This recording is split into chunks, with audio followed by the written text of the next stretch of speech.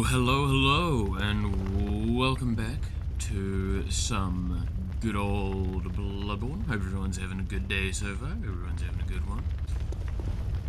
Oh.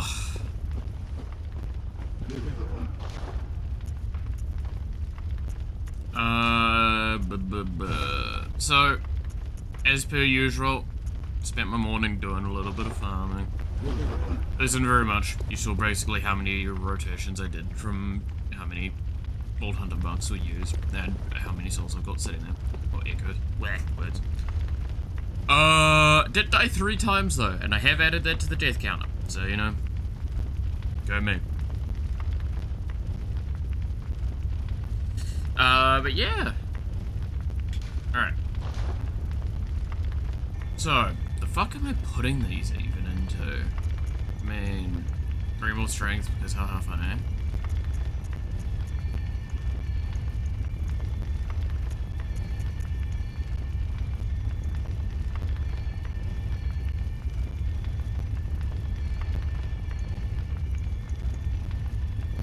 I'll just do that. Give myself a shitload more damage across the board. Or do I... how much can I increase that by? Is an additional 130 health enough? I mean, it is also some physical defense going up as well. Is that gonna really change anything for the final fights that we're gonna be doing? Not really.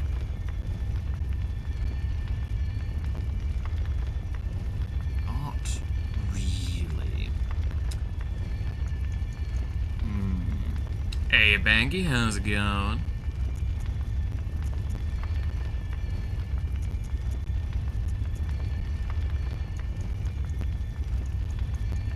Now, I can put 4 levels into something.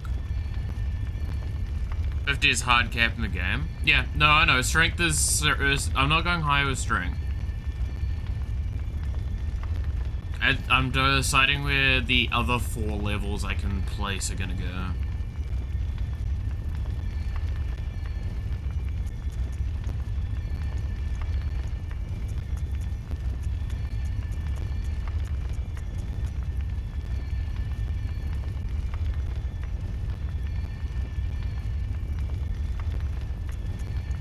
Or I just dump it all there.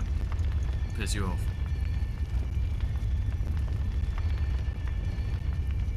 You gonna try the other boss? Is it Lawrence? I mean, I could give Lawrence a shot. I don't know. I've yet to make that decision, is the short answer.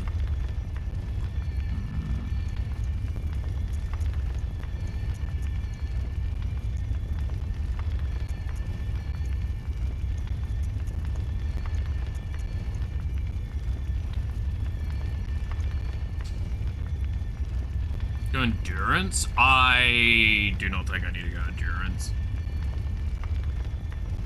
It's, if I'm doing anything, it's either more health or more damage. That's the decision at this point.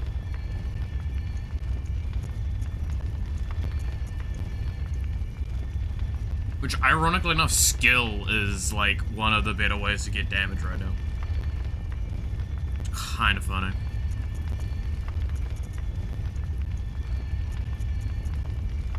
That's why I'm like, I'm sitting here going, so it's, okay, so it's either vitality or skill that's gonna level up. Do I think 230 additional health is going to bring me to a new threshold?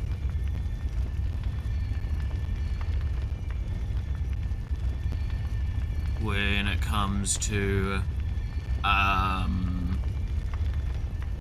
these bosses that I'm gonna be fighting. No, I'm just gonna dump it in skill then. Alright. Fuck it.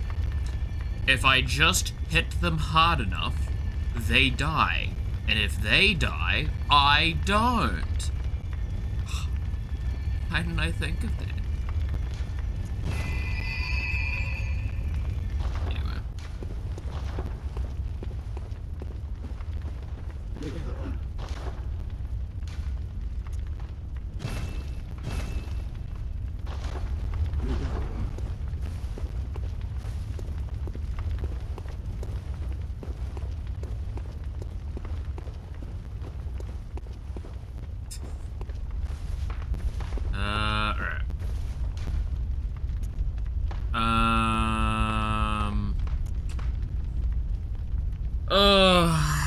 The painful part of doing Lawrence is the run. Right? Because I have to... Because I'm assuming Lawrence is available at this point. I have to run through such a fucking lot of area to get to him.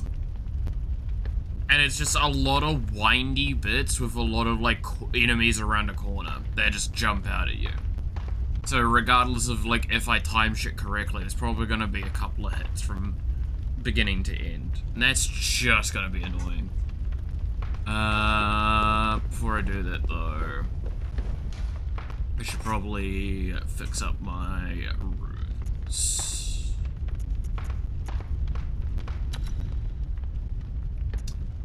I doubt I'm gonna be doing viscerals.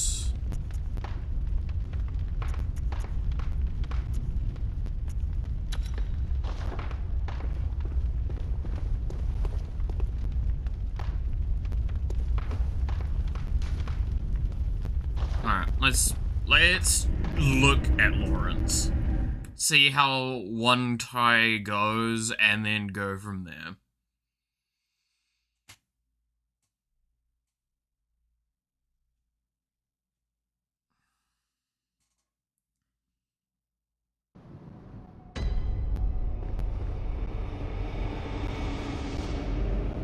The Hunter's Nightmare.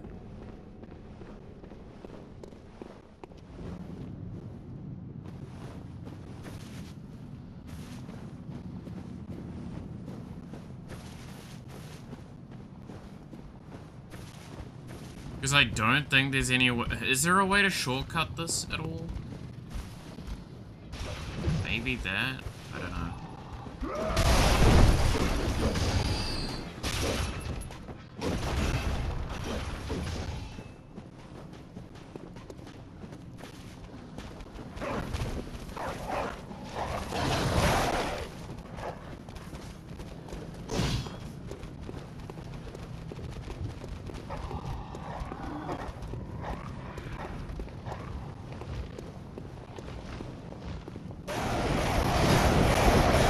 This is technically a shortcut.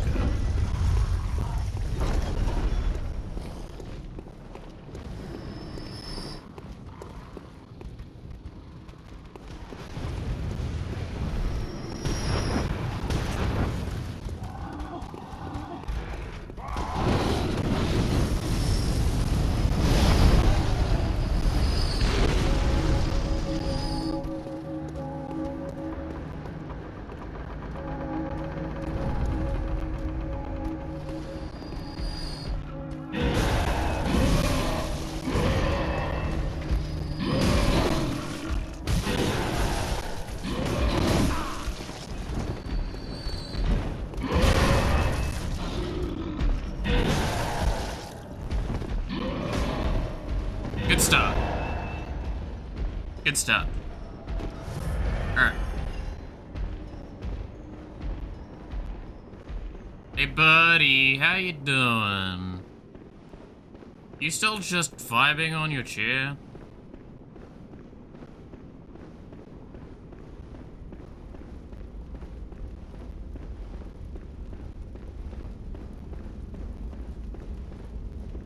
What the fuck do I need to do to activate you?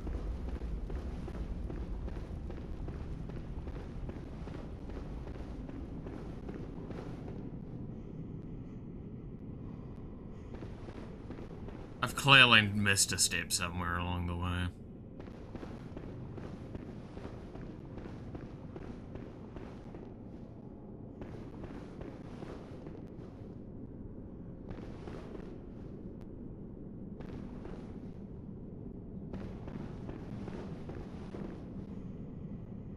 What the fuck do I need to do to activate him?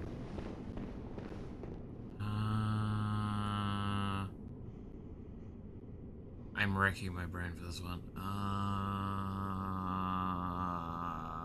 That's not... Okay, thanks for the random souls.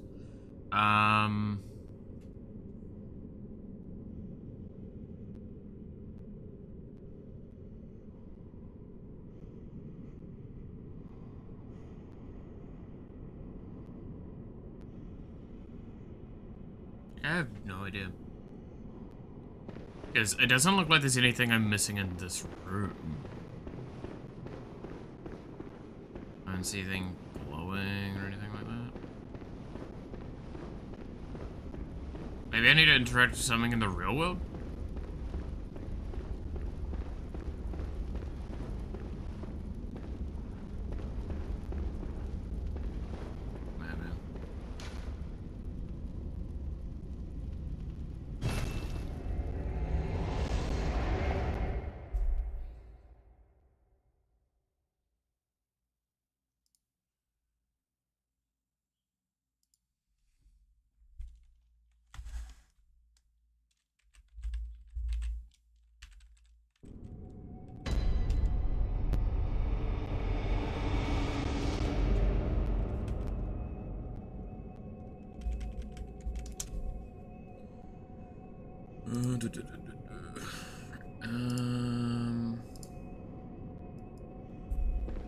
So I'm gonna make the assumption that I probably don't do something here.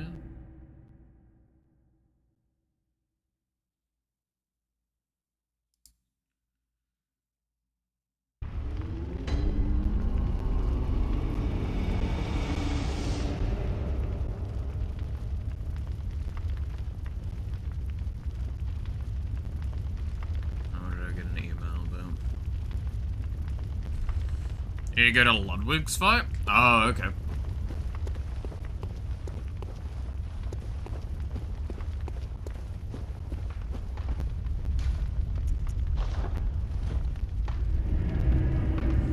No, it's just a fucking another thing on that. It's not a worry.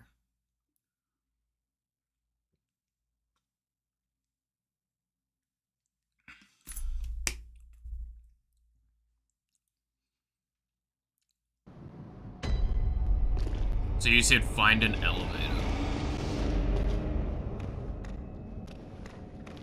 I mean, how does one, is there like an elevator on one of these side bits? No.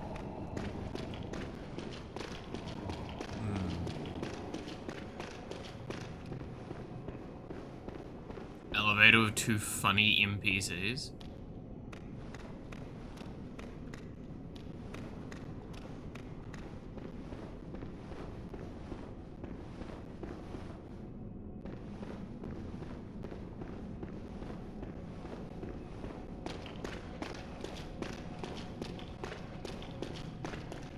I mean, it's probably not in this room. I doubt it's back, so I'm assuming it's in that dungeons. Could that really be where it goes?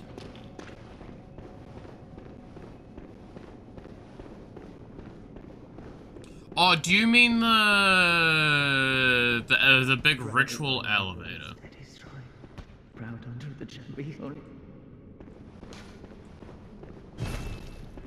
It's like the big ritual altar with the two hunters. Cause yeah, I've done that already. I've done that area. That was a while ago. Unless it's down here. Cause I haven't been down here in a while.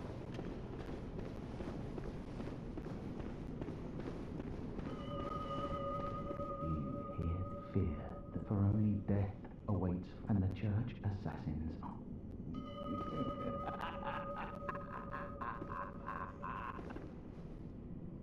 Cause yeah, we talked to him at one point.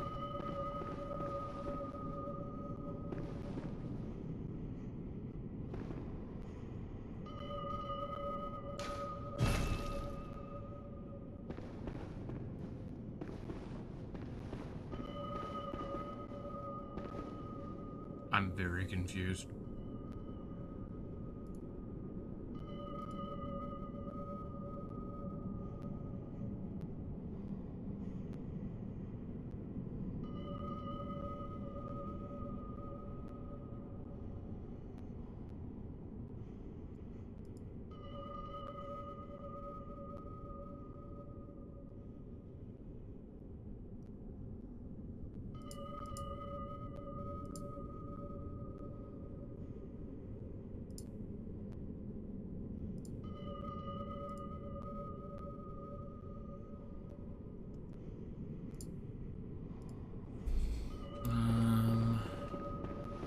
Because, like, then outside of that, it's...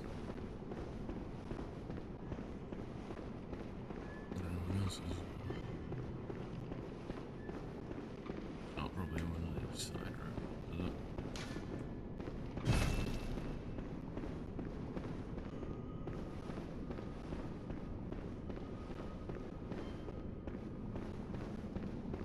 I feel like I already checked most of this. I don't think it's...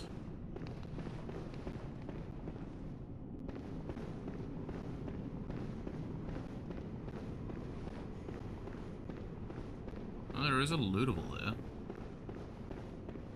Wait, this has all changed. Huh.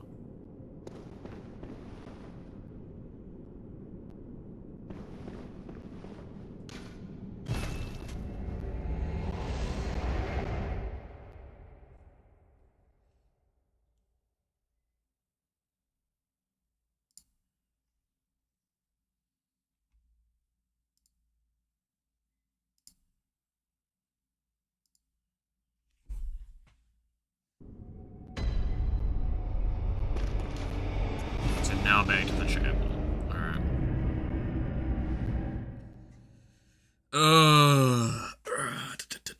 Stretch.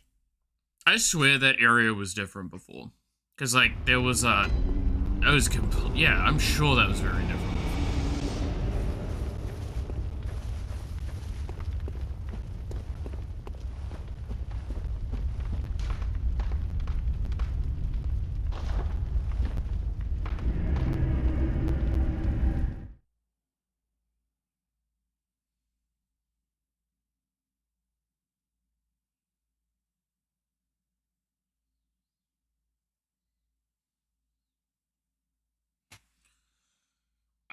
Once we get here, I'm just gonna quickly go to the bathroom. I'll be back in a sec. God damn it. Right, where's my expression for...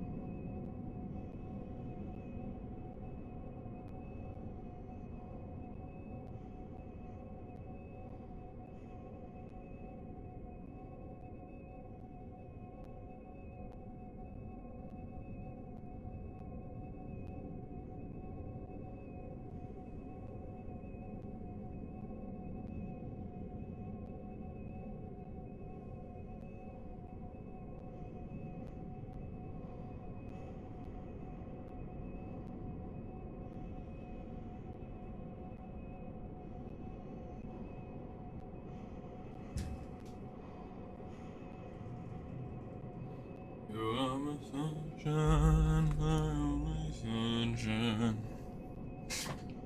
Alright. Oof, dude. Hey, Devil, how's it going? Finished playing the balanced D&D. Oh yeah, how'd that go? I think you had some people drop out, right?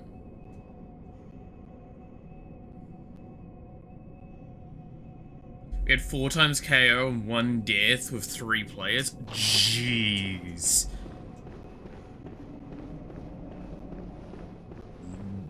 That's, a great time, from the sounds of it.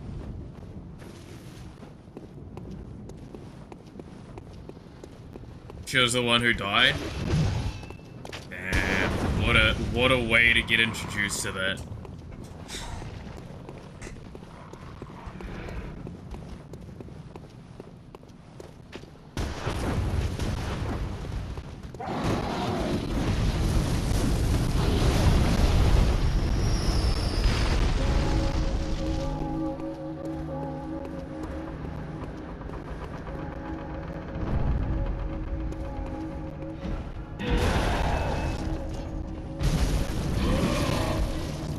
This is the worst part about this every time.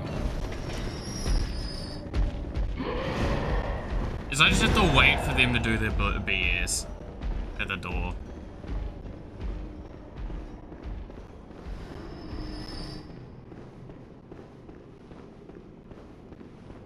Alright, well, let's see how this goes. Since you're a big boy, I probably should just use this. Oh look, there's a cutscene now. That's a good sign.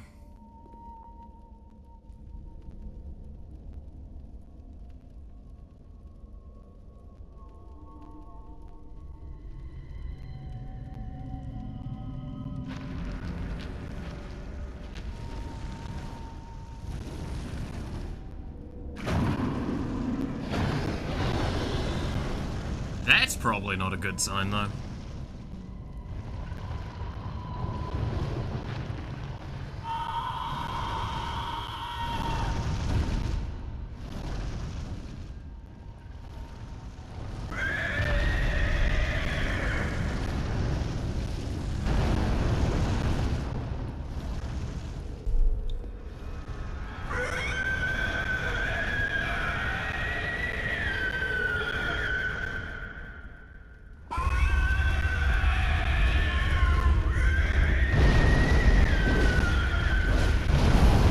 Oh, fire.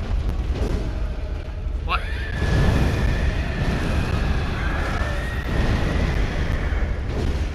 Why is that a surprise to me?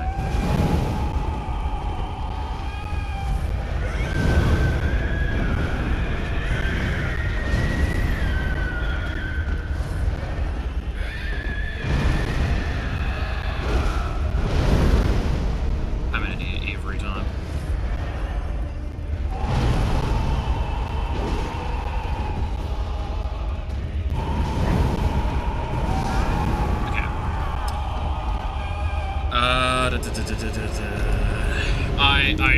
I was going so slowly there. I'm gonna put it up to I haven't woken up yet. We'll go with that. Well, the game, time and death are in the first part of the death house. They did not even get to the basement yet. Basement is half the dungeon. Jeez.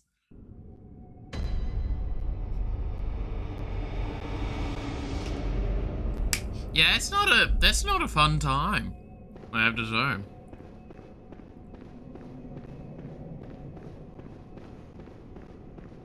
Well, it could be a fun time, just very rough.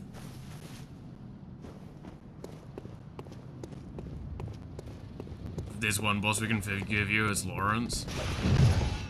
I mean, I'm just like surprised that my brain has not turned on yet.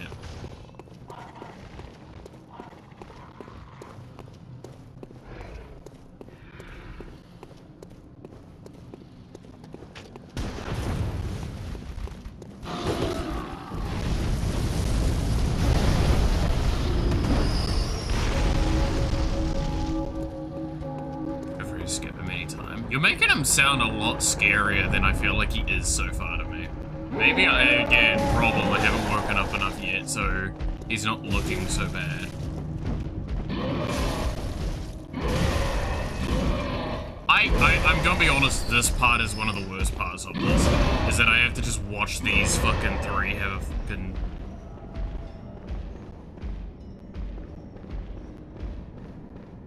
Group chat is now full of gifs and memes saying, "We want to kill you," directed at me. That's great. Alright, hey buddy.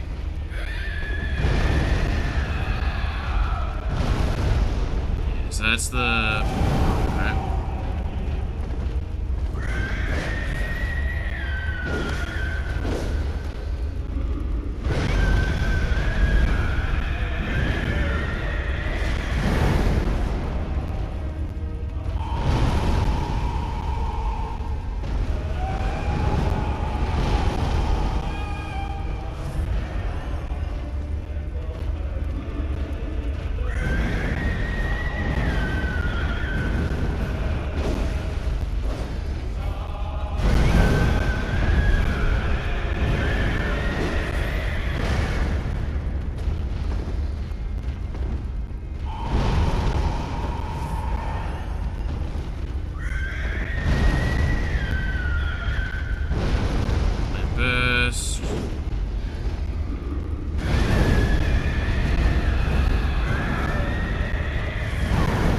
Okay, that is a 4 hit. Got it. Oh, okay. Is a shit show not scary? I'm guessing shit show. Yeah, is what you mean. That's a lot of, like, multi-hit weirdness that I'm already feeling with it. I mean, it's the problem is, right, what I'm seeing in is just how he is inherently. I'm reminded why a specific thing is normally given as a power-up.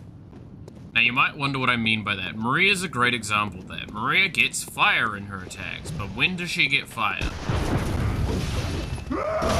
Maria gets fire in her third phase, once you're, to follow up things. What does fire typically do for bosses? Fire typically goes, hey, you now double hit with your attacks, so your dodge windows are really fucking weird.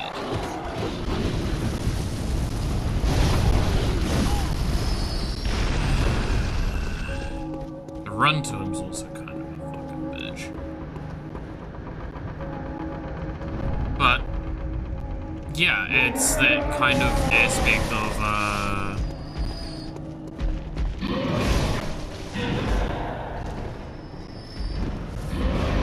there's a reason why that effect is typically not given just natively. Is that normally you need other stuff, but also from what I can see, isn't this literally just cleric based? Like the same attacks as the cleric base?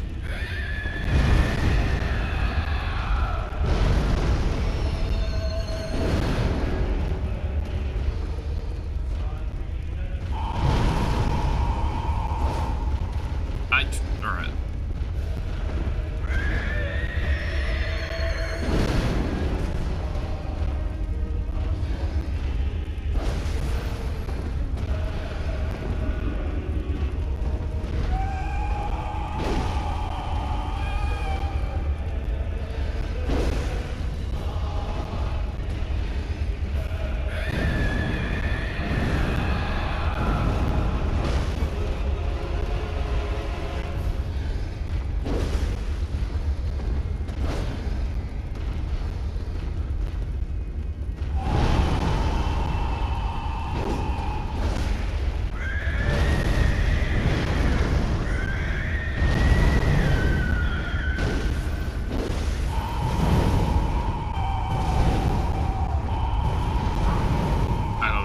Very wrong.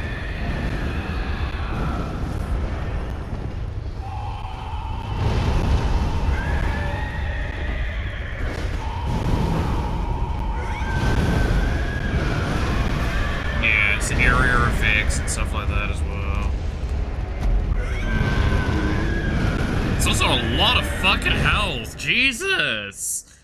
What the fuck? I've barely tickled this guy in both fights.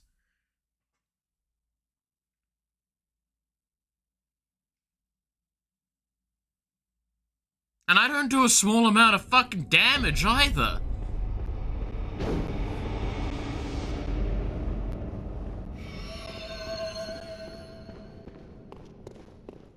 I mean, there's no point in me not going in with the, upgrade, like the, fucking second version of the weapon, right? Because, like, I'm not gonna be able to shoot it.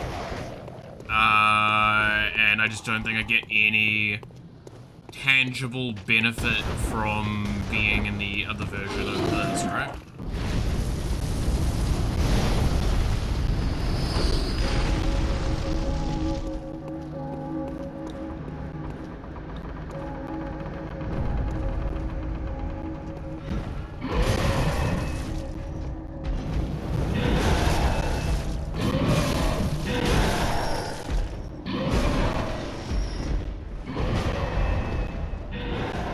I fucking hate that door.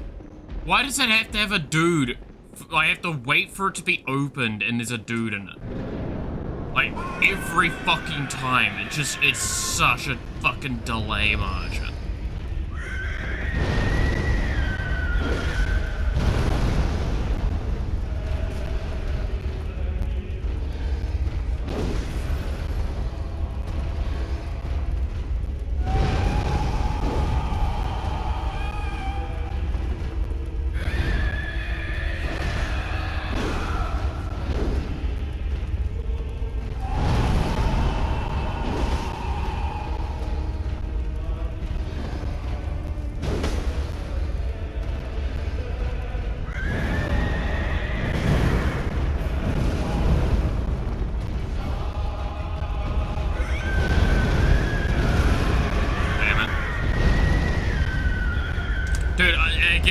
those things of, I'm dealing 500 per fucking normal attack.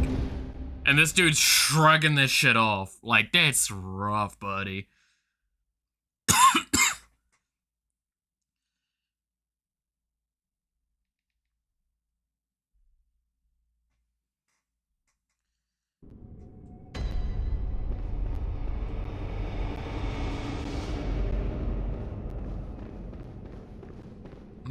I'll give him one more go. And then I'll switch back to Orphan. Tracking these nuts. God damn it.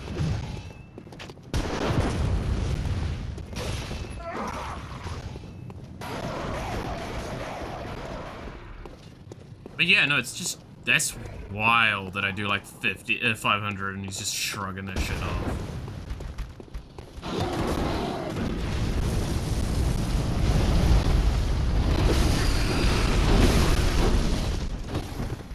I'm gonna be honest, this is actually the worst part of this. Is there a fucking lantern that's closer?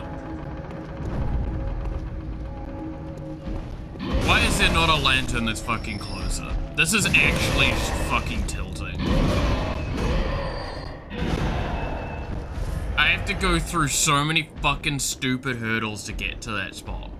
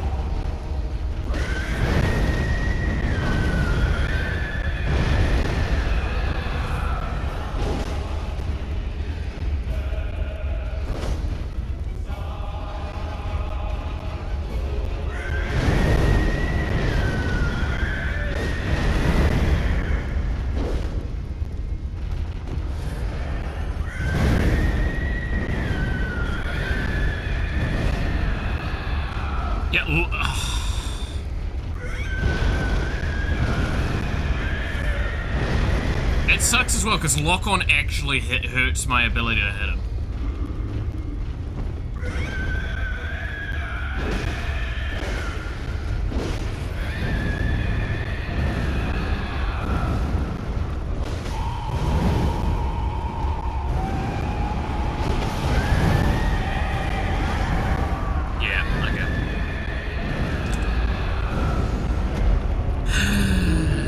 Such a fucking... Alright.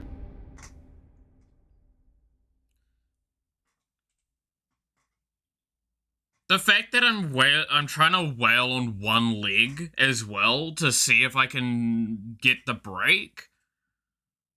Because, like, I feel like I was fairly consistently hitting the same leg there, right? Because I wanted to see, like, if I get a break, how much can I get through? The fact that I didn't get a break there, maybe I wasn't hitting the same leg enough. I'll accept that. But, like, it's wild, Chief. Anyway, let's go back to the Orphan. We were getting better with the Orphan yesterday, so maybe after a good rest, the Orphan is not going to be such a horrendous experience. To be fair, I say that, that's literally how a lot of these fucking bosses have gone. Also, yeah, 69, nice. Is that, like, I'll shuffle with them, I think. So you need to get in low health to get the break? No, to get a limb break, you just need to hit that limb enough, and it breaks. You do not need low health to get a broken limb. Like, every limb of a boss has kind of like a set amount of value that it will break at, or a range. A certain amount of durability, you might go.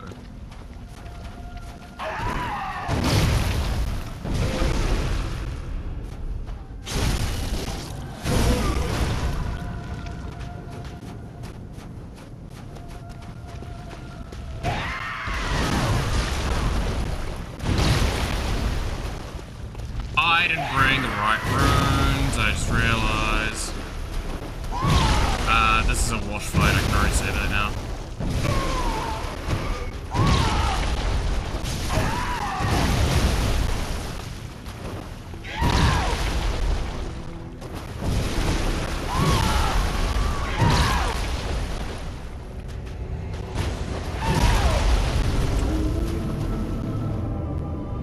I didn't change my runes back, so I don't have any visceral stuff.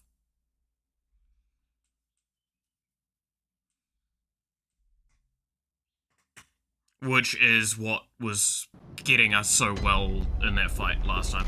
Ironically enough, though, do want to point out something that is kind of cool. We deal as much damage now with our visceral as we did when we hit the plus 20%, yesterday. So, we probably do a fucking shitload to him.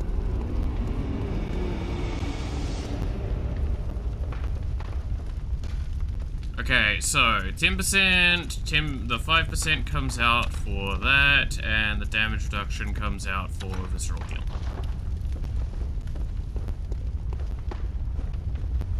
Actually, this is where I feel like I should ask, are there any more of these runes that are like what we've got already, that are just stronger anywhere? That are in non-post-game? Because I have a feeling there is, but I might be wrong.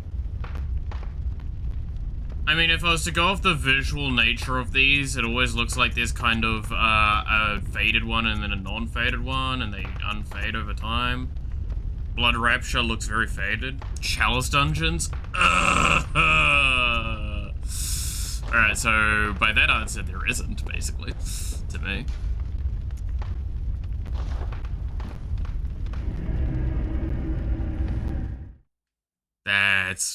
That's kind of rough, I'll be real with you, Chief. I mean, okay, I'll ask this then loosely. In the Chalice Dungeons, are there ones that are better for viscerals? Like an increase to visceral damage? That's it. That's all I care about, because I don't need increased healing, because the plus 200 currently, because of the Blood Vial one that I have, basically near full heals me.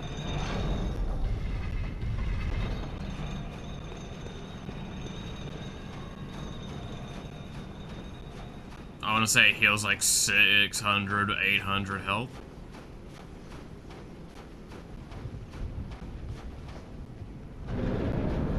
Right. Mamu. Stick at you, Winky.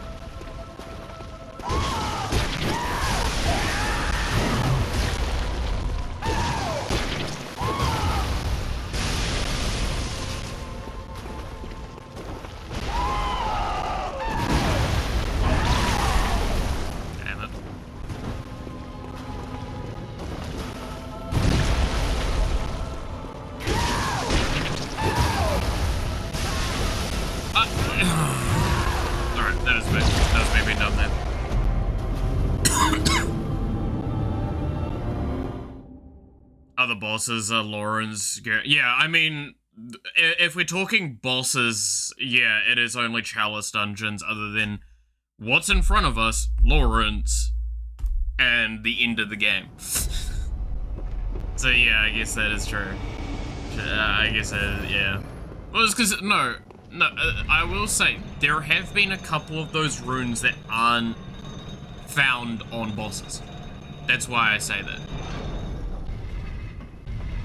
I think like one of the lakes or something like that. That one comes from a drop location, like it's just on the ground somewhere. So I was kind of asking in case there was one that it's just like, why did you miss that one? It's because I'm an idiot.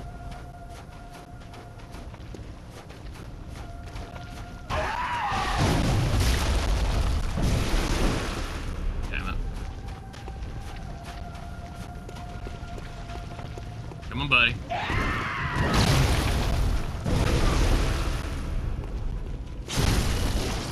That's right. Clean out your pooper.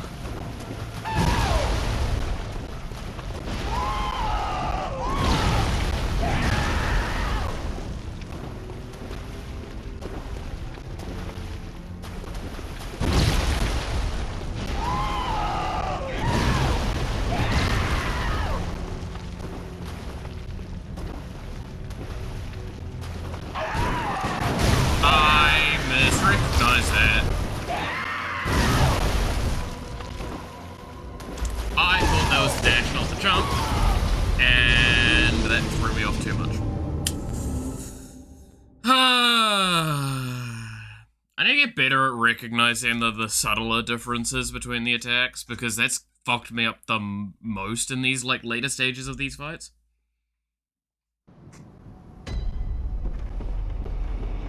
And before it's asked, yes, I know, again, everything the orphan does is fairly telegraphed. The problem is, a few of the animations look really similar. For attacks that are at the same range, but completely different speeds or actions. Which means dodging and parrying is down to actually recognizing the difference. My brain, too monkey.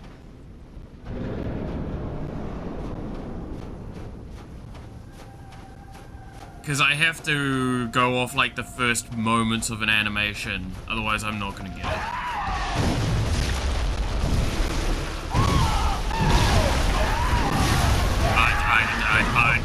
Don't ask, just let's move on.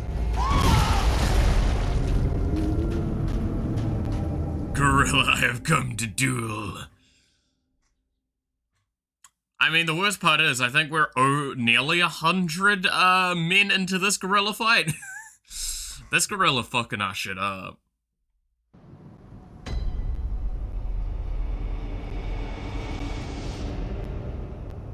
Alright, there we go.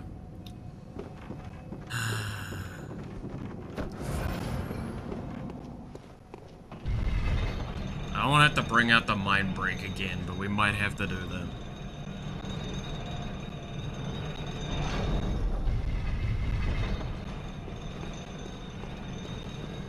+70, yeah, so we're only like, I want to say we're nearly 80 now.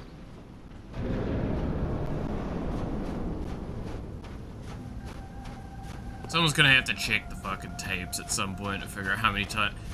Oh, so yeah, no, short answer is though, Orphan has been our most died to by a fucking long shot.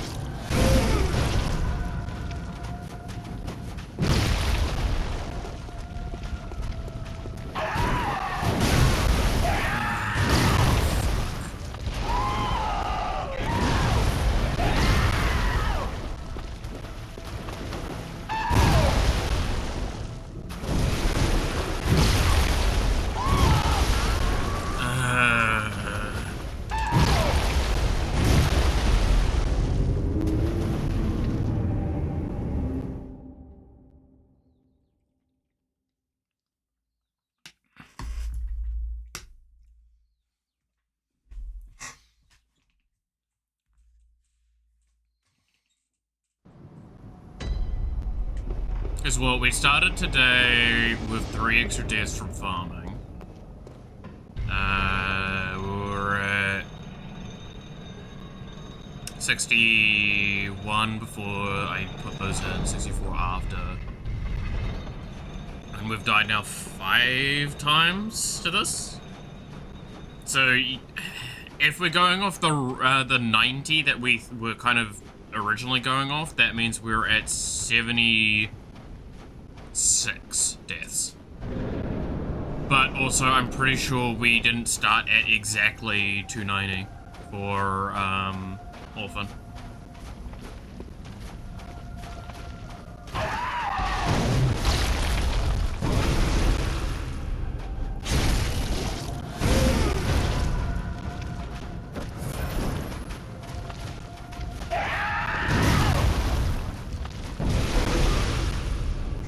Oh, okay. Apparently I got the fucking parry there. Come on, Chief.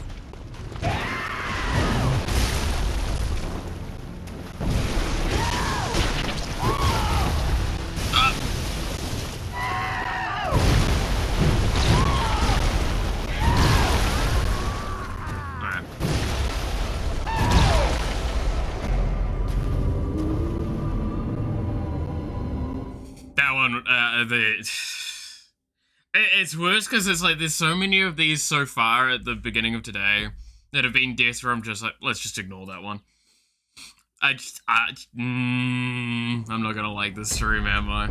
It's gonna be one of those kind of days.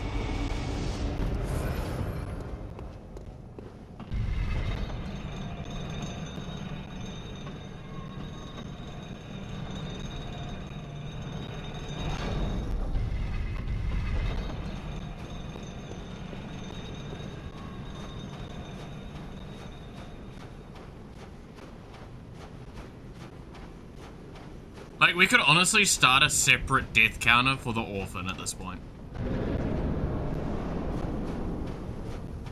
The Orphan is nearly a quarter of our deaths. Or about that.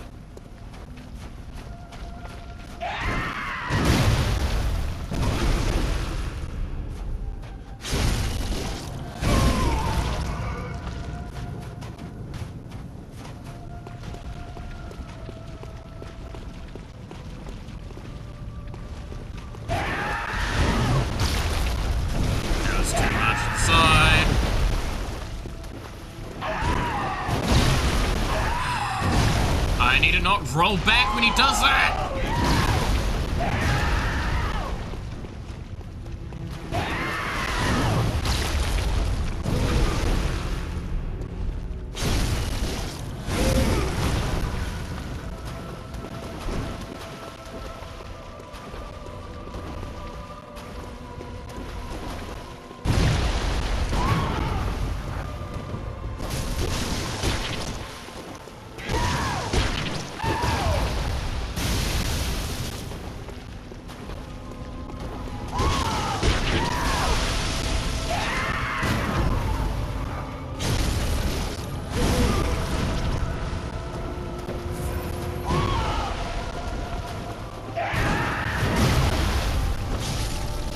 I'm an idiot. I don't know why I didn't go for the first roll there.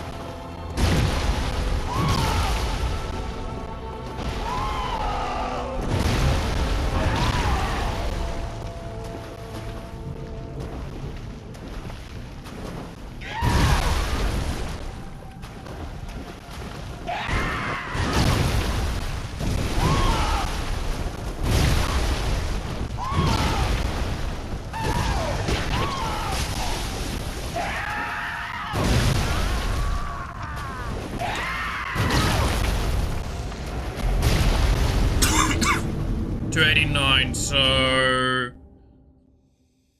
that means we're at, it'd be 78 deaths for Orphan.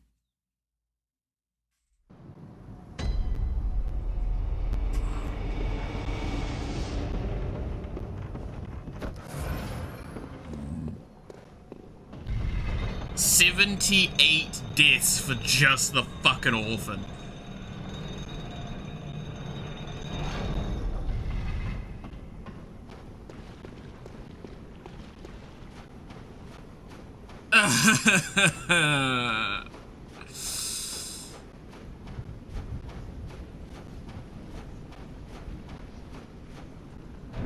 So we clearly know who my fucking arch nemesis is in this fucking game. You know what's worse as well, right? Is like Gurnham's gonna feel like a fucking cakewalk in comparison to some of this, because I remember his shit. Outside of being an old man on crack, he's not really got much else going for him.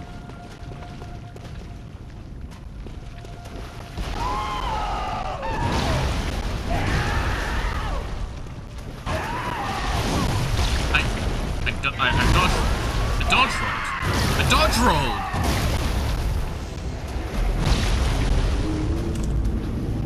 Alright, 79.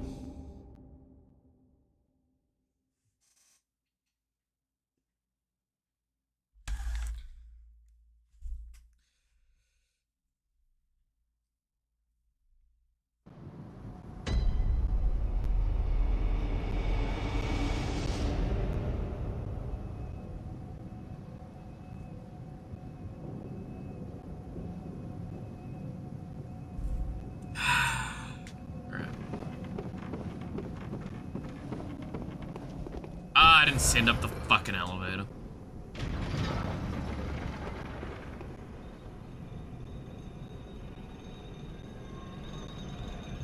Those chains do not look like they're doing it. They're having a good time.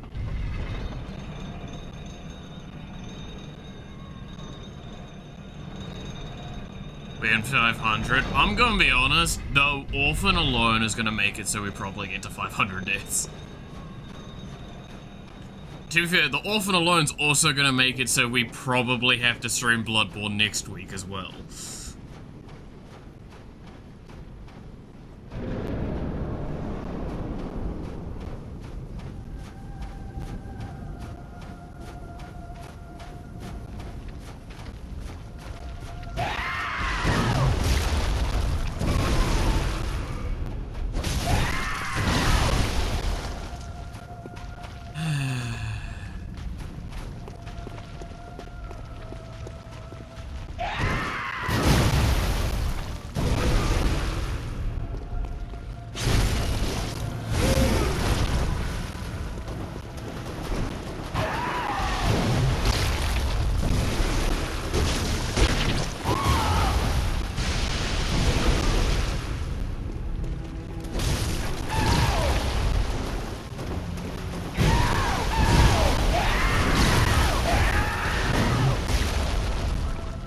So my gun didn't want to fire once in the entire exchange. Trust me, I was spamming it.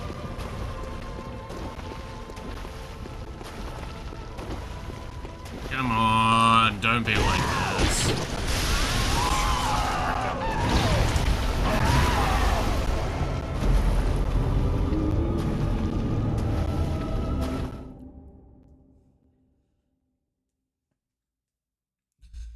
I mean, there's an easy way of doing the maths. It's just minus the, like, 300 and plus 2, and that's where we're at. I think is, how you can just do it. To figure out how many deaths it's to the orphan as well. So we've hit 80 deaths now.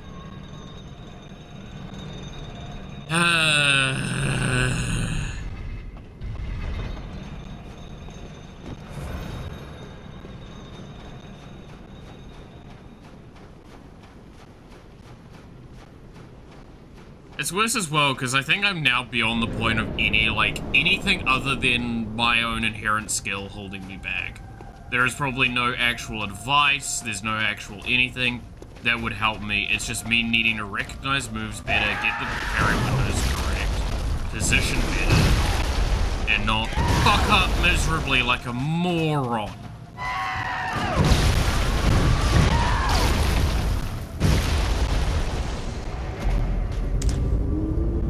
That was the title of one of the hardest bosses in Soul's history for a reason. Yeah, he does. He does. And I do need to recognize that, like, I think the worst part of it is whenever I watch content related to this stuff, it's either highly edited, so I only see, like, 10 of the 100 deaths, or it's someone's really fucking good. So I have this false illusion that I'm doing awfully. And I am doing badly, but like, I probably shouldn't be beating myself up as much as I am for how this is going.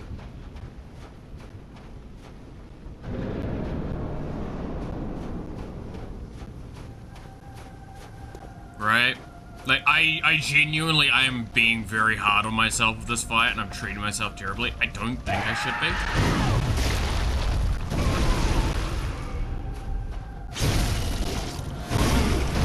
Or anywhere near as much as I am.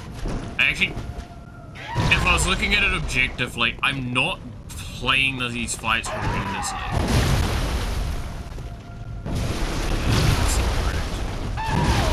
Like, I'm making wrong plays, but like, overall.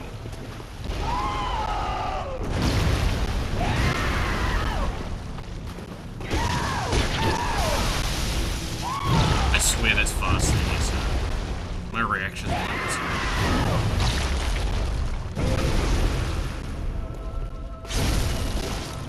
it's considered console Radahn, and before console Radahn, yeah.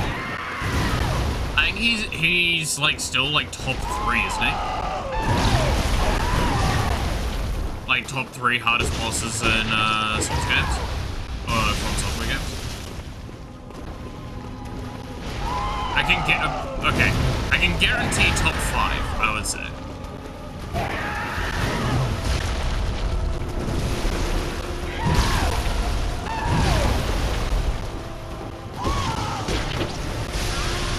Damn it, I looked away. He still holds one of the top bosses title? Yeah.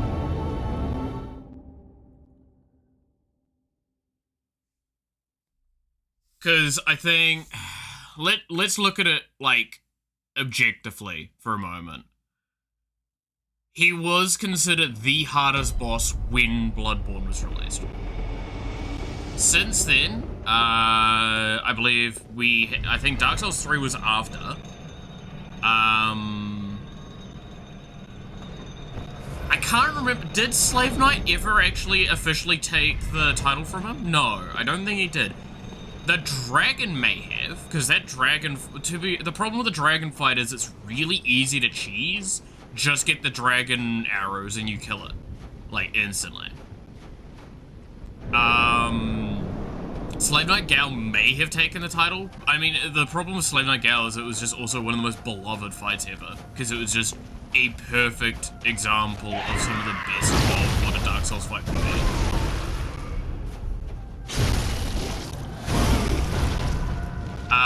Then Melania did take a lot of attention for a while. And then obviously now Console Radahn. Which, like, do not get me wrong, Console Radahn very much deserves the title. My favorite fight ever. Oh yeah, no, like, Slave Knight Gale is one of the only reasons I would ever go back and play Dark Souls 3. And, like, that's a hell of a good reason. He is just one of the best bosses there is. Because it's, regardless of if he's hard or not to you, it is just the beauty of that fight. The story leading up to it, the, like, actual events going on in it, like, the character, I mean, fuck, he literally does the anime, oh, you've made me see my own blood. Maybe I'll actually take this seriously. And then he just absolutely goes, you know what, I'm gonna augment the fucking whip. I love Slave Knight.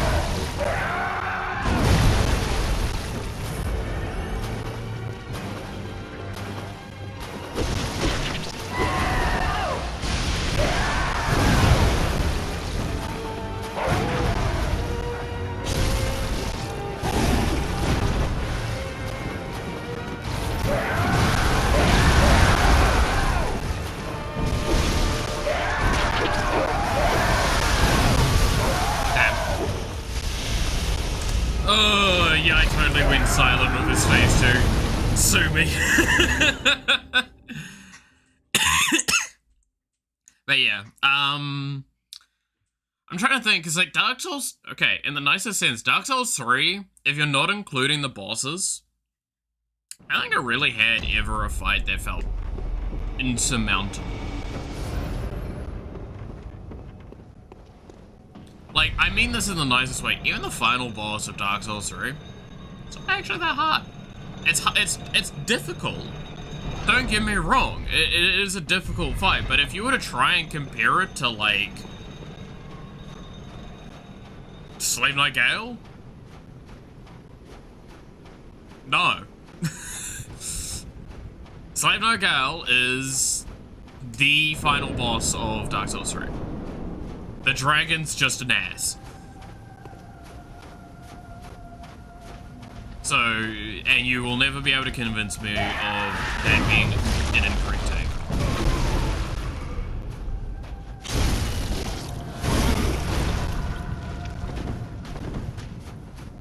Is it Dark Eater Mimir or something like that?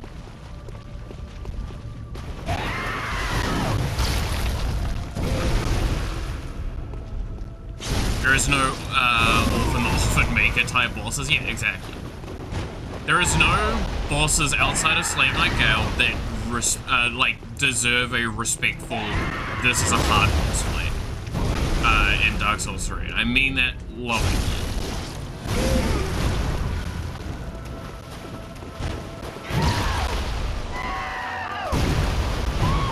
Doesn't mean that the game's easy, by the way. I want to stress that as well.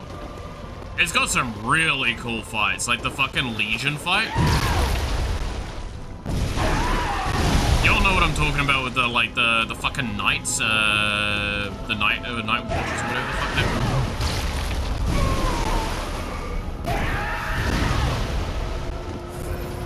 Where it's like basically an army versus an army kind of fight. I fucking loved that fight.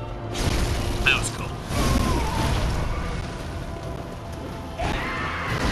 It just becomes a fucking pit dogfight by the end of it as well.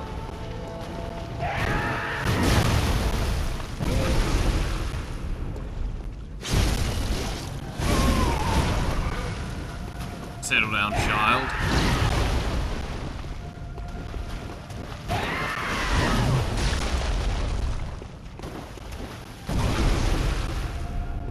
Thanks for just letting me do that. I appreciate you, Chief.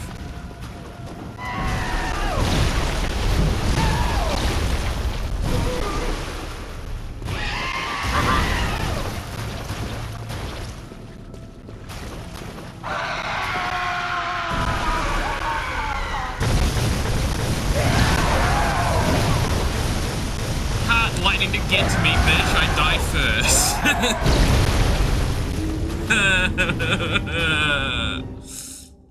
All right, I think we agree. It's time for me to do this.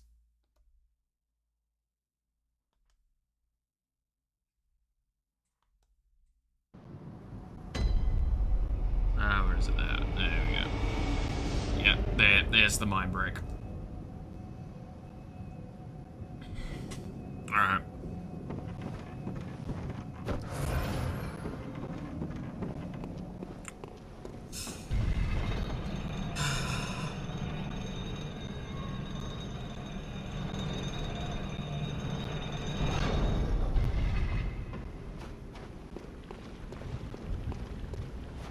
I can't do an Ahigal face, sadly.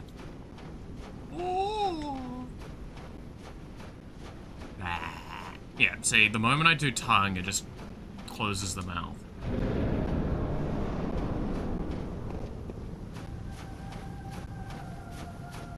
$85? No, it's 84. It's only, okay.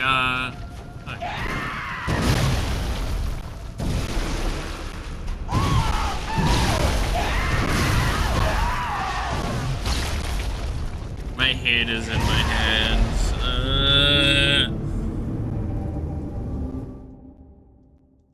Now it's 85.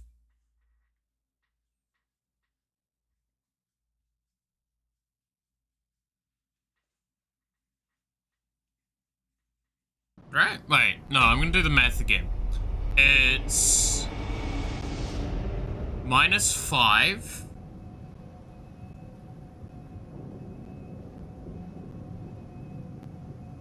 -9 total. Minus. Then, yeah, no, it's. Okay, wait. We started with 64. We're at 61, so it's 61 from 89, so just shift that to 70. Then we started doing this with 9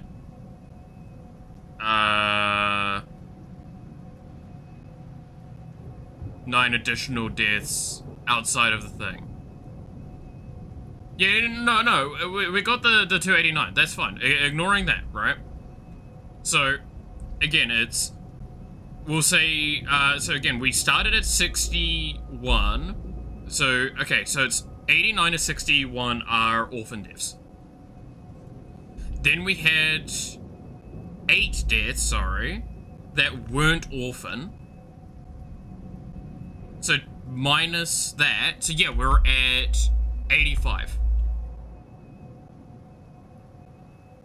We're at 85 now with 383. It is +2, minus 300. To get the correct number. +2 minus 300. Now, is that the equation you should use? No, but welcome to how I do equations. Does it make sense? It works. Cool, done. It's how I do with time. People hate me explaining my maths with time and time stuff.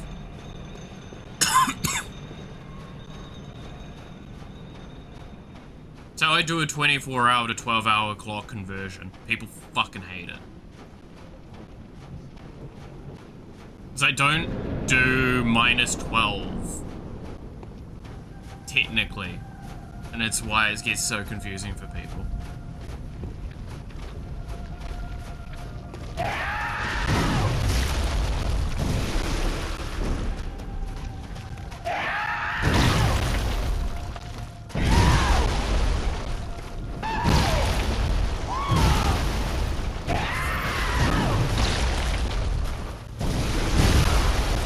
I'm so off with this one.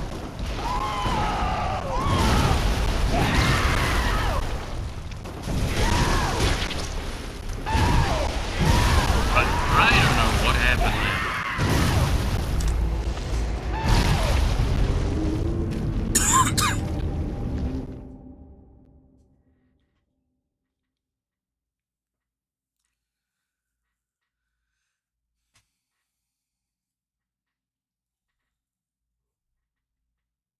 "86 deaths to the orphan."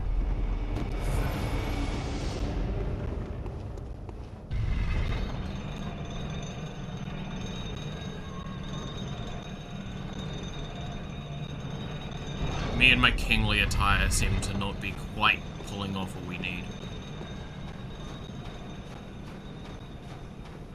Problem is, I've been crushed by the orphan so many fucking times, I do not believe I can take this crown off. It's embedded into my skull in the manual process from this orphan.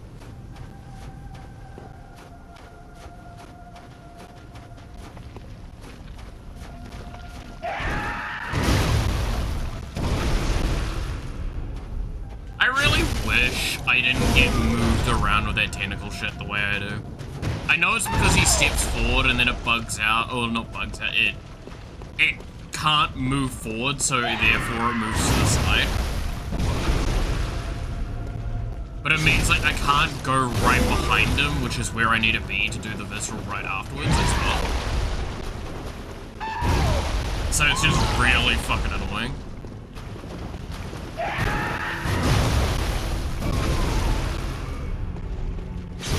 That's why I have to always do a little bit of a quick walk after I do the open up.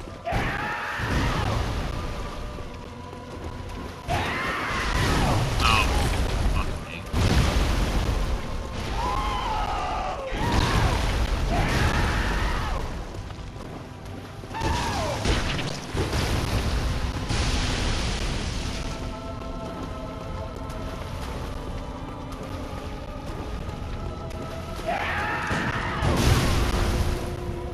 I ain't dead.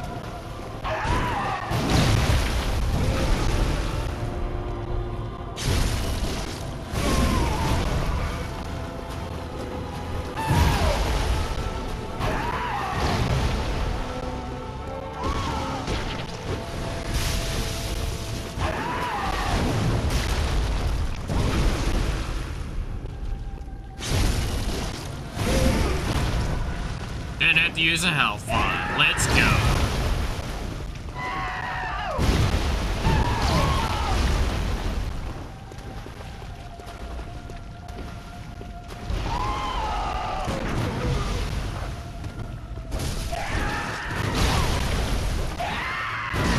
What's he choose that?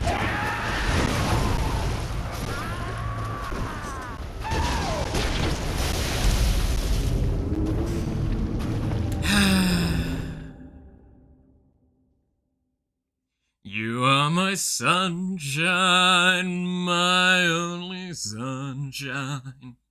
You make me happy when skies are gray. What's a song that I could sing that'd be funny to sing while I'm losing my actual mind?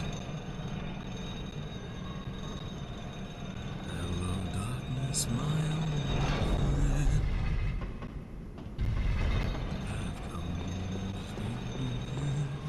No, that's not the one.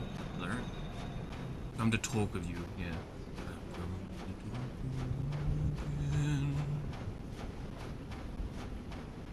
I don't know enough of the lyrics off the top of my head, that's the problem.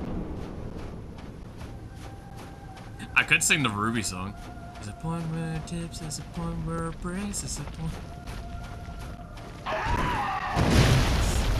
Yeah, here, the Orphan of Corpse. That's where it fucking breaks. What broke, you say? A lot of things. My dignity, my pride, my belief in humanity.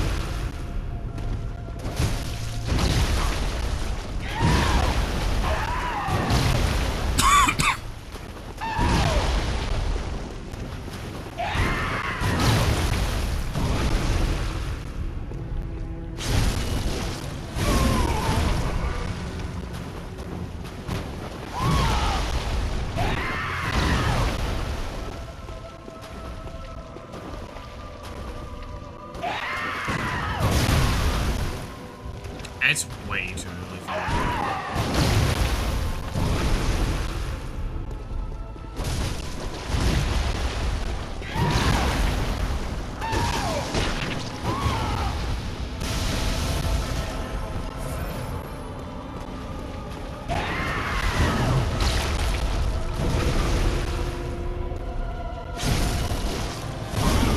Alrighty.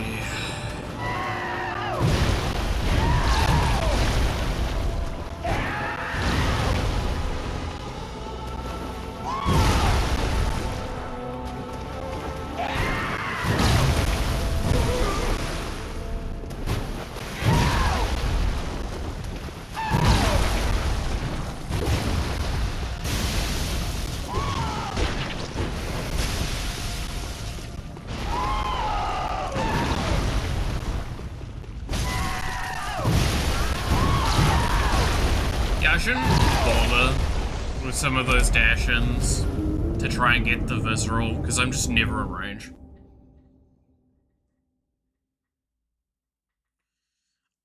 Like, this is the thing. I recognize what I need to be doing is I actually need to be closer to the orphan, just in general, because I am getting better and better with the parry. I'm just still pacing at a distance because it's easier to just abuse the dashes and shit when I'm remembering which ones are which.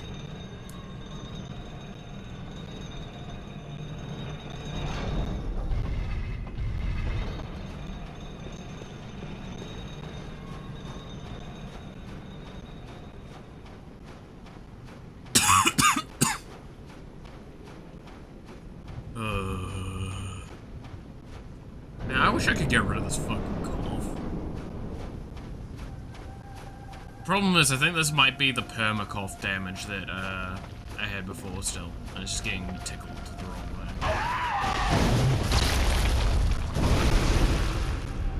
I'm still a little tipsy bit sick, but I think that's just normal as well.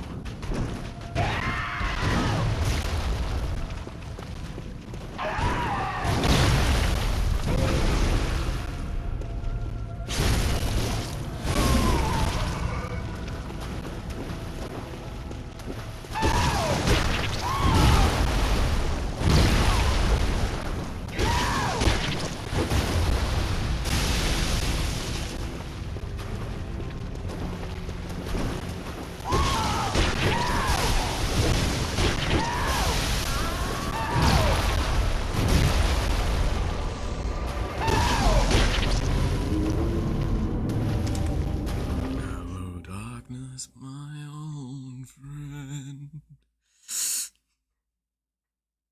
Been coughing every hour or so for the past few months, just a perma debuff. That's fair. Yeah.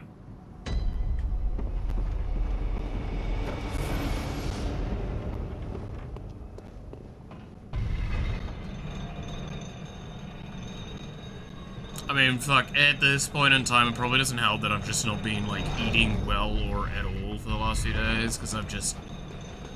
So, you know how I mentioned how I fucking fell over, and all that? So I did end up going to Friday Night Magic, yeah, last night, and I decided to walk there, and I decided to walk there without my crutch, because, like I said, don't ask why it's a good thing or a bad thing, it is a thing. I didn't go with the crutch because like I've said before, I don't really like having that stuff in public. It always feels weird to me. Anyway, that was the wrong thing to do, so my leg hurts fucking off. And then, because I was like, alright, I'm in a lot of pain, I need to get home as quickly as possible, so I'm gonna take more pain now for faster getting home.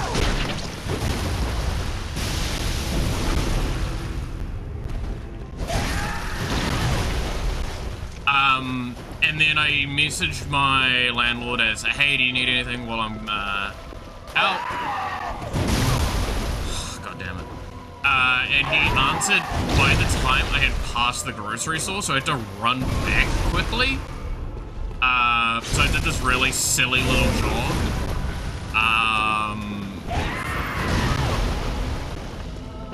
So I basically, when I got home, I was like, I'm in no state to be alive right now. I look miserable.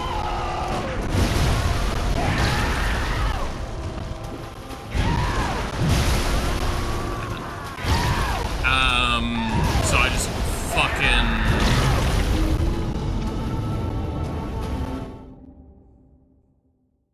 I felt really, like I was gonna throw up from the pain last night. So I just kind of came to my room and just went to bed. Well, I did a couple of things and then I went to bed. And I woke up several times during the night because of pain and PTSD and all that. It's more normal at the moment. It's not great.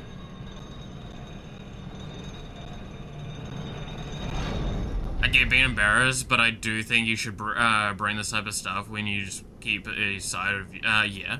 Oh yeah, no, look, it's one of those things of, no, hate on me for this. Genuinely, no hate on me for, it is a, like, weird psychological, I don't even want to say psychological, it's a weird personality trait that is disadvantageous, puts me at a disadvantage. It actively hurts me.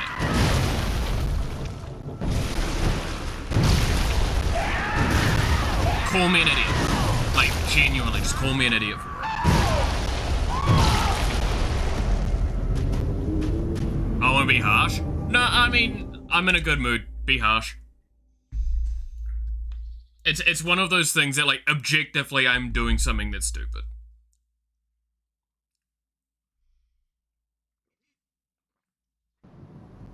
That part is not up for debate.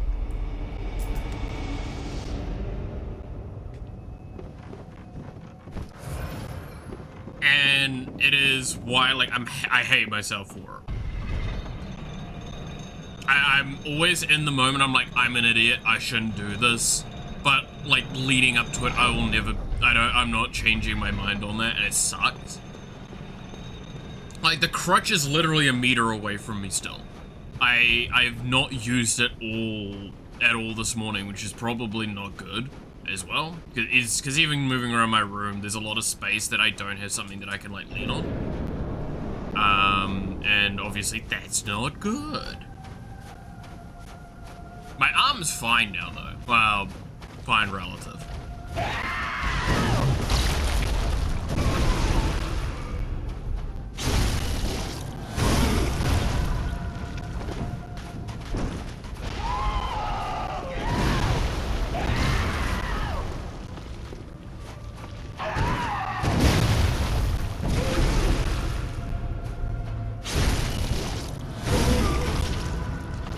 Shoulder, actually,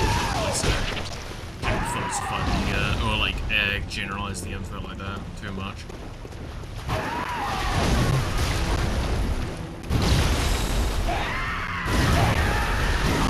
Oh, okay. That was the kind of before.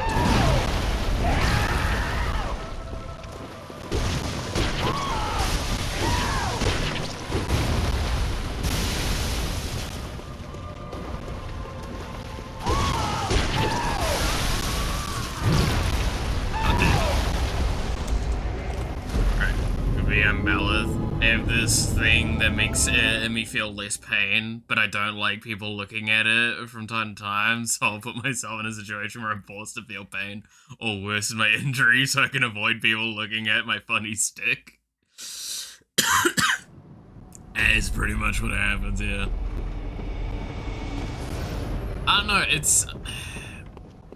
I feel like we're in an era where this is still kind of the case for a lot of people, is that there's like a level of embarrassment from diseases, from injuries, from things like that. I mean, chronic illness is still like something that so many people don't want to open up about.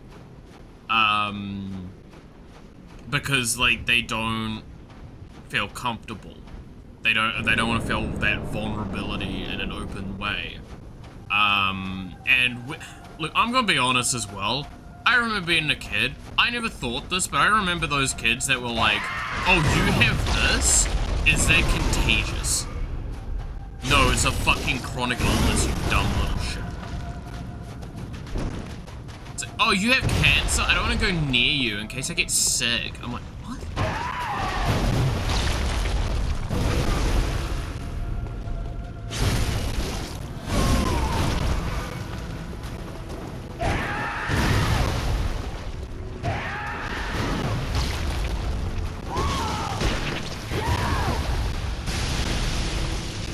If you're wondering, yes, I literally did say that in primary school. To be fair, cancer was much kind of less known about at that stage still.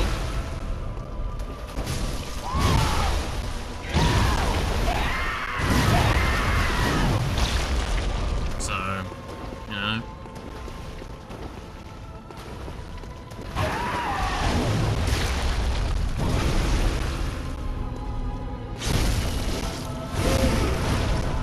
Never embarrassed by things like that. It's ironic as well, because like I will literally walk out in situations like one of the best examples is like nudity, right? Someone sees me naked, oh well. I mean, you've probably seen a naked human being in your life before. Stuff like that, I don't care. But me with funny stick to help me walk better.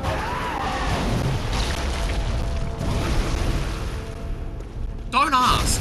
It makes no sense to me. Like, I have very low shame and anything like that, but that's one thing I don't know. I don't know why in my brain it works that way.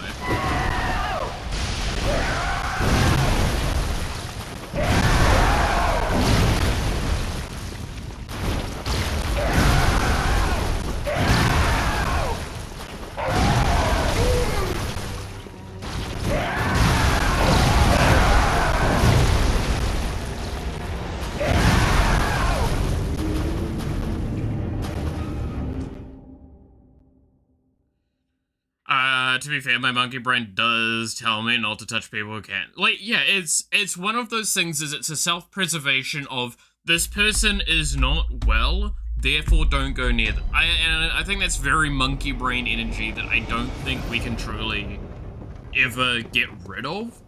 But I would like to see, and I speak from this on, like, the fact that I don't think I'm ever going to be able to do it to myself, but other people can do it to, best do it to other people, of no longer being, like, embarrassed or have any shame towards chronic illnesses or injury, or, like, large-scale injuries or anything like that.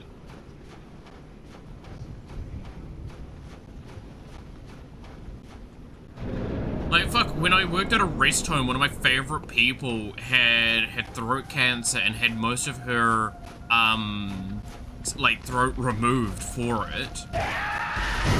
And because of that, no one could really understand what she said, because, most of her vocal cords were gone. I still loved chatting with her. She was awesome. It didn't stop her from wanting to chat, it just meant that she had a harder time chatting than the average person.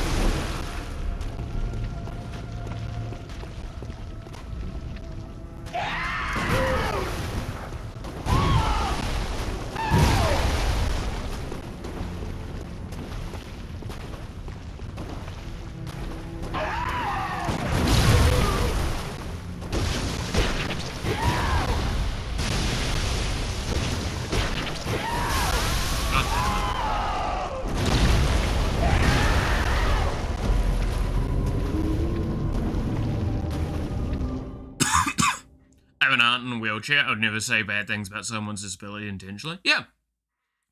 Like, I'm, again, this is where I say I'm hypocritical as fuck with stuff. I would never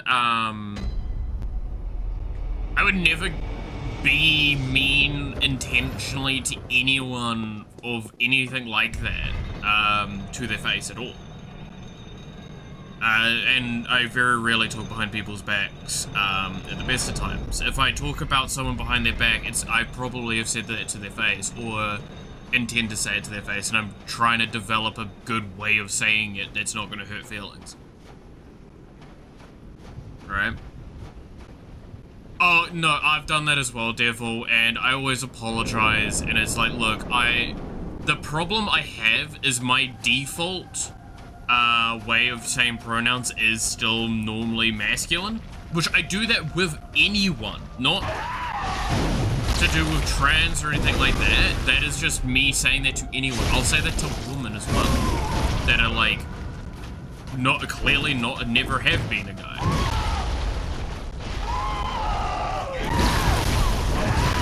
Why did I do that? I just took unnecessary damage. I jumped into an attack that I should just not have gone into. And I couldn't decide if I wanted to go back or forward, so I stood still. But yeah, and that's one of those things. I'll always apologize for that, and I'll always try and do better, and I've gotten better with it, I think. I definitely think I've gotten a lot better with, sticking to more gender-neutral pronouns in general, like they, them, when referring to people, especially on the internet, right? Because I don't want to assume something. Because I know a lot of people can get quite upset by that, and there's a whole joking argument around that of, like, getting upset about someone misgendering you when they've never had the opportunity to interact with that is... as long as you're polite and be kind at informing them at least one time, go for it. But, like, I'll also say, if you're, say, a streamer, and it is, like, clearly on your profile stuff, and people in chat keep saying, he or her or whatever, it's kind of fair to just go, you know what, I'm just gonna mute you. Or ban you or whatever. I get that. But I'm also, again, I'm the worst kind of person for benefit of doubt argument, right? Like, maybe they didn't know. I'll time them out. If they come back and then proceed to continue, okay, no, they clearly are just not bothering.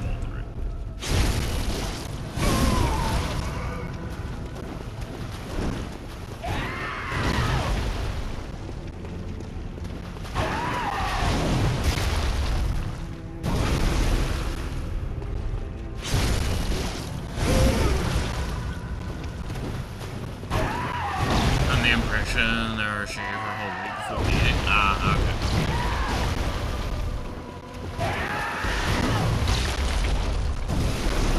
I went too far. I have to walk a little bit around with that attack, but that time I walked a little too far.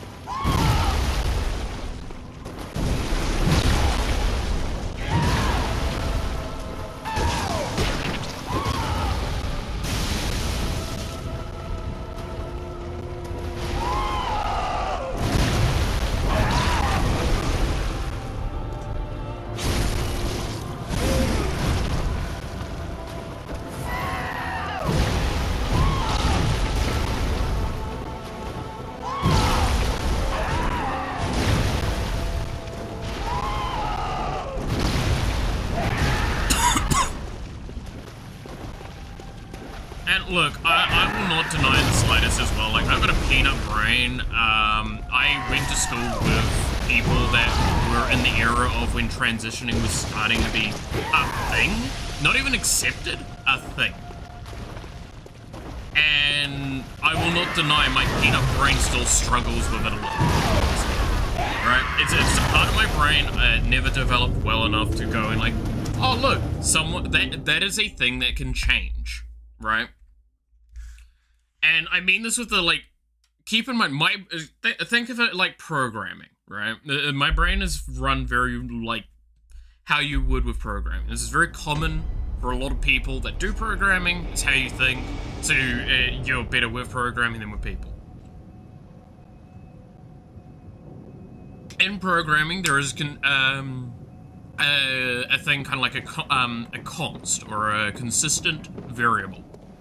This variable cannot change. And what I mean by that is, basically when I would meet someone, you create a new object of person, known, right? It's a new struct being formed. You fill in the name takes ages for me to fill in normally, all that. Gender is one of those things that I would argue for a long time in my life I would put into the const category. It would not be a changeable variable. So therefore, I didn't ever make it so my brain could handle that adjusting. And that's a fault on my part. And I know that's a really weird explanation of something. You feel free to yell at me for that, but like, that is how I best describe how it worked for me. I've worked very hard at trying to change that.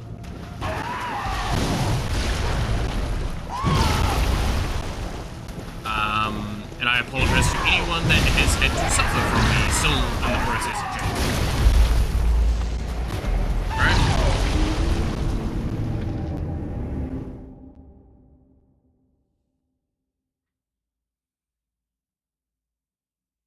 It also doesn't help that, like, on the internet, and I mean this with the most, like... this is one of those ones that might get me a little bit of a flag.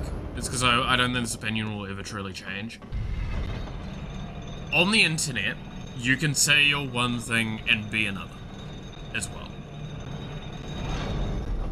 Right. Now, whether you're doing that because that's how you see yourself, or it is how you want other people to see you, or you just want to misinform, there is a lot of reasons. But nonetheless, one person can say, I am this, and they could be not. And that is why I also try and use gender-neutral terminology when talking about people on the internet that haven't, like, given me a good enough reason to believe that they would be that.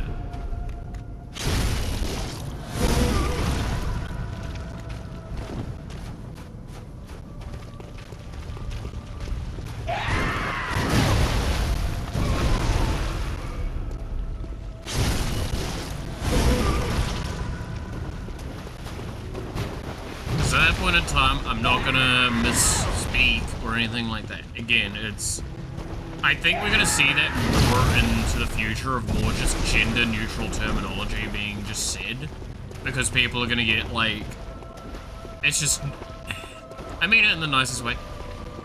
in a world where some people get upset by it and some people don't care, it just becomes frustrating to keep track of. So just use the thing that, like, means you're not gonna probably fuck it.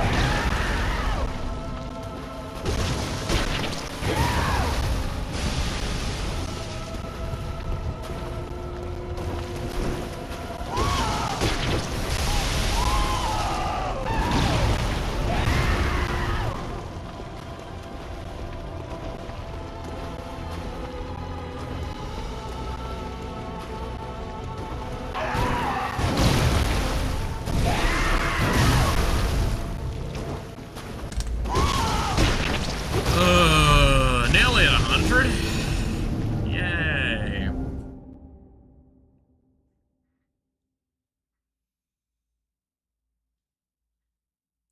Fucking discussion topics that I'm using to bridge time, I swear.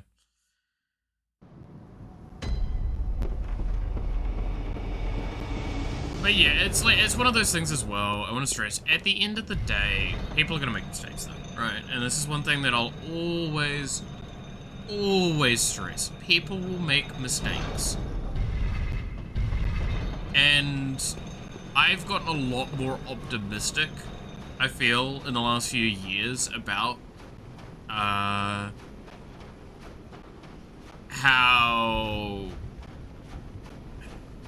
when people make mistakes, I believe that there is more than a capability for people to learn. I know some people won't. I've met a lot of people that will not. And it's just how their personality is that they do not recognize they are at any fault, regardless of if they are the fault or at big fault. They just don't recognize they're of any fault in the situation. One of the biggest examples of this is someone I knew that was like the biggest victim complex individual ever. And it meant that anytime something went wrong, it had to be the other person. And they would never take any, like, responsibility in the scenario, leading to just it being unpleasant to talk about. Because they would never offer an apology unless it was basically asked for. And I'm gonna be real with you, Chief. While I'm not someone that says you always have to apologize, if it's a situation where you could see the other person at least interpreting something you did wrong, just fucking apologize.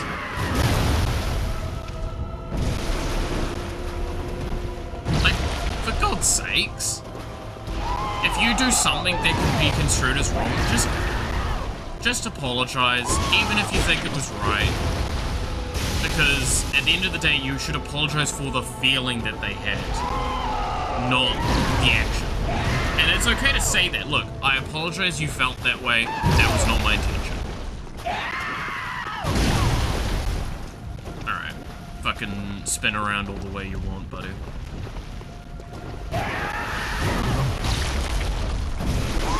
I'm dead.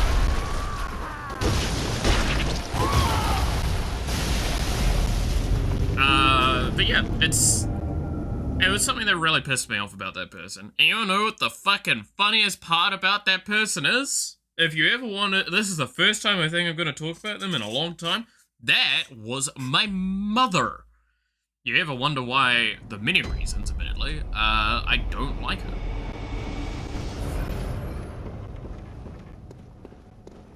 It was guilt tripping and shit like that.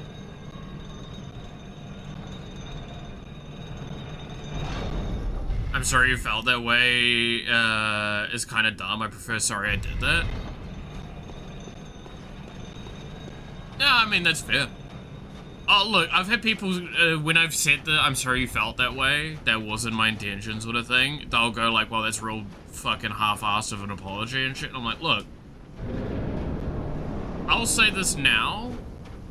I am apologizing for the thing that I recognize I did wrong.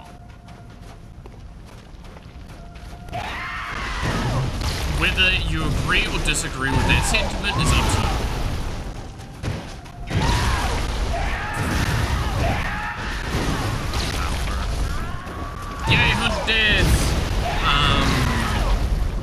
Sorry, again, the reason I'll say, like, I wouldn't do the sorry I did that indicates, and this is maybe ego coming in here, indicates I believe the action was wrong. If I believe the action is wrong, I'll apologize for the action. But if I do not believe the action was wrong, I won't. I'm very particular with my words. I will not apologize for something I believe is correct. If you can give me a reason or an inform me or give me like an understanding that goes to the explanation of why that action was wrong, good for it, and then I can apologize for the action. But I value what someone feels in a moment more. But in saying that, I also want to have someone recognize that maybe they weren't feeling great that day. Like, one of the arguments I made with someone that was kind of that victim conflict sort of person, not my mother in this case, this was someone else, was I got into an argument with them that was very dumb.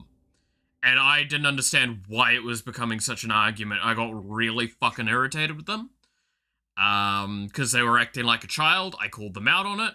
And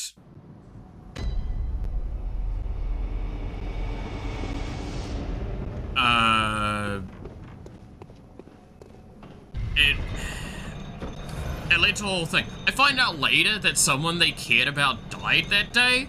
And I'm like, oh, okay. I'm sorry that what I did, like, was just made that day worse for you. Like, genuinely, that was my sort of thing today. I was very sorry about that. But they would not recognize that there is a chance they overblew the fucking thing and aggravated the issue to being an issue because they were of this reason.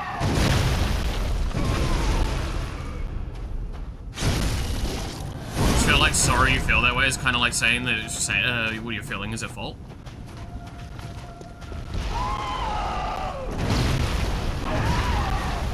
I say sorry the action made you feel like this. Yeah, I guess that's kind of that perspective argument there, is like, I'll explain my way through that if someone does call me on it. It's like, no. I am apologizing that you did feel that you should, I'm sorry that feeling was caused by my actions.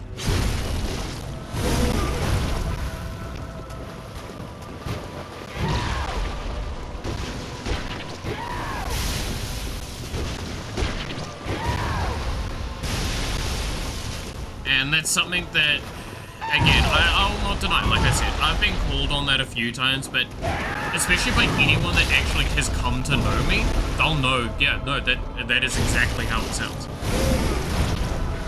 And again, it's why I say I don't apologize for the action if I don't think the action doesn't justify the apology.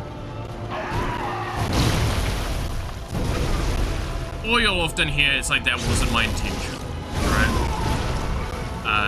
It wasn't my intention to make you feel that way, and I'm really, really sorry for that. I mean, also, another thing that maybe has come across in the streams is I don't tend to, like, say things for lip service sake. I hate lip service. I think lip service is an insulting thing to everyone involved.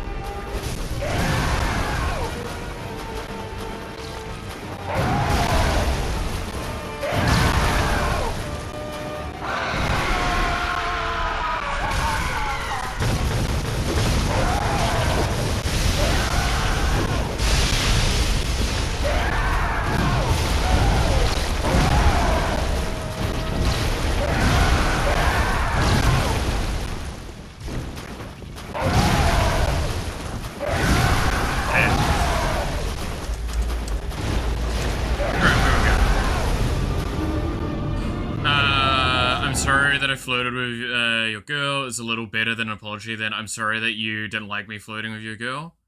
Oh, no, again, okay. So that one is a... Okay, no, Devil, now you're, like, moving beyond what I said. That is that would be a situation where I recognize the action is wrong. No, so now you're actually misconstruing what I said. You're removing half of what I said away from my argument. Like, you're under the assumption that I'm just an asshole. Like, that's a terrible fucking argument there. I'll say that now. Because that's just like, that makes me sound scummy. No, I would 100% say that second apology. Oh, no, I wouldn't say that second apology, I should say.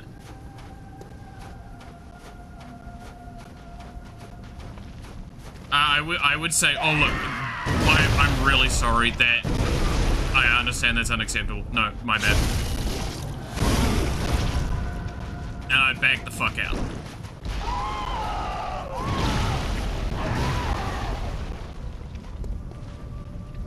Or, and this is an issue I've come across, I unintentionally flirt, because of just the way I say things and all that, and I'll say, look, I'm sorry, I didn't intend to flirt with them. That was not what I thought I was doing. I'm sorry if that's actually how they came across. That is on me.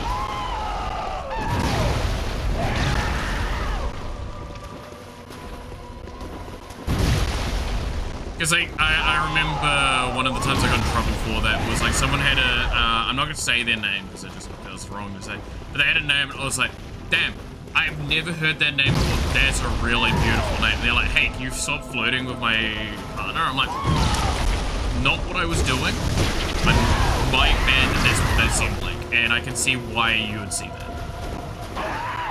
Like now in, like looking at it in review, I'm like, yeah, no, I can see that.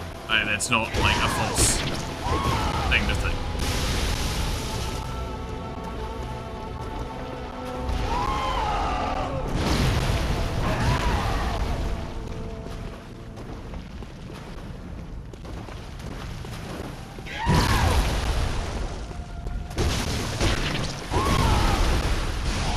Fuck, I can't dodge for so long with that attack.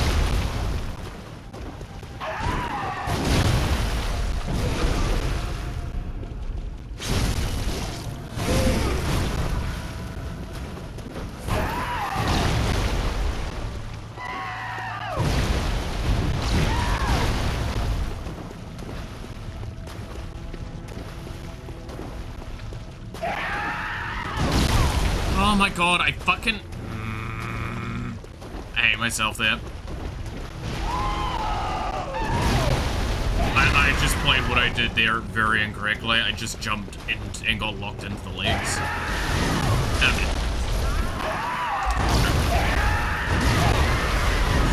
Let's see. Also an apology I had to make in the past because I got drunk and didn't know it was his girl. Oh, look, again, that's one of those things of...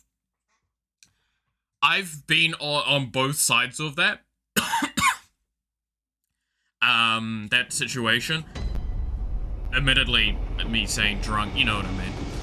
Being drinking, I've been on both sides of that. And I've had, like, someone go, hey, like, they're flirting with your partner. I'm like, so they are. I'll go over and inform them. I'm like, hey, by the way, I'm going out with that person. Just so you know. And they're like, I'm so sorry. I was like, look, no, I get it. You didn't know. That's fine. You're also inebriated. That's also fine. Just thought I'd let you know so you don't, like, do something either you regret or lead on to a situation where I have to do something I will come to regret. Right? I've had to threaten people before. But that's for very, very different situations where it's like they go too far and get all, like, handsy and shit.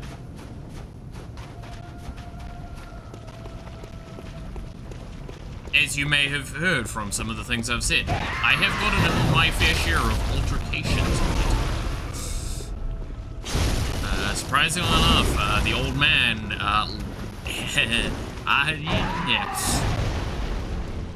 I've been in my handful of kerfuffles, I may say.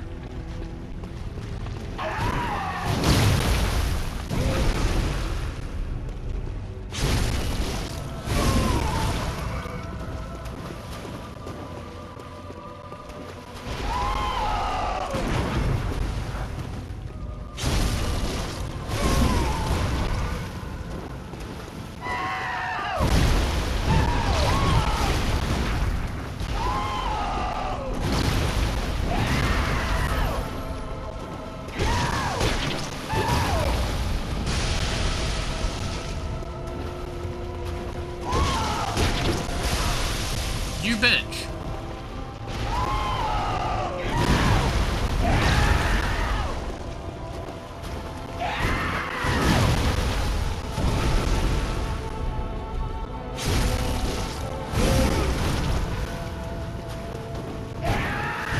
Again, also, like, I guess maybe you're seeing my argument of, like, the benefit of the doubt sort of stuff, though. Where I like to give people the benefit of the doubt that they didn't intend to do something incorrectly. Because it's just, I don't know, I think it's better to think people don't have ill intentions first, and then discover they've got ill intentions from how they respond to that.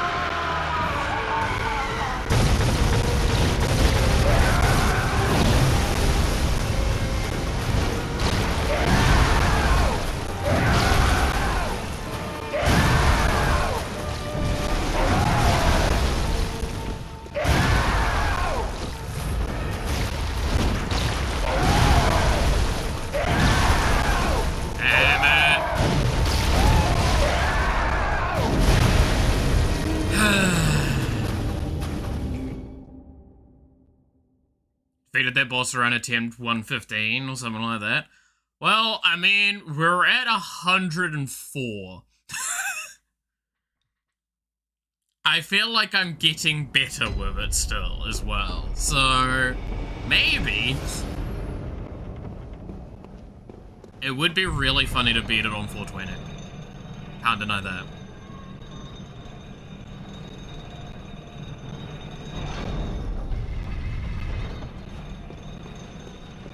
The problem is, yeah, I think if I include Lawrence into the equation, going over 500 is very likely now, with this playthrough. Which kind of sucks. I was hoping to not get that high, but, like, Orphan has just... It is over a quarter of the deaths that I've had.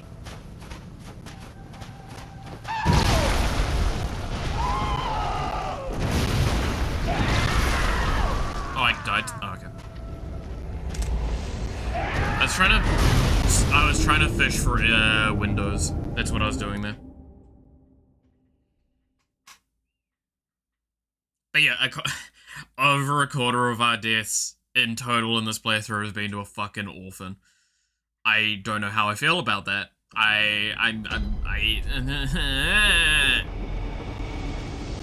just want to be fucking done with this fight at this point, almost.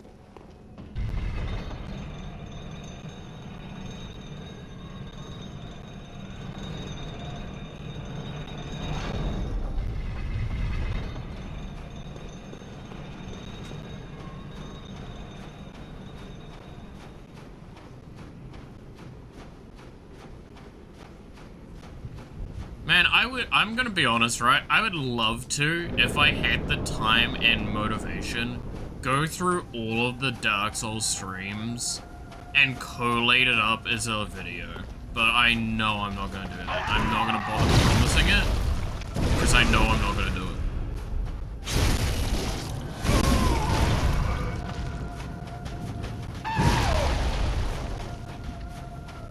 I'd love to do it. Dude, if I could do like a Kai-style video for this, I'd fucking love it.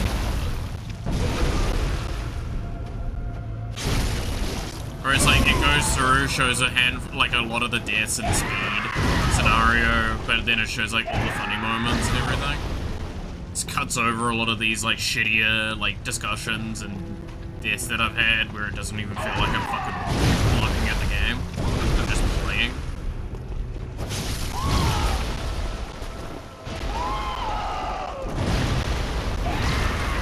I'd love to do that. This is why, if I ever... I'll say this now, if the fucking streams and channel stuff does go off, I'm hiring a fucking editor. I am 100% hiring a fucking editor. Keep fucking not knowing the attacks sometimes, and it pisses me off. That's the correct thing to do.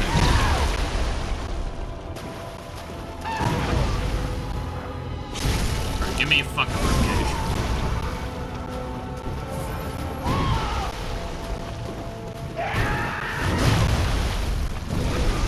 Give me a booty hole.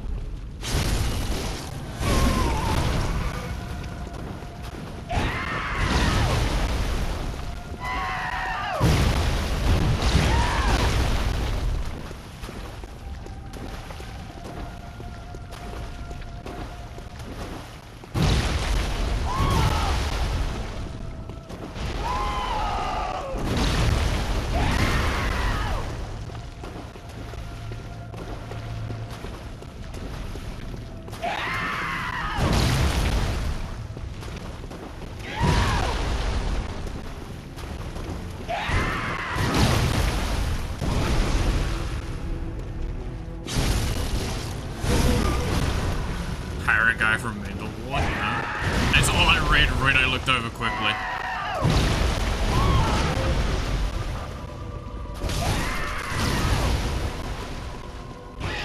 All the things to look over and see is just hire a guy from a mental ward. I'm assuming you're talking about an editor.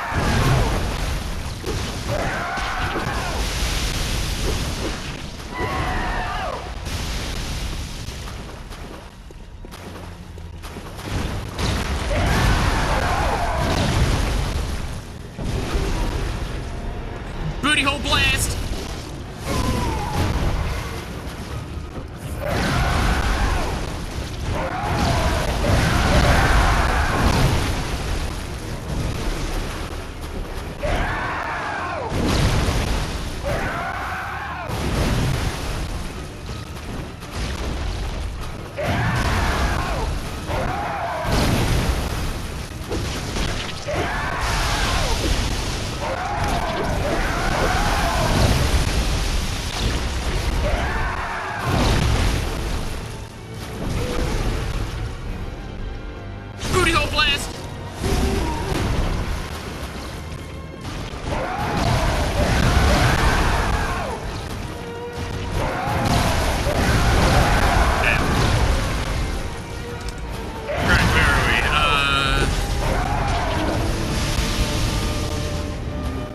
Losing my mind when stamming your desk. It was funny though. I'm a little sad you stopped, but I get that. It's 100% serious. Like the fucking titling them was what cracked me up, and I'm like, you are losing your mind doing it.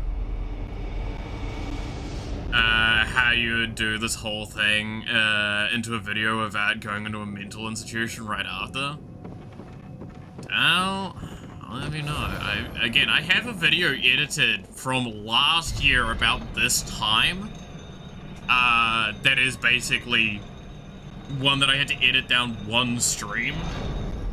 And it still was like 30-40 minutes, and I had to The only reason I never finished sitting on the channel technically is I needed to update the needed to finish doing the whatchamacallits, the dialogue, the fucking subtitles. I needed to finish doing the subtitles, and I needed to change one of the songs that I was using because it did get a soft copyright on it while it was private. And like, if it's gonna do that, I'm just not gonna bother. Like a fucking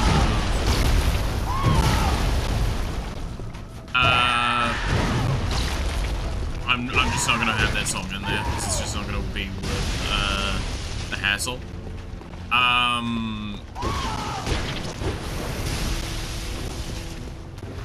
And that's a great example of why I don't do videos.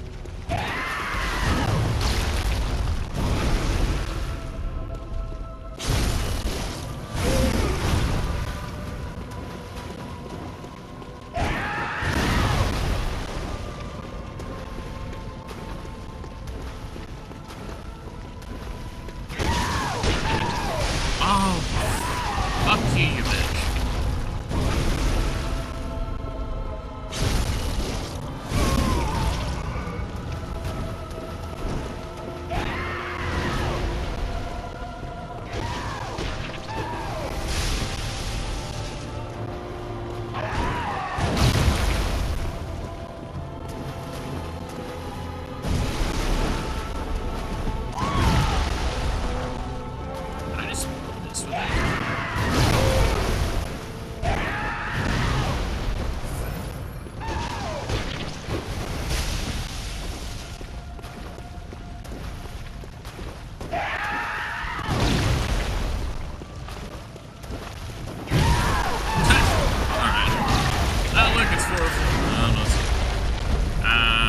I stopped doing the things at little time to do personal stuff, and then I was like a stream or two behind when I finally had more time. Oh yeah, no.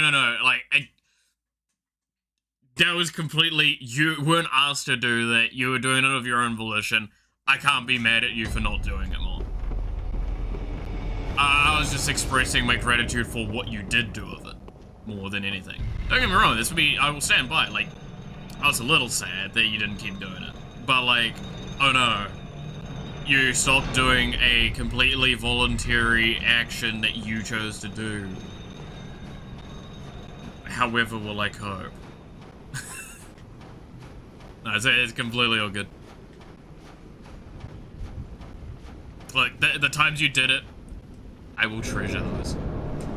Just like this orphan treasures me. No, what?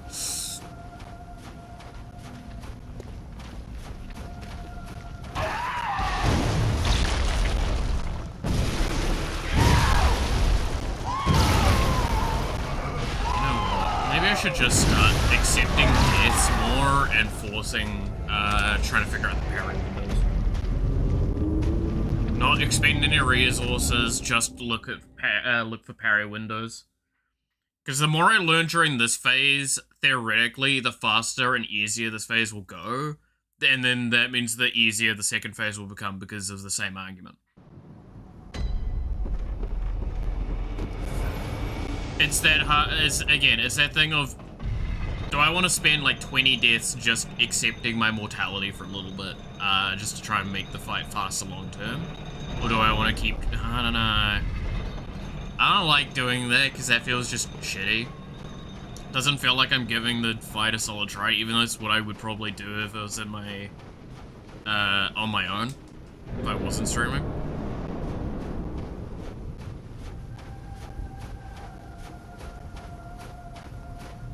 Yes, by the way, that is actually how I approach a lot of these fights, is when I'm like, I can't do this in the first 10 attempts. I'm now just gonna start doing dumb shit to see if I can get away with doing dumb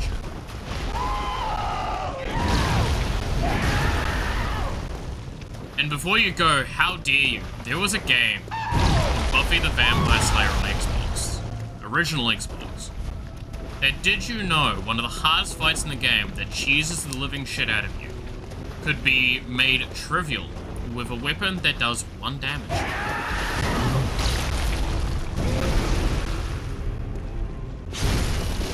And I wasn't kidding. I genuinely am not kidding with that statement.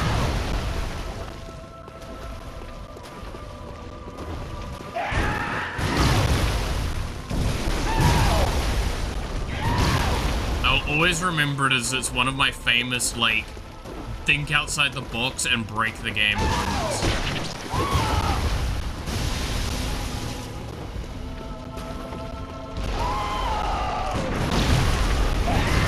I got that really wrong, I think.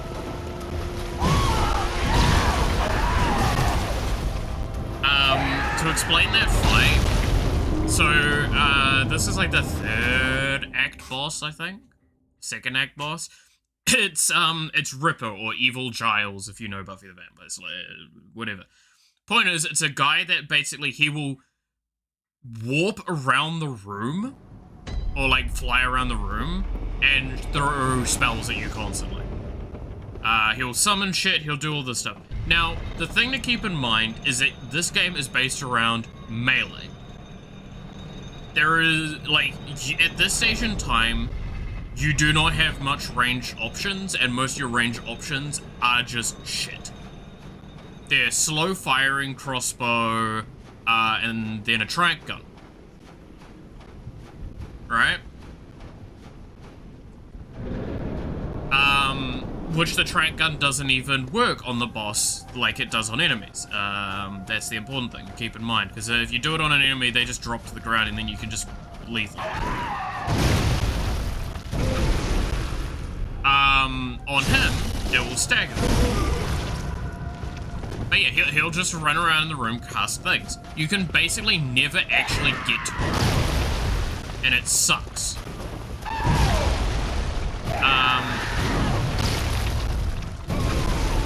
So.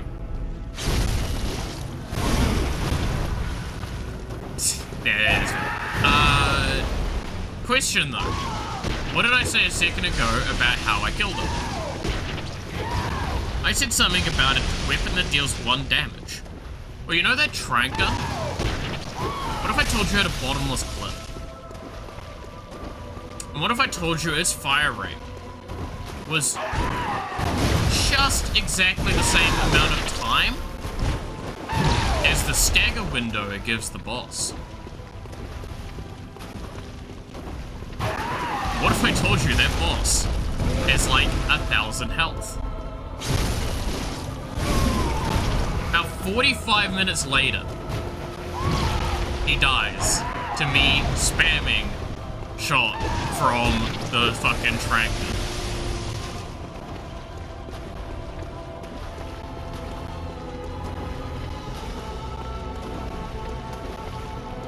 I don't know how to do fights legitimately sometimes.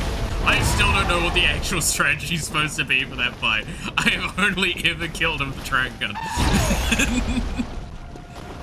Because it keeps staggering him out of his spells.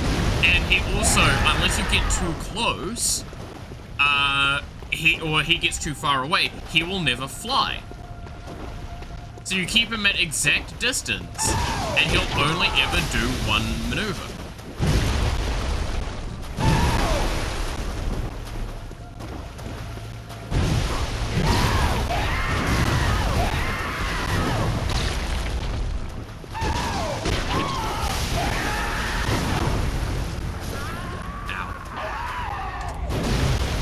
Cheese. It was one of my favorite things I have ever done in a game. I will openly say that. It's because it's just like, it is... This was before, like, spiffing Brit and shit, and it was like, it was the energy you have from seeing what he does, right? It was like, oh, I could do this fight in a legitimate fashion, or I could do this really convoluted way to make this fight completely unnecessarily stupid and completely trivial.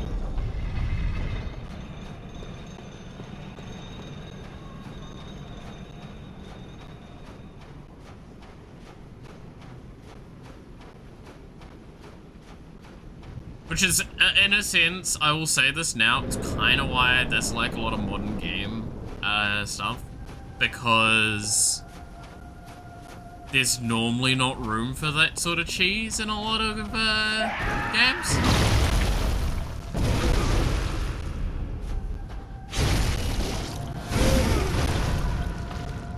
Which makes me a little sad. So it feels like a lot of my creativity that I had when I was younger is gone.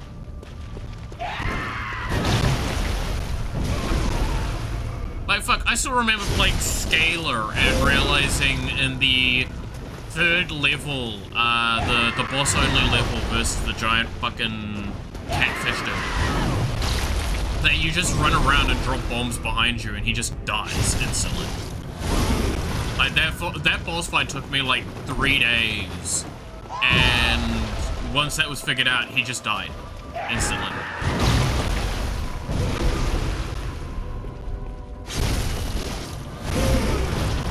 Like, I think I did it and he didn't even get to a second stage. He just died before he could even two-phase. There was no damage prevention.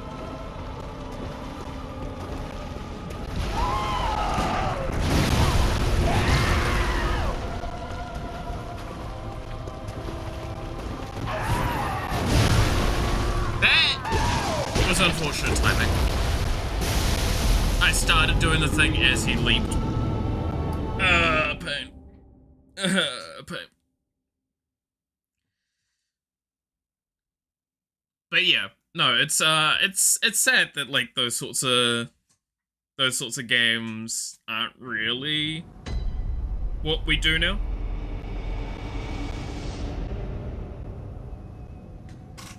And I'll say that by the sense that, like, technically, I'll also admit that, like, a lot of the games now don't make the creativity very easy to understand as well. That's why Spiffing Brit's so fun, because you still get to see new games in their, like, weird states. But, look, I'll always argue, if I have to, like, save, quit, or do weird menu duplication stuff in a game, I always feel a bit about that. That feels like you're going beyond the level of funny cheese tactic. I just like I like interactions that lead to cheesy events, not manipulation like that. And now, don't get me wrong, I want to stress that is a personal opinion thing. Not something that someone should like take me going like, oh, you shouldn't do that in games. No, do it in games. Fuck it, go for it. If that's what you want to do. I just don't like that. The way it works, I've never enjoyed doing. It's why most games I don't do duplication, because it normally requires a Hey, Doctor, how's it going? How am I? I am still in a lot of pain, but I'm alive, and that's all that matters. We are now over 100 deaths into this boss. I'm so happy. There's a reason why my model is correct, because Minecraft.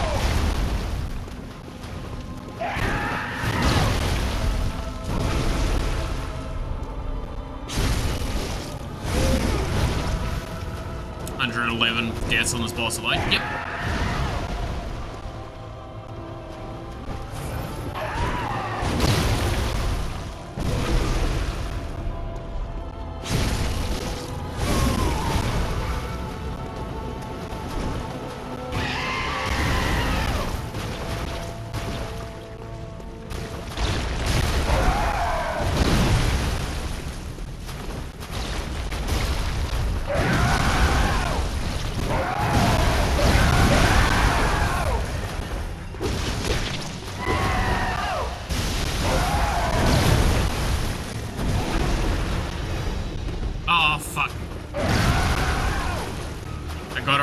But I didn't get the fucking thing in. That one's a rough one for me. Oh, well.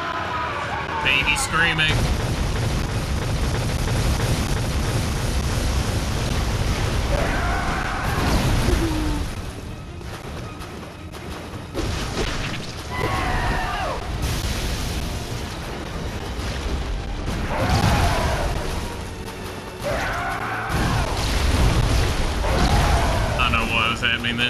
got stuck.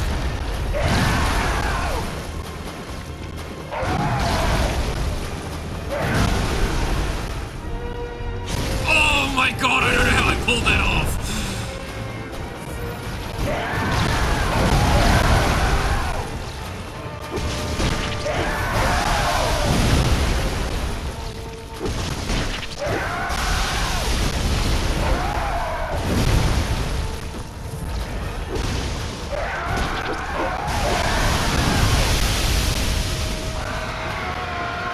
Oh, baby screaming again, you fucking little bitch.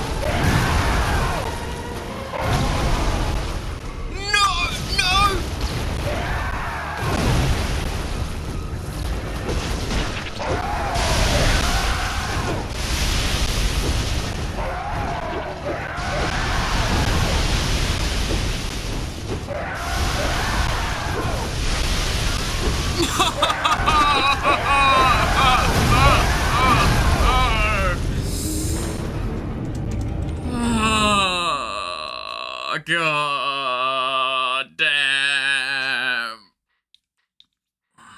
Damn, this really is the Dark Souls of Dark Souls.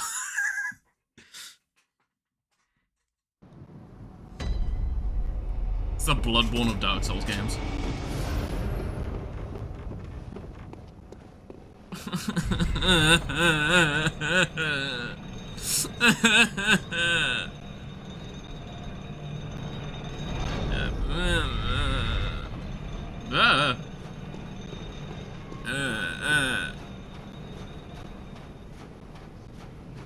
That fight was going so well overall.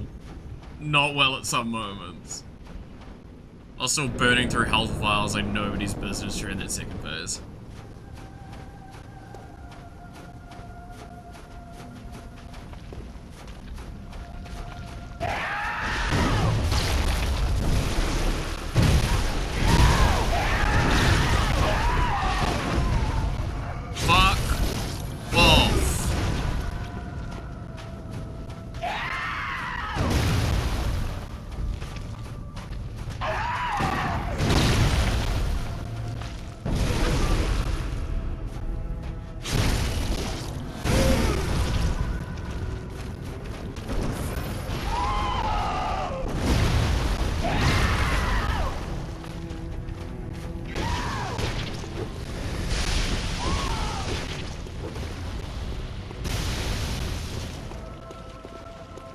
Alright.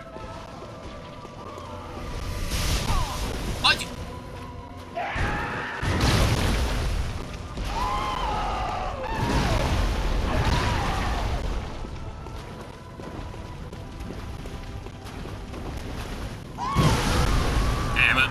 I got it too late. Alright.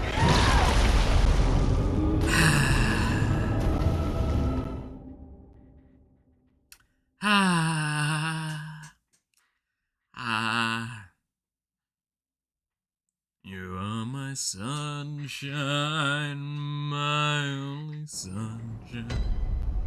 You make me happy when skies are gray. What's... Goddamn. Likes to snipe you with the placenta balls. Hey, by the way. What a fucking start into the conversation. I mean, it's fair, yeah. How you doing, though? We're over 100 deaths into the orphan. It's great. It's great.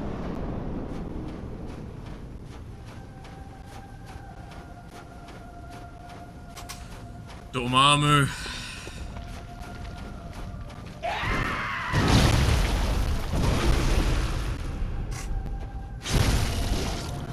assist you.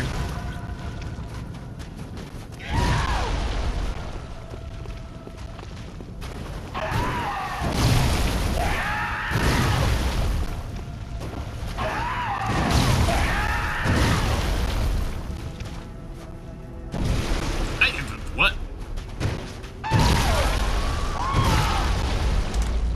Alright.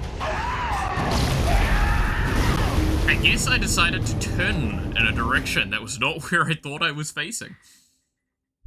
My bad.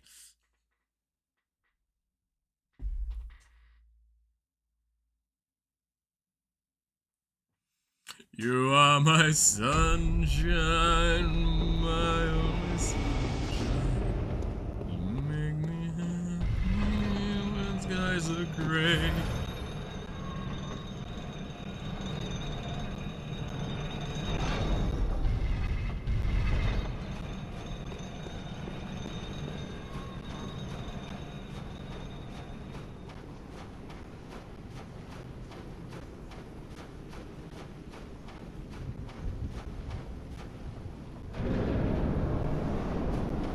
Alright. Dormammu.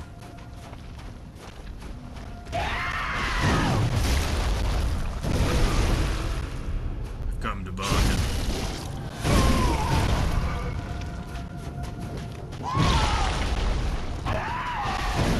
Ooh, I almost walked into that. That wasn't its back?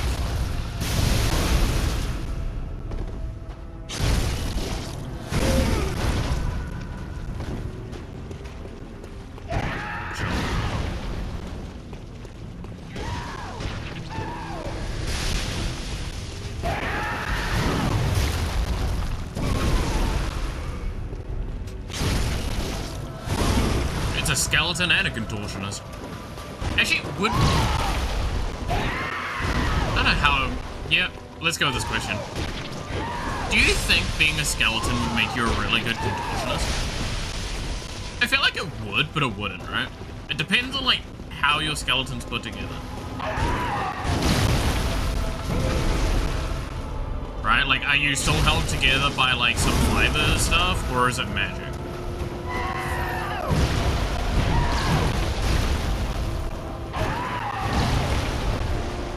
Because if it's magic, then, like, duh. You can just reform in any way whatsoever.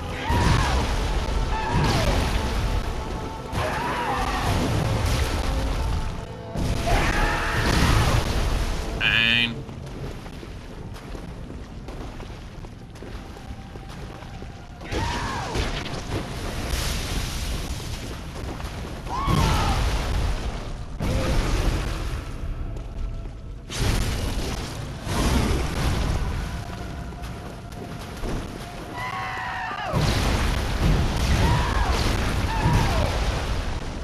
Alright, phase 2.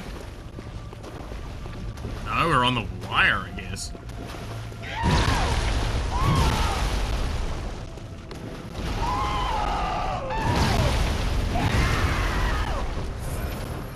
I mean, if we're on the wire, I'm gonna do this. It's a greedy play, but... Okay.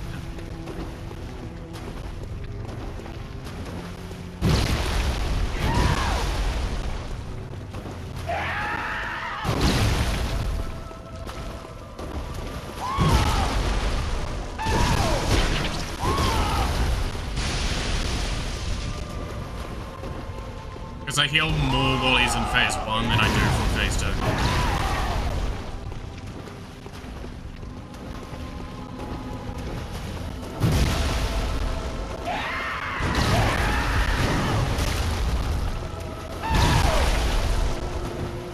So, if I can get a strike in. This. They guarantee full heals me, so that was justified. Cool.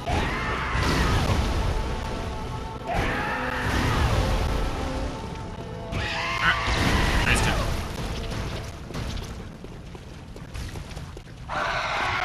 Really?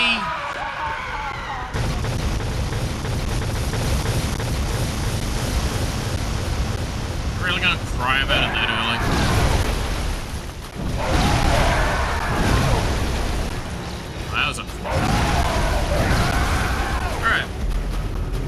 depends on the anatomy of the inner workings of the anatomy of the undead in the verse. Yes.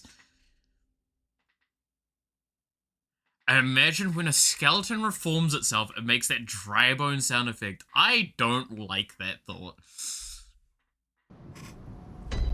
Also, you remember how yesterday you all suggested that fucking I should take a shot every time I die? I'm glad I didn't have alcohol and I didn't buy any last night. Oh, I mean, I couldn't afford to, but... because I would have done that. I'd probably be in the hospital at this point from just this fucking boss alone.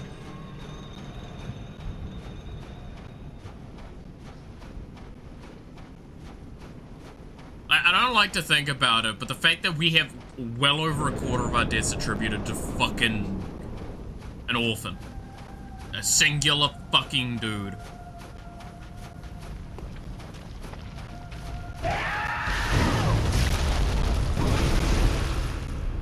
It's not even like phase 2 keeps fucking me up. Sometimes I die to phase 1.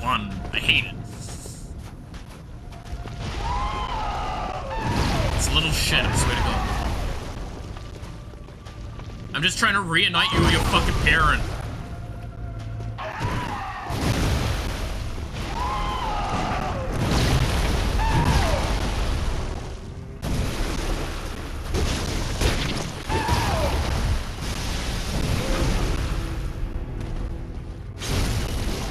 What's so wrong about that?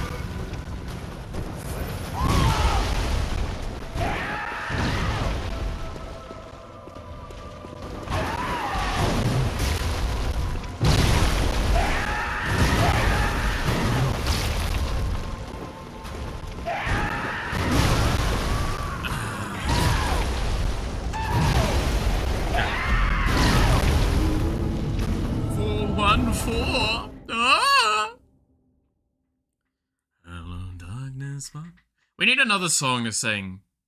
What is another good song to sing?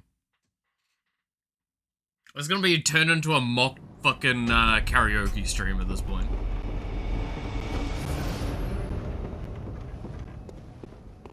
Might as well. It's not like anything else is going on.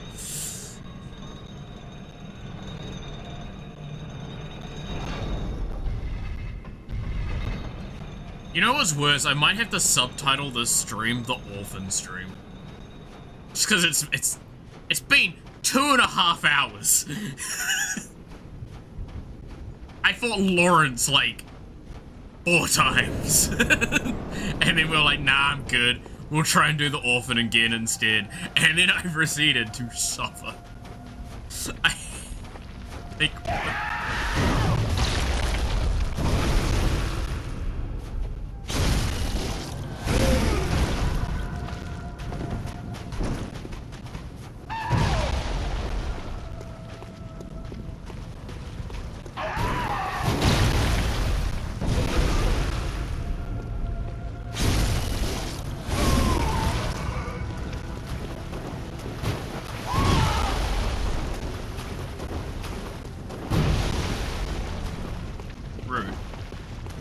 swing that thing at me. Kind of fucking... Dude, do you have any idea how many fucking diseases I could get from that thing?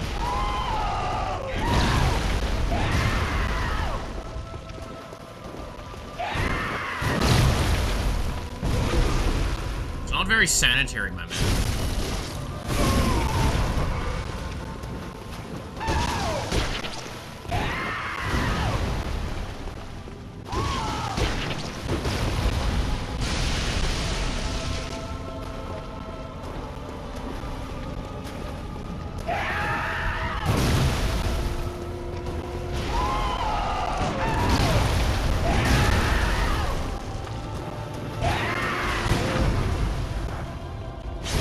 I'm not gonna miss out on that one.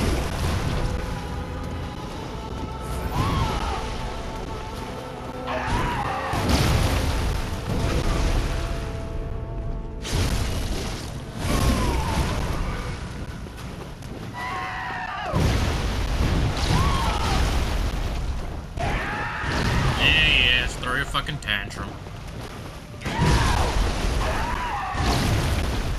Okay. Okay, chill.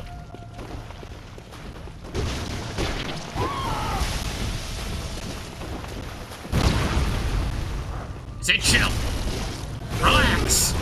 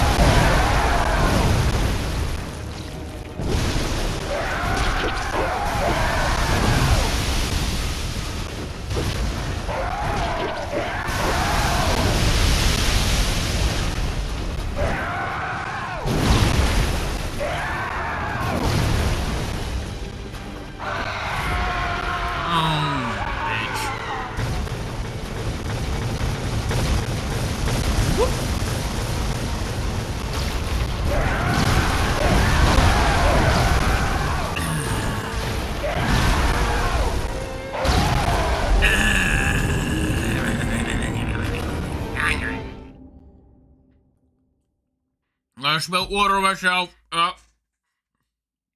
That's not that much, it's fine. So it's mainly on my jersey.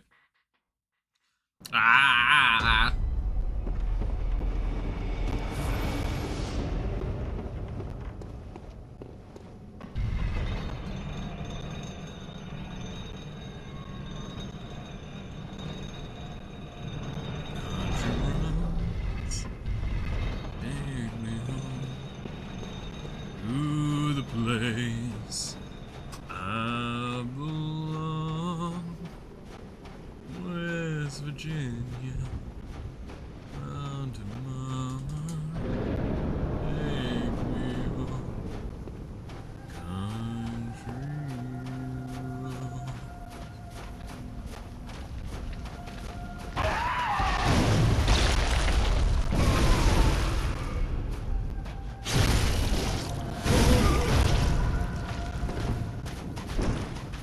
Hey buddy, old pal, how are you doing today?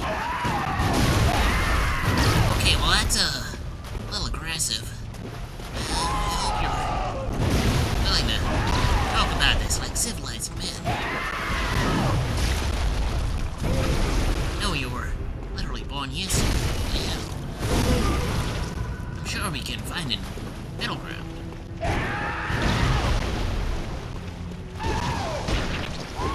Imagine if I did the whole stream with this kind of voice. Hey guys, welcome to my YouTube channel. Today, we're fucking fighting the Orphan of Coves. Again.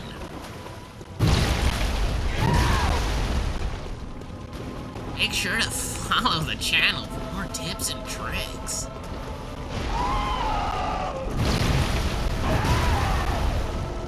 I entertained a few people last night at the Friday Night Magic, because in the second game I played my Hazazen I fucked up! And whenever I played him, and then just by the end of the game I just started using the sort of voice. Oh yes, I've come, I'm the Sand Old Man. Please be gentle.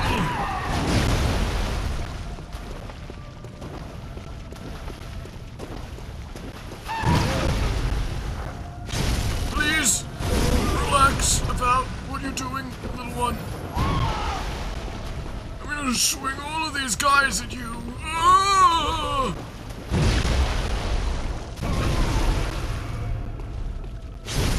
That's great.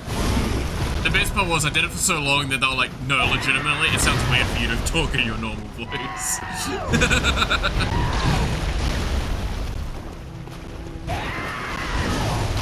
Oh, that's unfortunate.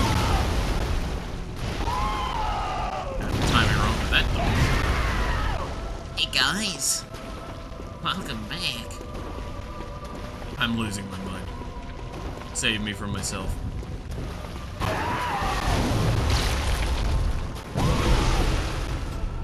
Oh, well, I was not gonna get that one, because I somehow turned into being at his front.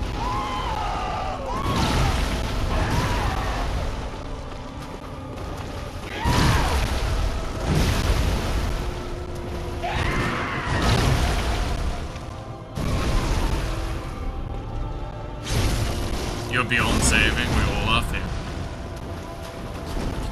That's fair.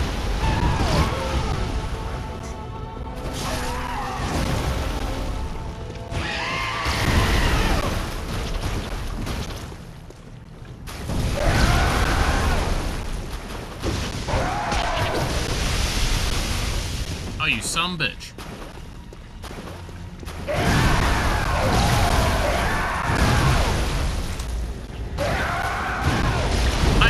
Doing an attack, he was transforming into phase 2, and then just shit went like sideways as well.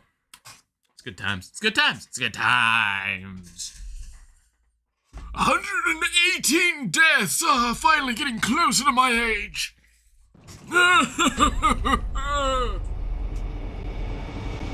Why'd that remind me of the fucking those two old Muppets?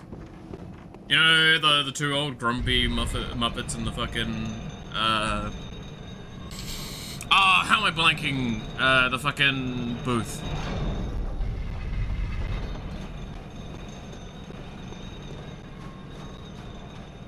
Fighting the boss? More like the boss is fighting you!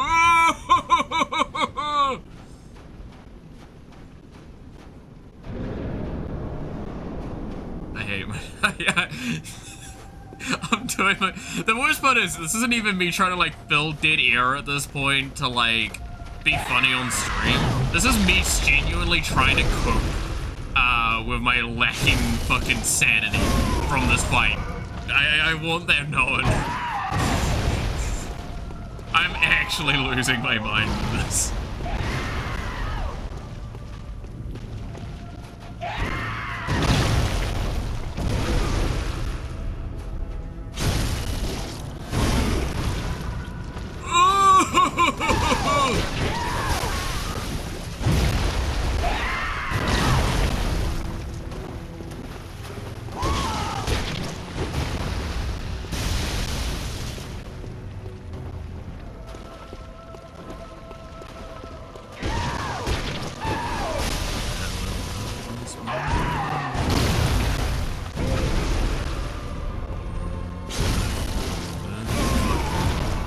Fucked up the line because I was too busy focusing on the mass roll.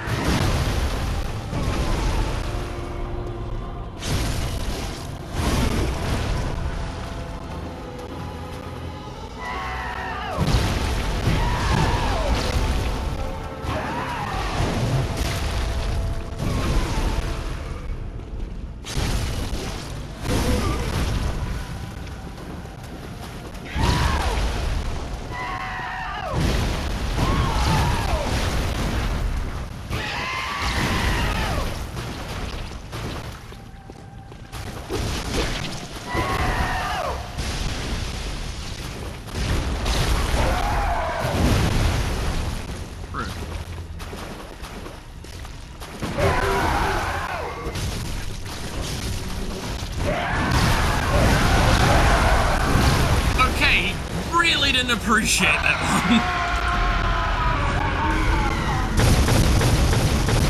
one. The boss. Wait, let me. Fucking. The boss isn't fighting you. The boss is reminding you why you can't. What you hate. God damn it. All right, take 2. The boss isn't fighting you. The boss is reminding you what you came here to become. A corpse.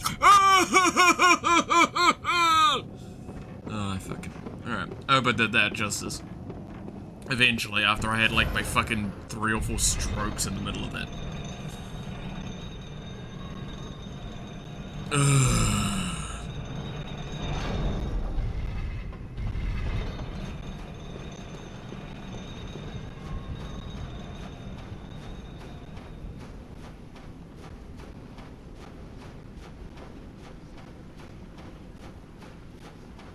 are my sunshine, my only sunshine. You make me happy when skies are gray. Alright, Dormammu.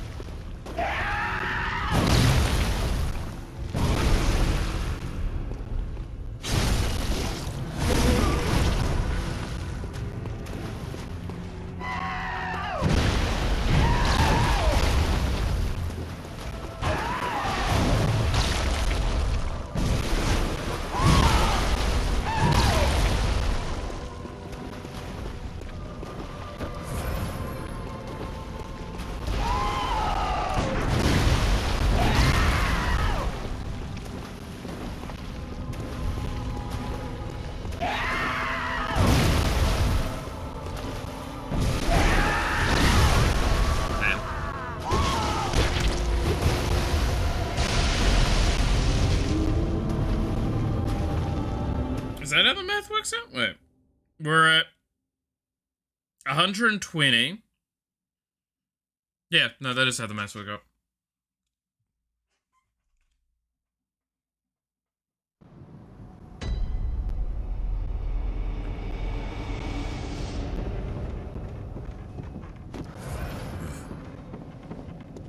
God damn. We're sub 300 in dis, not including the orphan.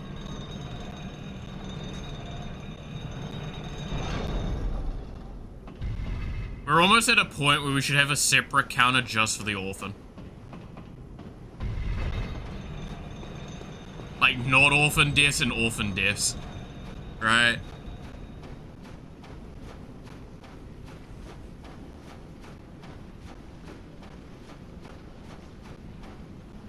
Make my ego a little bit better.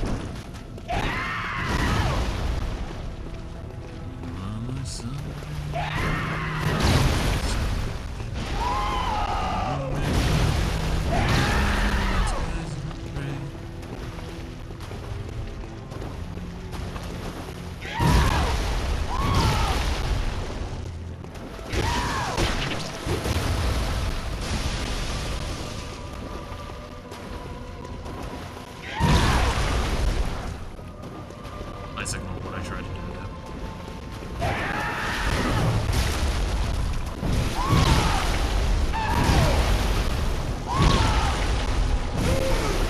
What?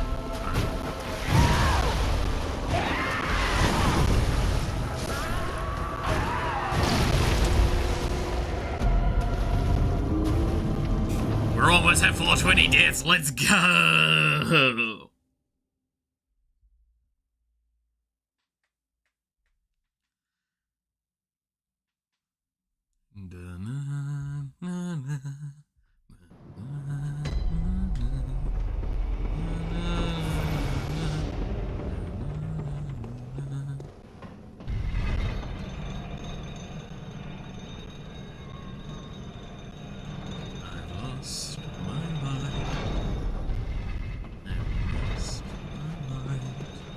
Fighting the orphan, of course.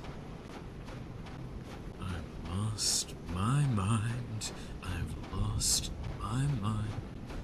Fighting the awful ghosts.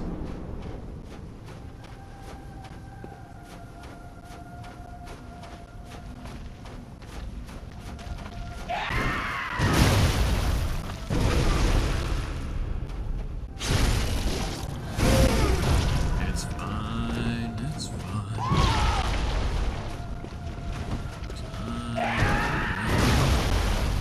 Many deaths.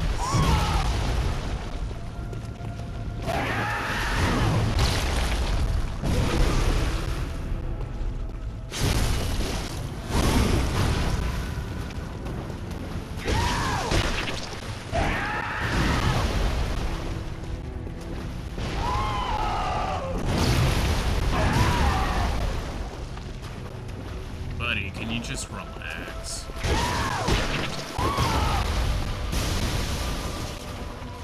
I just want to chill out with you at this point. Can we get a cuppa? I know I can't take you to the bar. You literally were born yesterday. Well, otherwise you were born as this fight begins, but you know.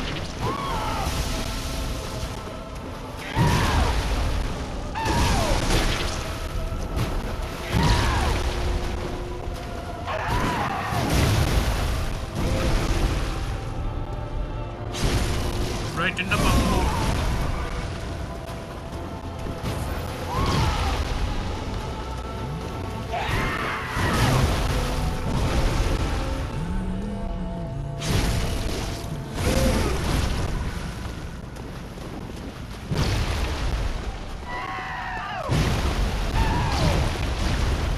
Crazy. That was crazy once.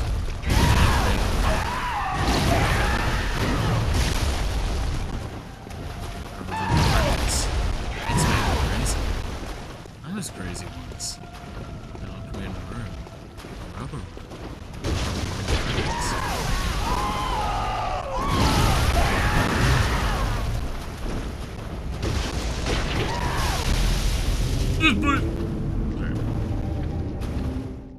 Haha, it's one of the other funny numbers. Yay!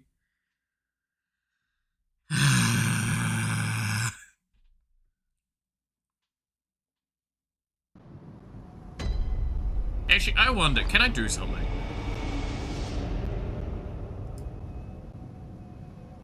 Okay, is there a way for me to...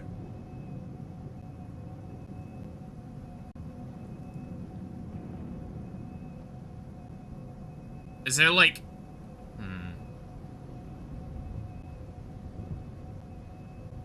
I can't add just like a text box to VTube Studio, could I?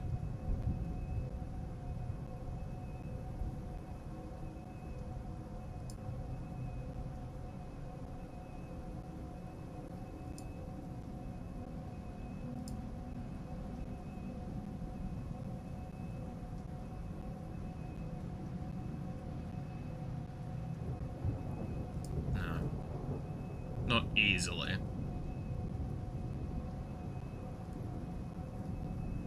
Do you need a break? Fight Lawrence? I don't know if that's much more of a break.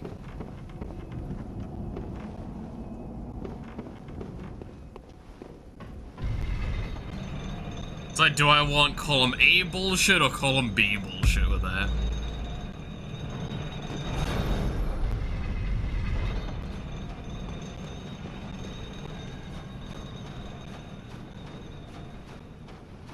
I wanted to see if I could like add a text box and just add the literal image of Mind Break to my head. Wait, no, I think I can load an image URL. Give me a second. After this death, I'll see if I can.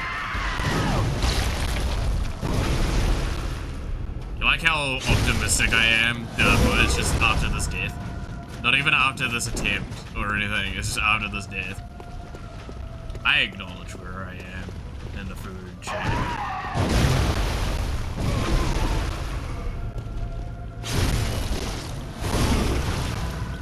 I'm gonna get the Mind Break and stick it to my fucking forehead.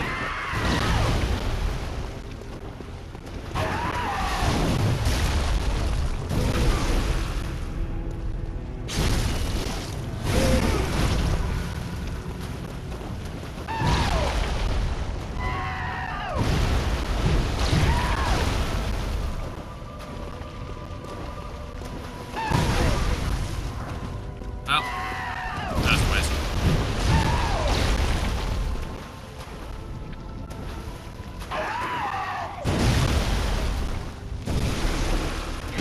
What was that?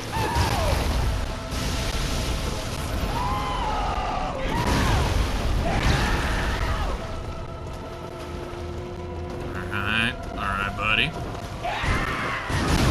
You.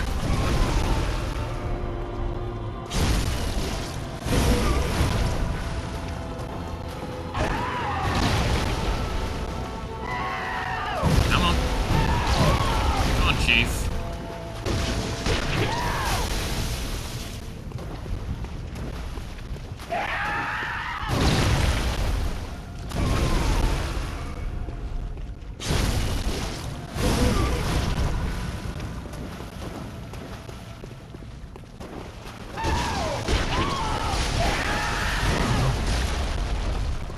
I was not confident in getting that timing right. So I backed down. I'm getting better. I swear. Believe in me, chat. That way someone will.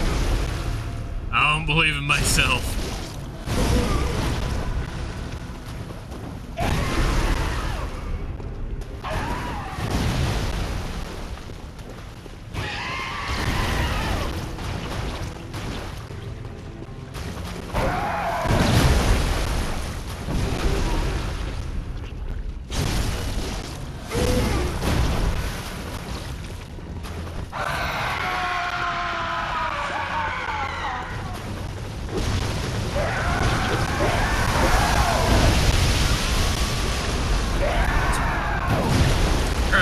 Wait.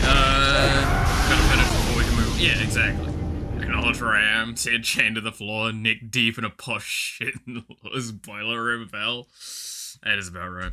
Alright, no. Okay, so, if I go and Google, I'm gonna have to hope safe search is on. You can't see this, it's fine. Mind break tag images.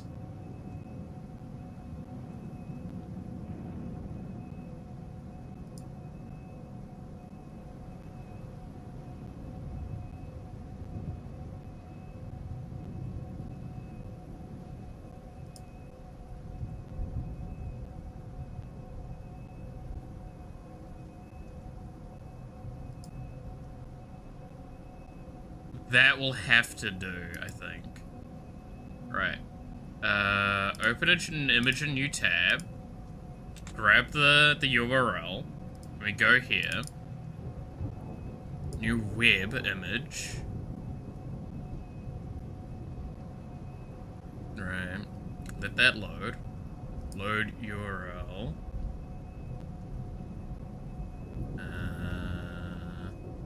VTuber Studio responds. If I do that, it works. Oh, but it doesn't have a... Can I...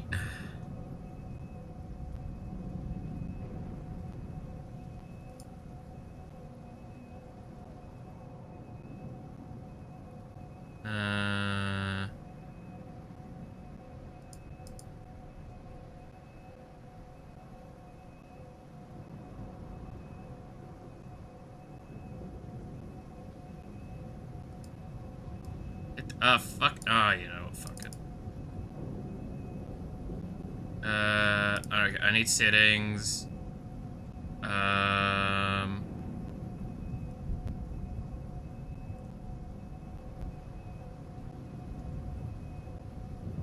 Okay, whatever.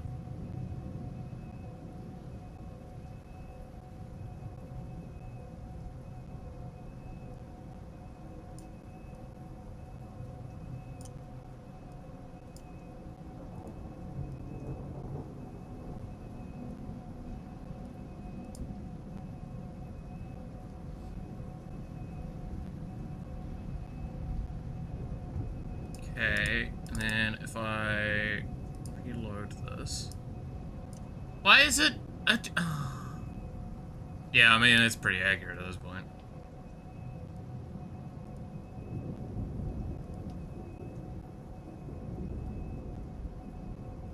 Do I need to change the side of it the size of it before I load the image onto it? Is that what I need to do?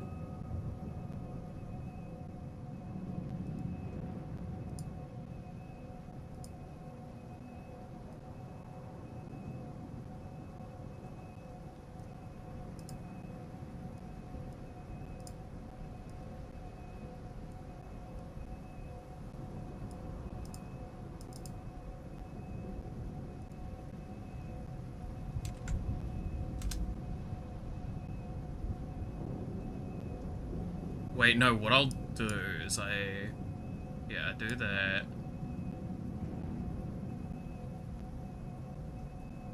Okay, and then we can stick that on like that. It kind of works. And then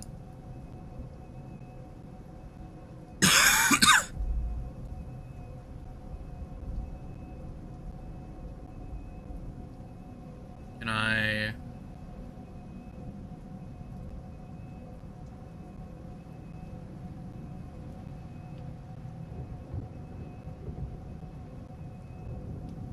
Wait, I need to hold myself a bit more centered for...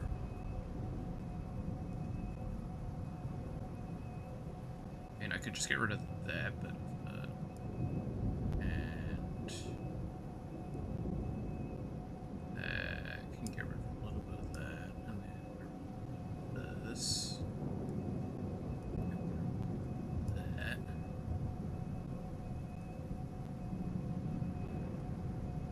and I can do it this way. Yeah, I know.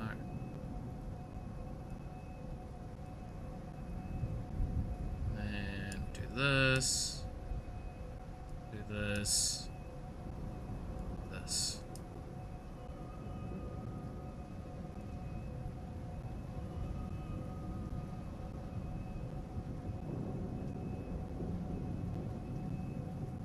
Yep, that seems about right.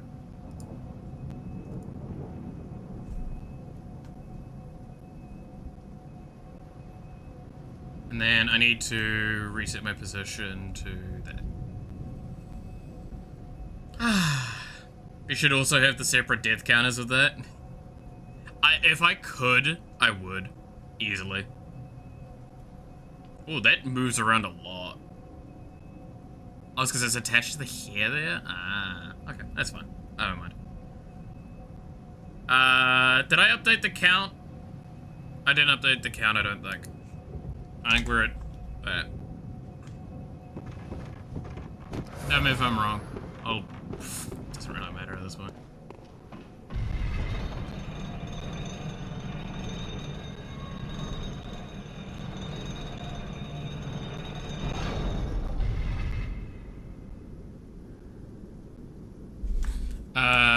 Okay, we'll do... Wait, so...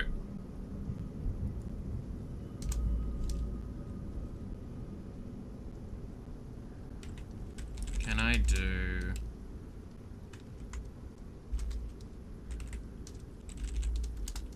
Can't do that easily. Wait, let me... Properties. Because I had to do it from here. Yeah.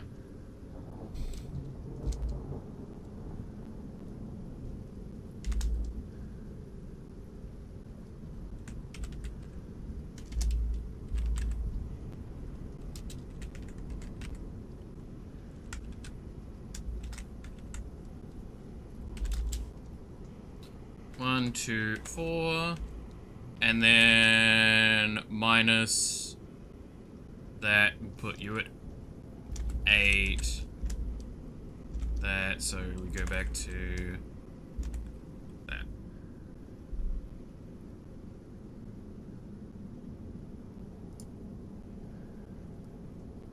Oh, not moving that one. Right, give me my text back so I can move that. There we go.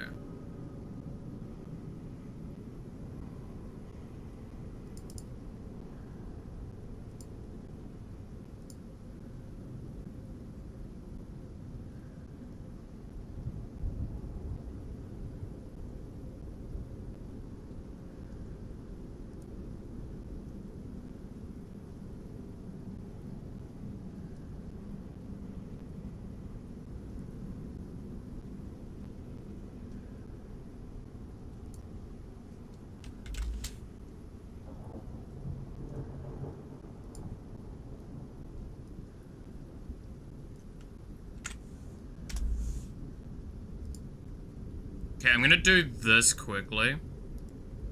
You'll understand why I'm doing this if I explain it, but I'm not explaining it right now. Give me a sec. Can't just duplicate that. That's really annoying.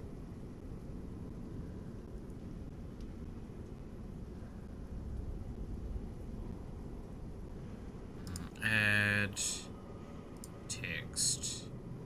Text 2.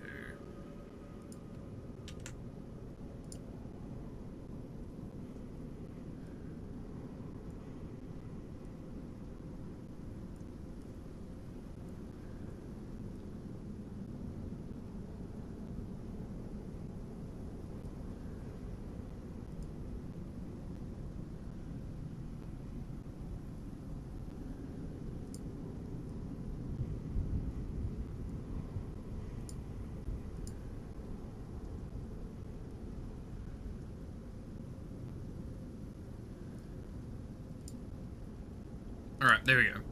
Right?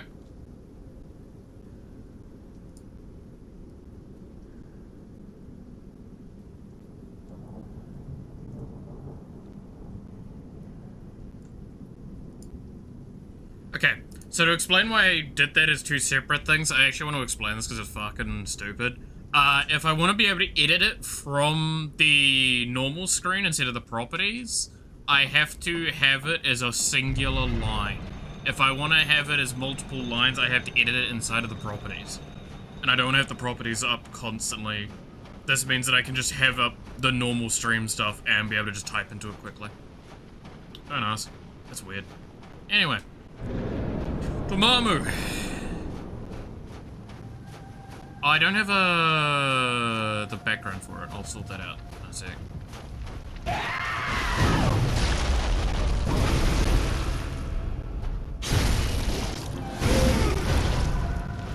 Oh no.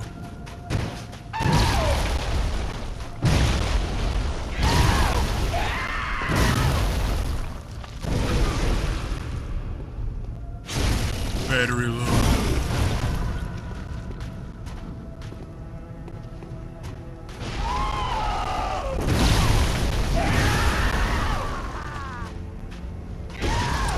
Plug that in.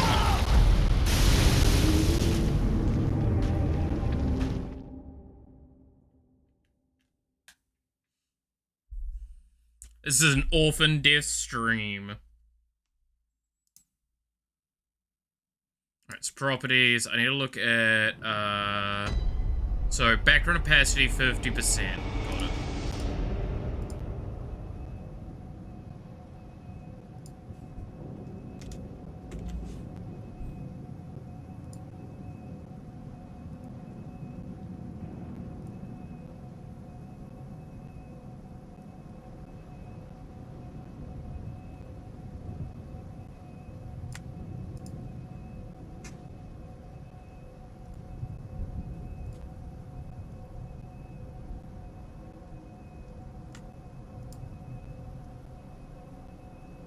It's fine.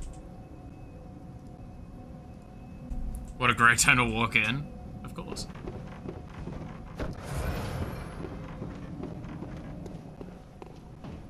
I mean, can't you see on the screen? It's going really well.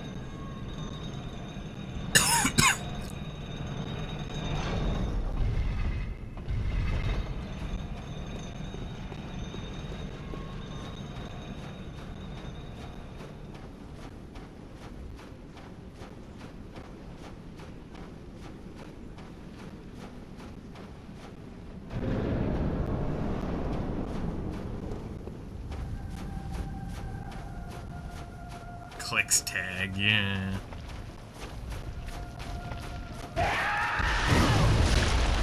I mean, it's a good tag, I'll have you know.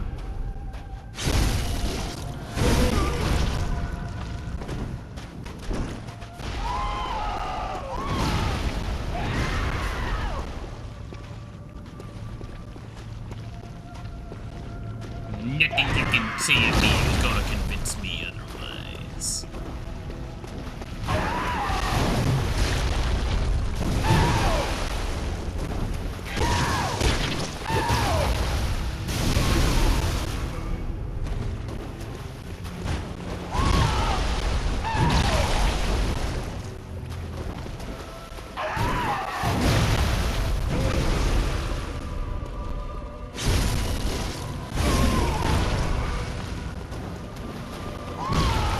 no, like, I just grabbed a random image of it, because I can't do anything else. So, it is an outdated variant of it. Alright. I die in one shot. Let's just do this push. Come on. Come on, pussy. Come on, pussy. Hey, that's what I like to see. That's not... I didn't cue that up, I swear.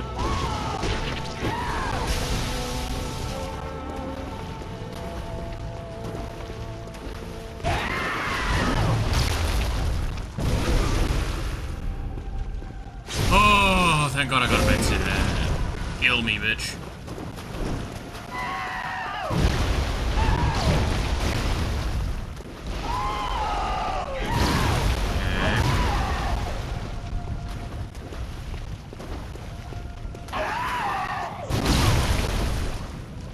I just really let that happen.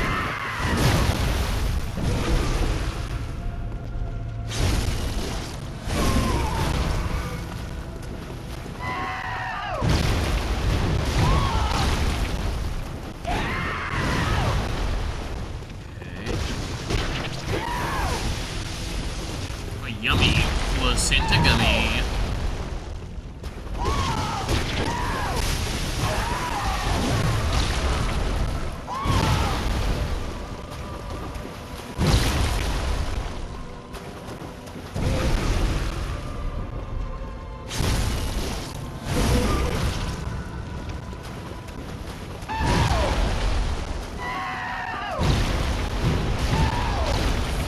I assume you're not about to phase 2.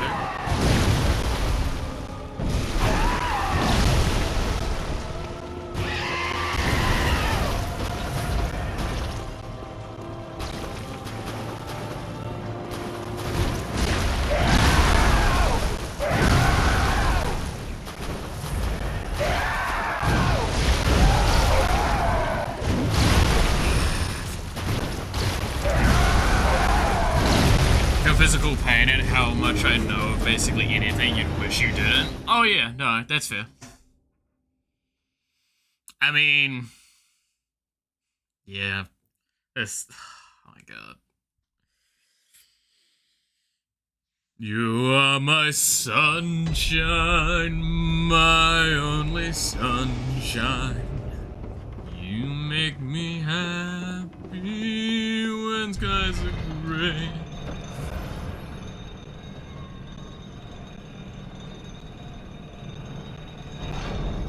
Dude, I don't know who's gonna get more mind broken by the end of the stream, me or you guys. Cause like, I'm doing everything I can to cope with this.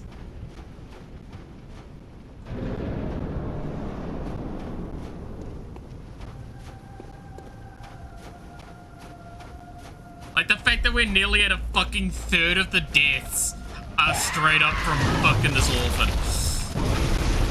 Okay, poor choice of words. I know what I said. I'm sorry.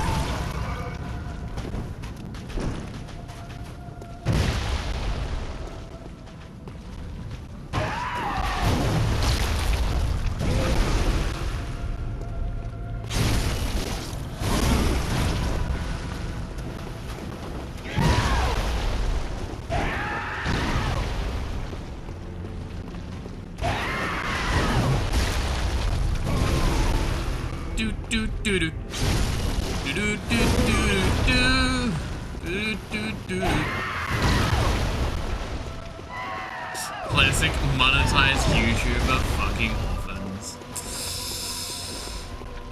You know, ever since I got monetized, man, I swear I changed.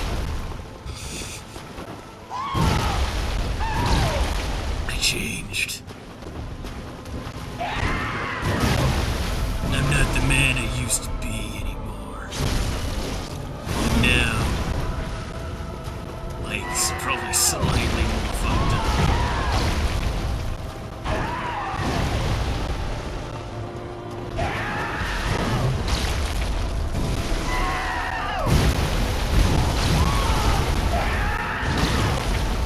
I'm fucking stuck on you.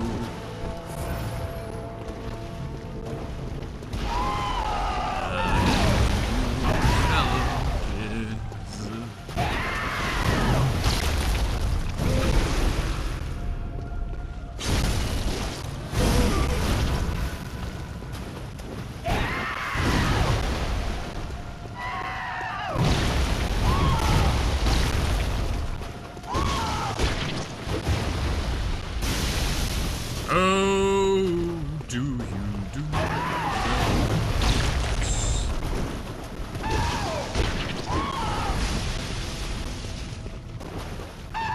Come on. Just relax for 5 minutes. It's all this fight needs is you to relax for 5 minutes.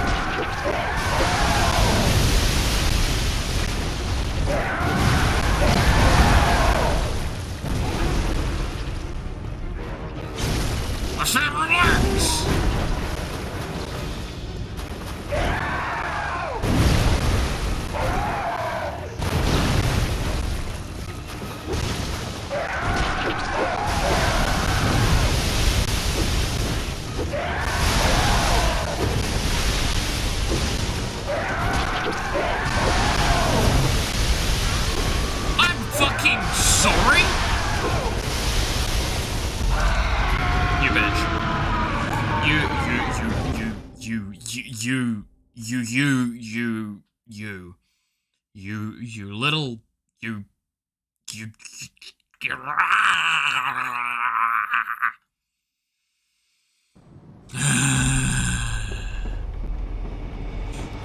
are my sunshine, my only sunshine. You make me happy when skies are gray.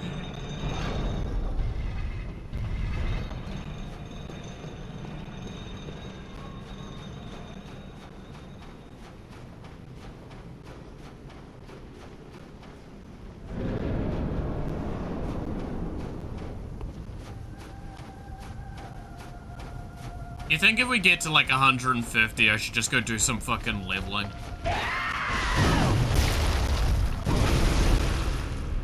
Like, level up health, I guess. That's basically the only thing that really would matter. Level up health and skill. Get more damage, I guess, from that.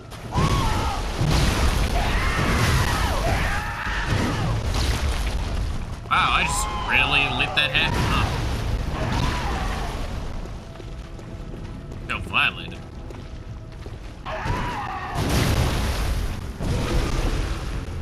Not as much as you're gonna be.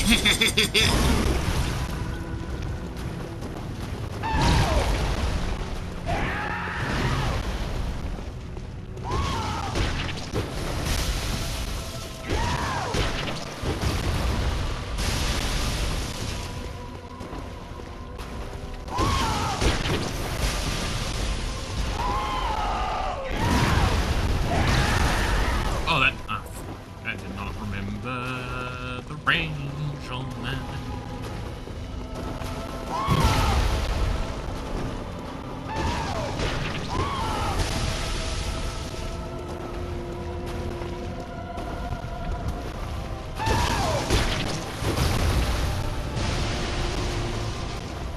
Come on, buddy, old power chum.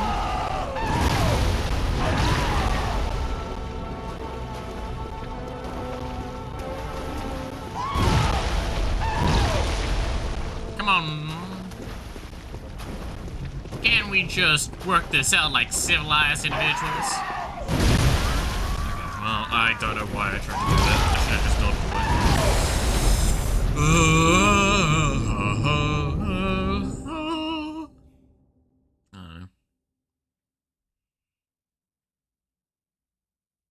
Hey guys, rate my fucking deaths.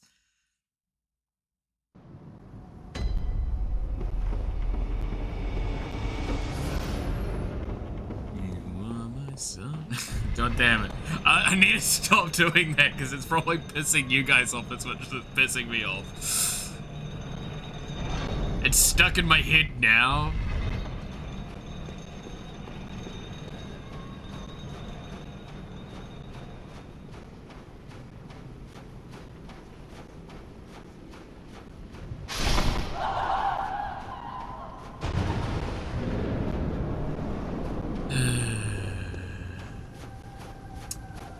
Alright, Orphan.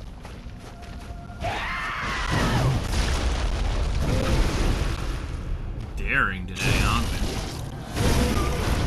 Doing a fucking lunge attack into probably a tantrum in a second.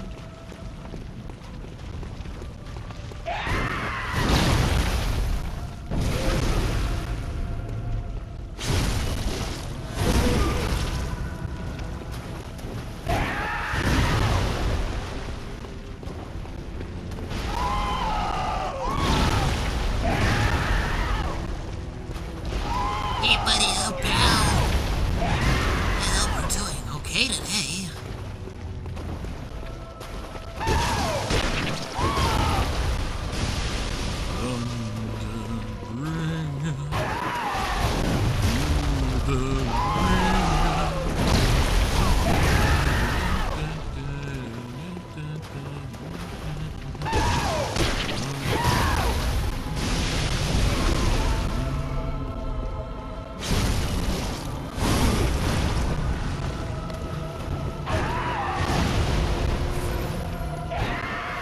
Have any of y'all listened to that?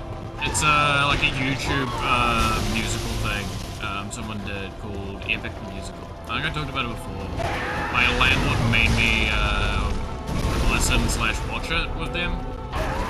It's good. It is good. Don't get the false illusion that I'm like saying it's bad from the Whamsack Force. I fucking loved it. But specifically the Zeus one, so fucking good. Because he is such a fucking gorgeous man.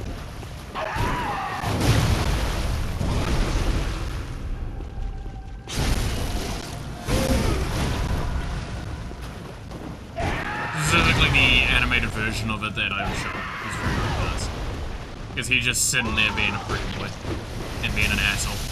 So literally the thing that's all of Zeus's most defining traits. Alright. Thunder bringer through the ringer.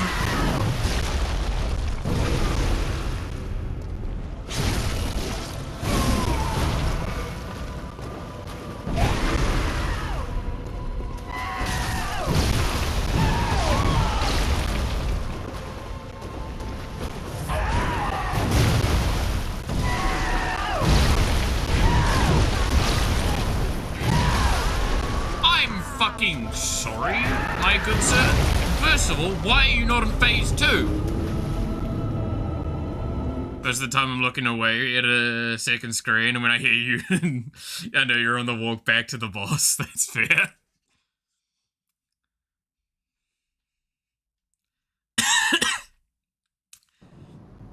Speaking of, you are my sunshine, my only sunshine. Make me happy as a grave.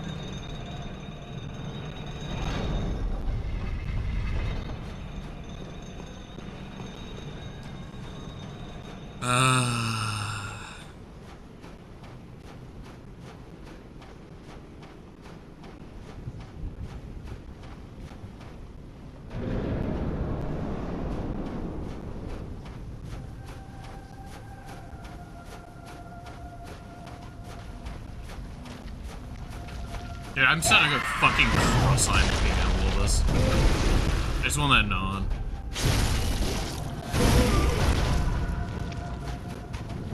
I'm focusing so fucking much at this point that, like, I'm actually losing my brain more than I was.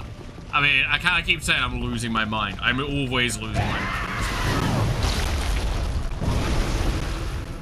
It's gonna be a progressive thing. There's never gonna be a moment I'm not. Oh, you're losing your mind during this fight, and the fucking sky is probably gray right now, actually. I didn't say that. I was about to say the sky is blue, it's fucking gray. Actually, no, today's supposed to be fucking sunny. I was gonna get washing done, but some fucking orphan decided to take up all my time.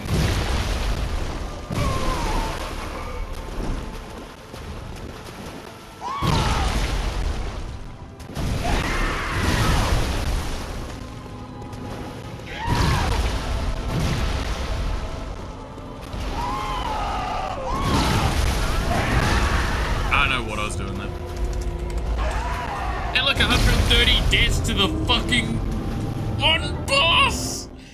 One boss! Ah!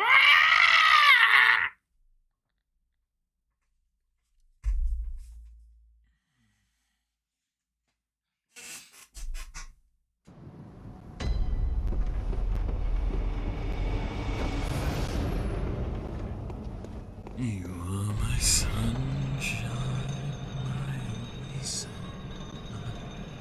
You make me happy when skies are gray.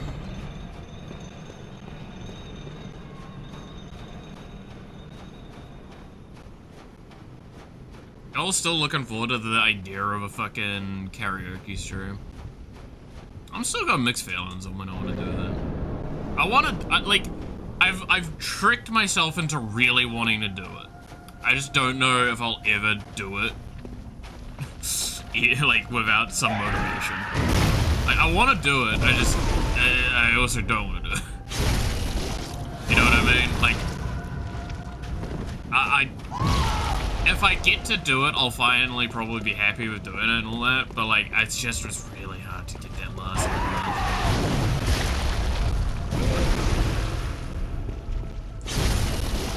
Especially knowing that it will have to be unarchived. So it's gonna be one of the few streams I've ever done that will not be like public.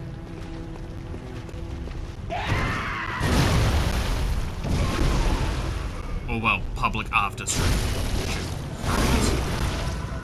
Because I can't let it be, because if I do, then that will actually jeopardize the channel. That's the weakness of karaoke streams.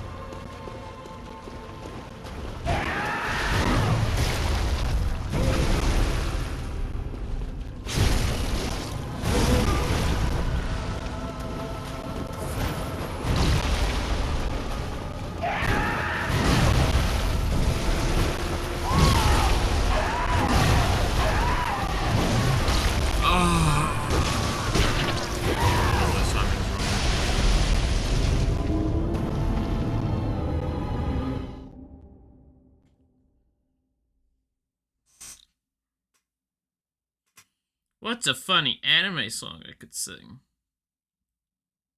I used to be able to do that Tokyo Ghoul song, but I can't remember the lyrics well enough right now.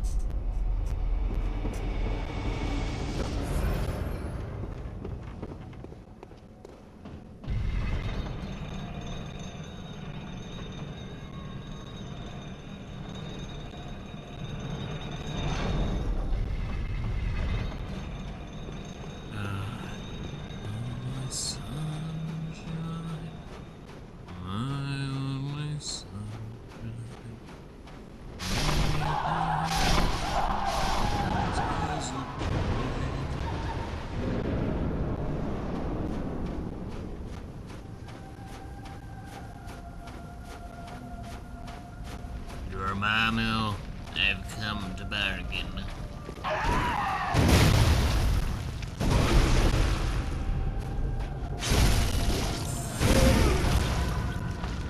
Please let this be a normal field trip with Frizz. No way.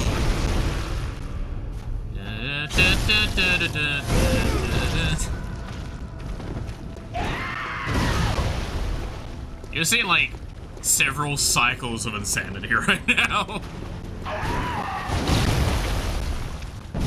I a funny performing monkey for you guys?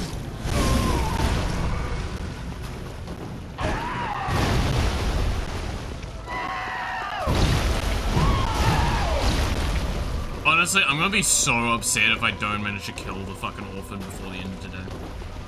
You have no idea.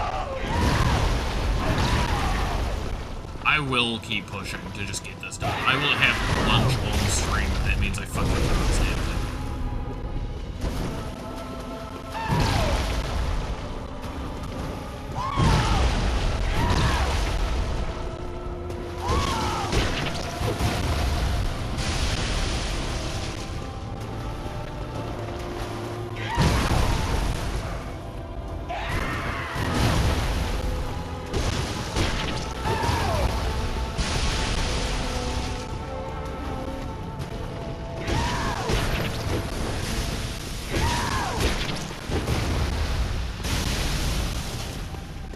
Dude, could you chill? Okay.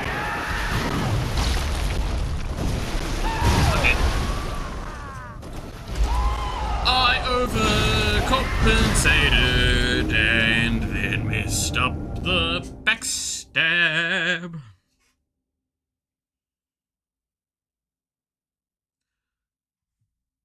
God, at this rate, I'm gonna start fucking singing Dr. Horrible sing-along blog.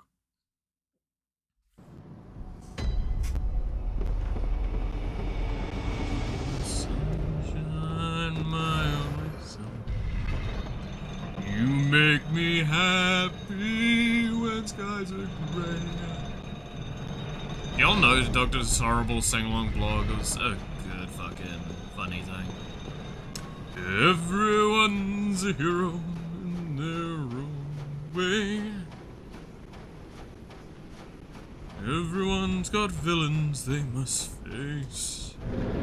They're not as cool as mine, but folks, you'll know it's fine to know your place. Yes, that is the main hero singing.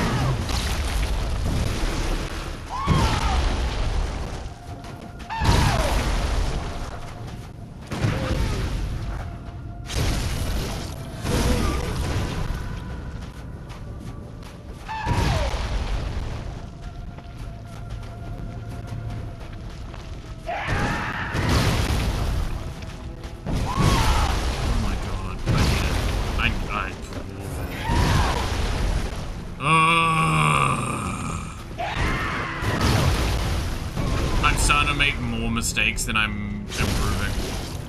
It's not a good sign. I need to genuinely, like, fucking take a look at myself, good lord. Ah, stop doing that with that attack. Mallet, you're an absolute fucking idiot. Ah!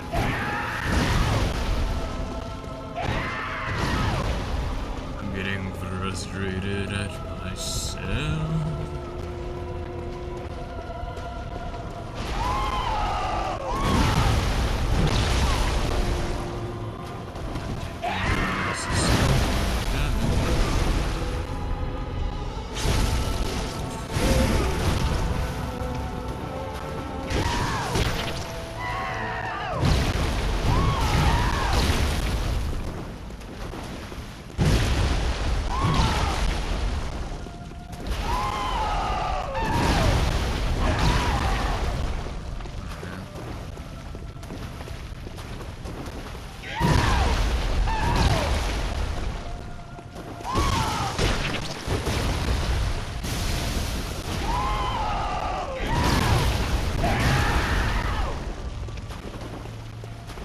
Come on, buddy.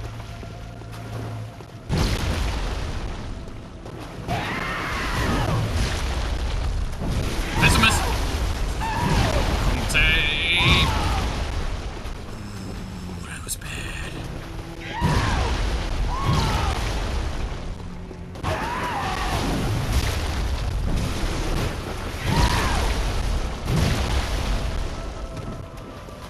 That was very bad. I refuse to heal. I refuse to heal during the phase 1. It's just a waste.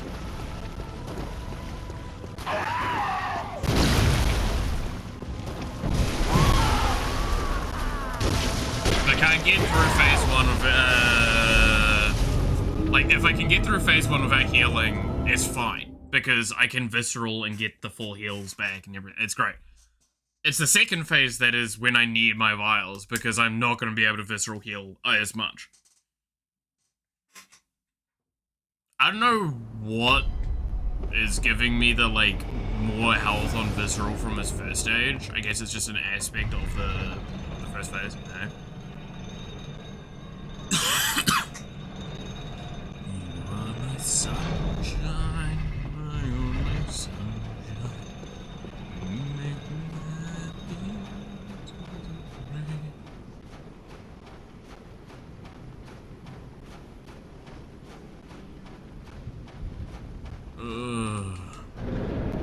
Dormammu.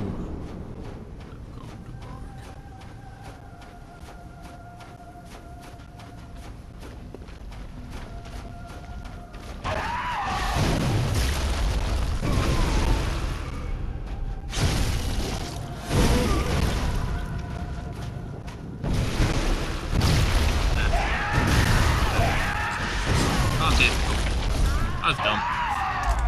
did a dumb thing. I died for it.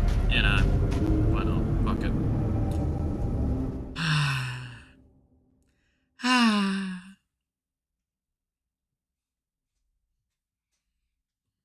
I'm not losing my mind, you're losing your mind. I'm not losing my mind, you're losing your mind. You're losing my mind is lost. Ah, blah, blah, blah.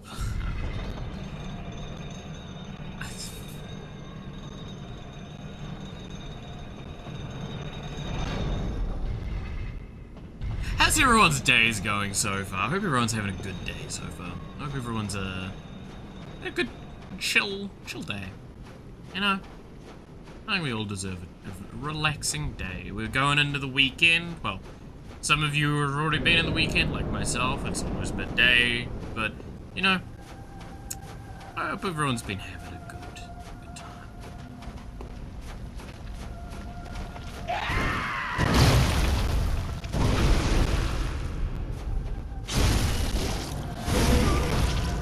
My 35 minutes of today have been pretty good. Yeah, that's fair.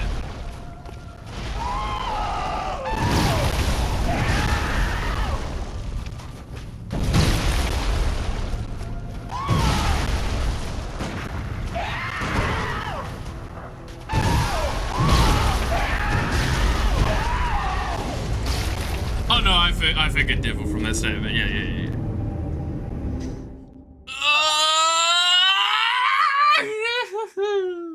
I'm gonna have so much fun. Got any plans for the weekend, devil? You got anything cool planned?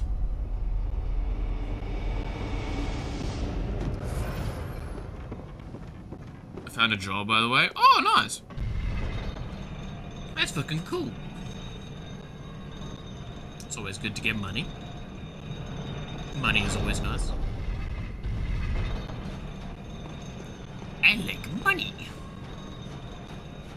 Yeah. No, what is his laugh?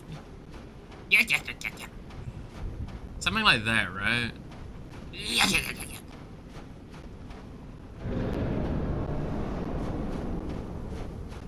Play D&D and go on bicycle rides? That actually sounds fucking nice. I don't know what my plans are for this weekend, other than doing some recording for the thing with Banky. Because I need to finish doing some recording and stuff. I wrote some stuff up. Didn't record it yet, nor finish it.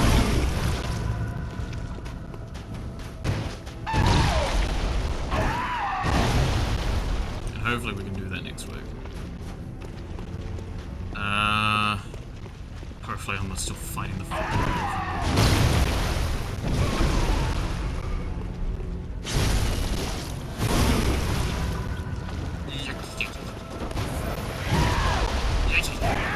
is it more of a kick? I can't remember. I need a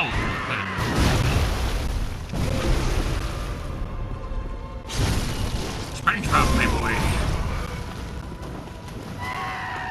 Get on your knees. I like money.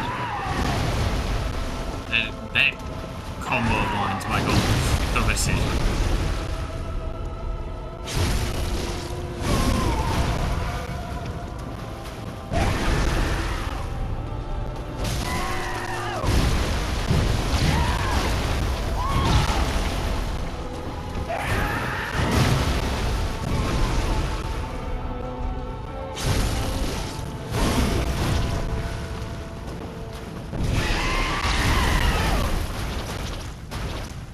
Phase 2. It's been a while since we've seen this.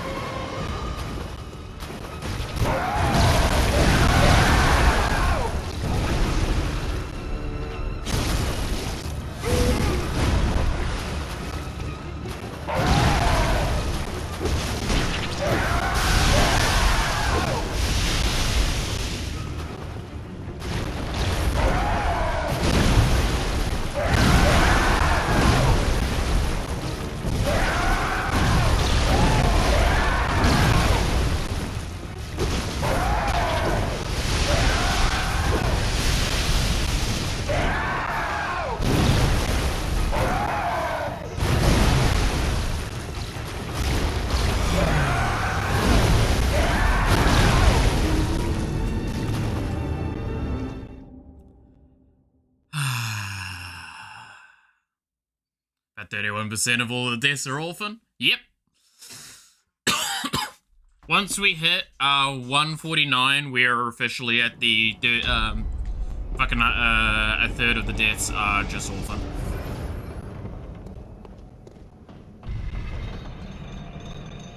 $149.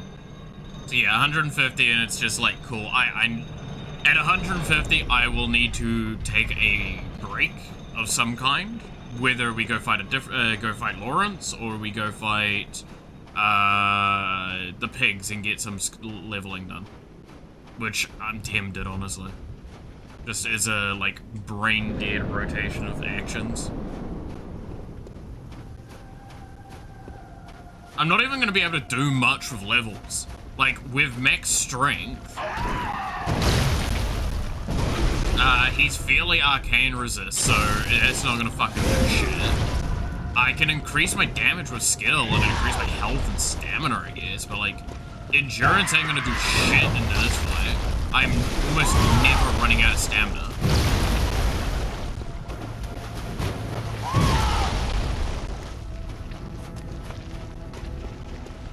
It's I'm running out of health or I'm not doing enough damage.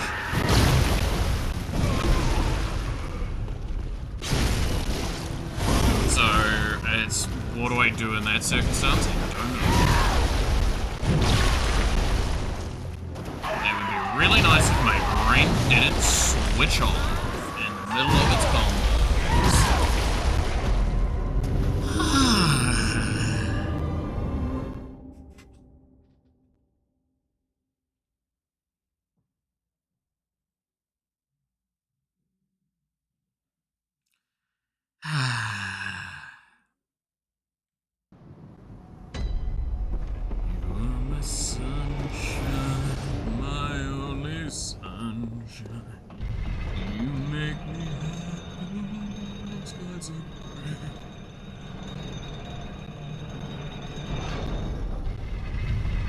Alright.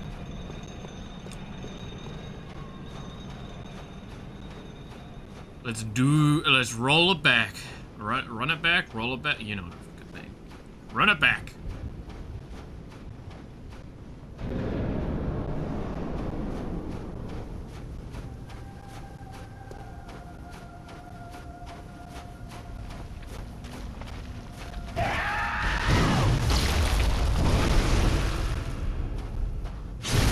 Alright. Mamu. Come to bargain, as you may have guessed.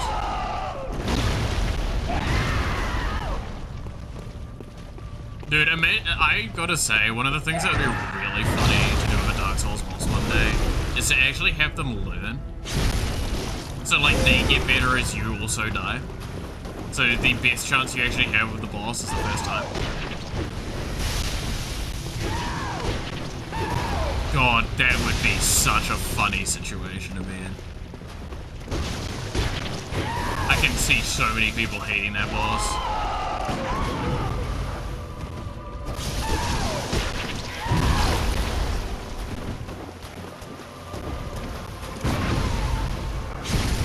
It'll be so fucking funny. Because I'd hate it for like a very legitimate reason. And the best part would, if they didn't tell anyone that that's what that boss does, and people just figure that out eventually. It's like, wait a minute, we looked at the code. This is a learning algorithm.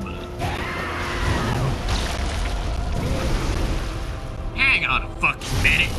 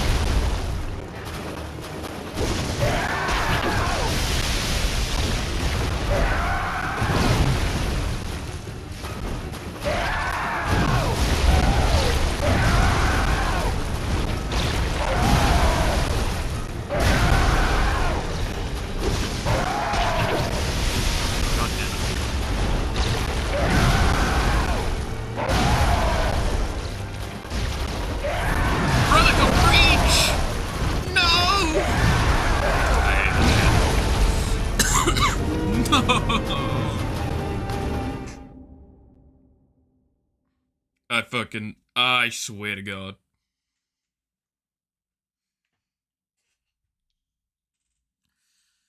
Ugh.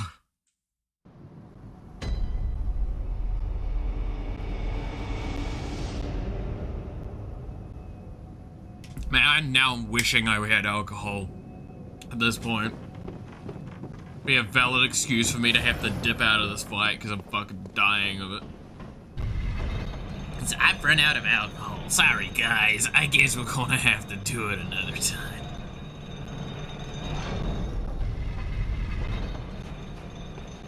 It's worse because we were in one of the, like, we've had 2 or 3 times where we've been 1 or 2 viscerals away from killing it as well. And I just muck up that 1 or 2 actions in too many, like, in too quick a succession that I just die to it. Right?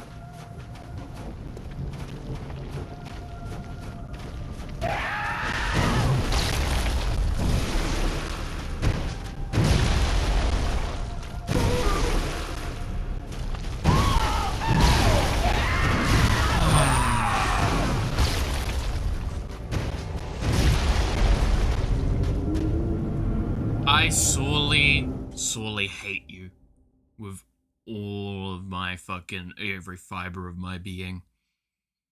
You know what? I'm gonna say it. I'm glad you're an orphan, so your fucking parents would never be disappointed. Jesus Christ. I need to fucking stop. It's bringing out the toxic side of me now. Oh no. Becoming a League of Legends player progressively.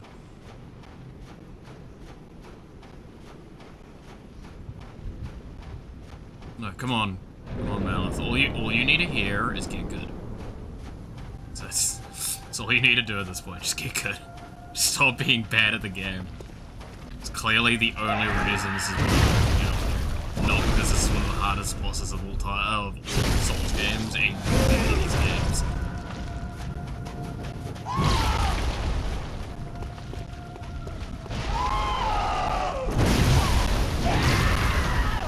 I'm glad you're an orphan now. Yeah. Take that shit out of context, it's never gonna sound good.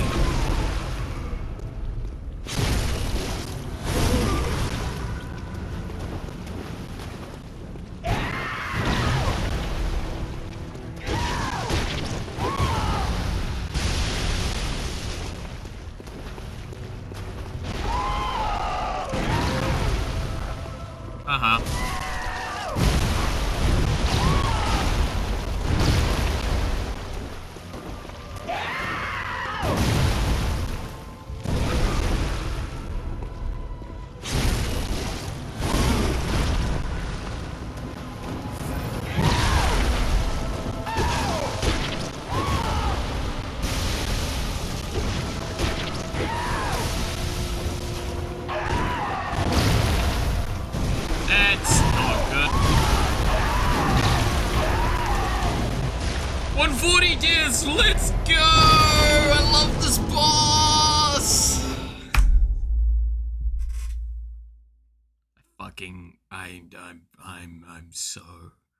I'm so fucking tilted at this point. I'm so tilted.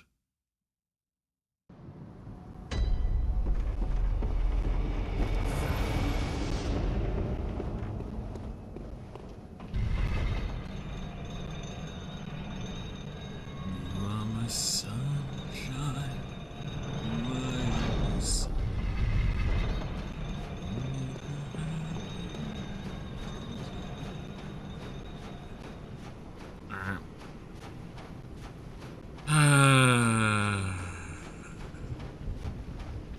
Let's run it back. Dormammu, I've come to bargain. Are you guys sick of that joke? I'm pretty sure I'm sick of that joke. I keep saying it just because it's kind of funny. We've done this fight almost over 100 times, and I've said it for like fucking 70.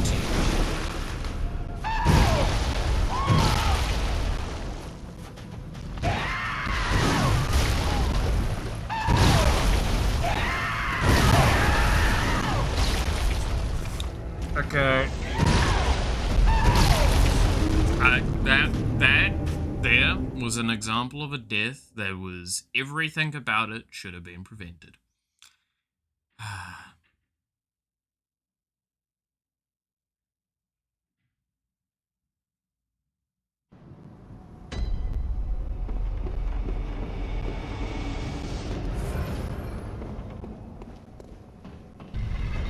I'm hungry, I'm grumpy.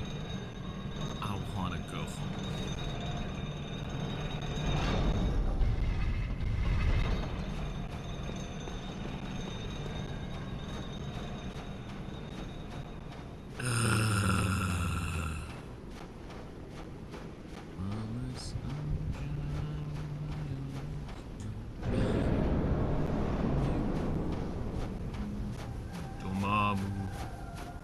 Often I've come to bargain.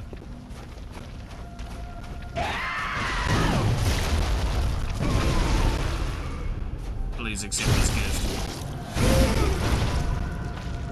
Mail it right to your fucking doorbell. Well,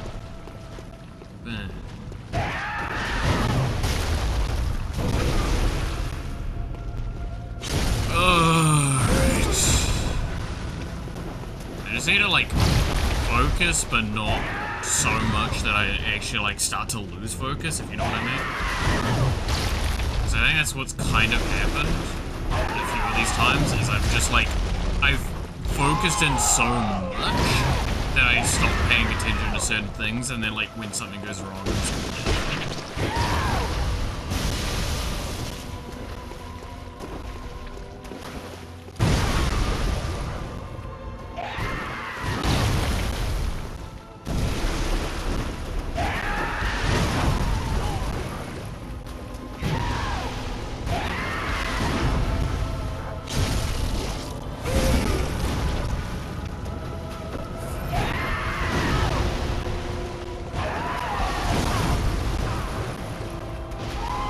get that timing.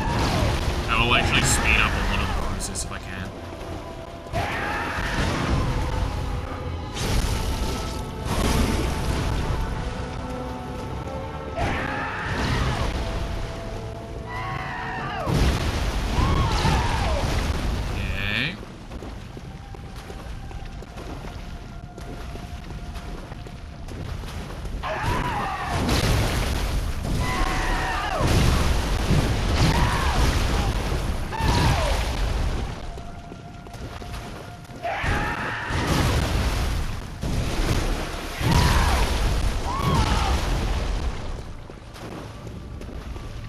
I'm being bad at the game again. I need to stop doing that.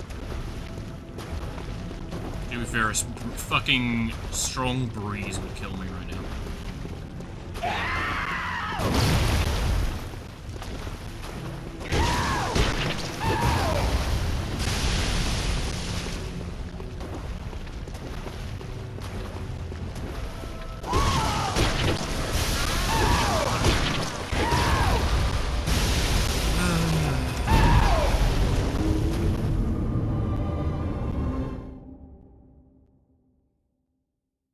Yeah, I do love though. It's like at the beginning of the fucking fighting this, I was like, I can't really make those kinds of jokes. That's a little fucked up. Me now, I'm like, I'm really not fucking sorry.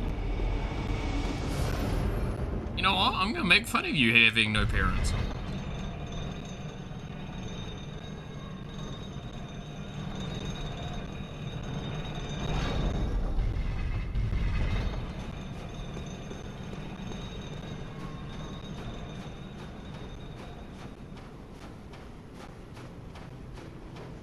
Actually, that's a question. Does anyone know? Who's the dad? Who the fuck impregnated a god? And especially a god that looks like that. Like, goddamn, you have to be fucking ambitious for that kind of, I'm sure there's someone out there that's like, oh yeah.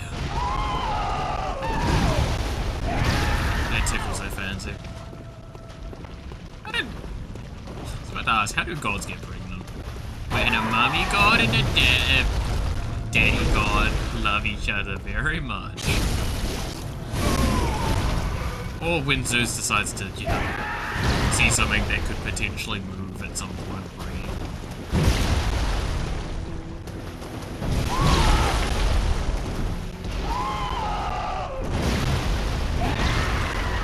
If you ever wondered who fucked the Christmas turkey, it was definitely Zeus.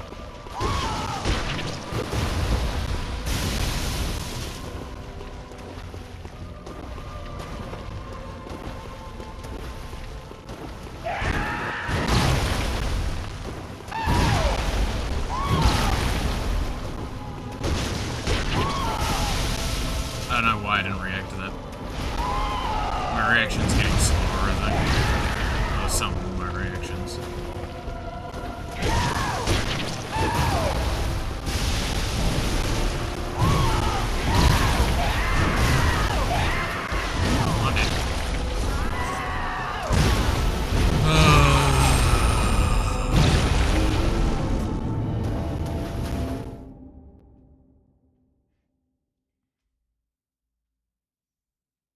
Can't wait for Orphan Death stream week next week, right?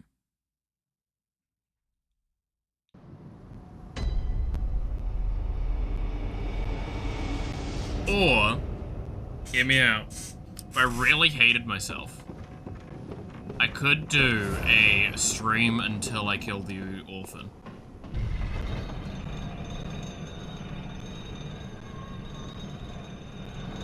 I'm not allowed to stop until the orphan dies or my fucking stream crashes.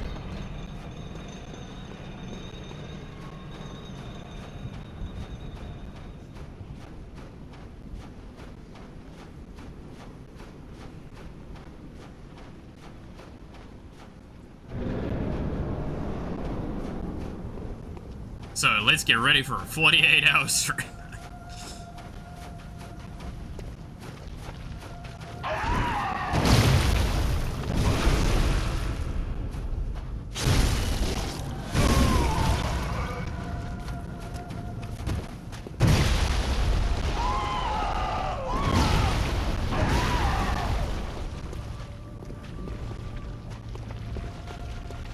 Aren't you glad I didn't say orange?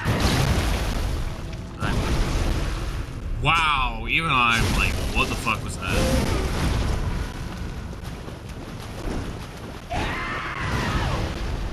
I'm concerned with myself now.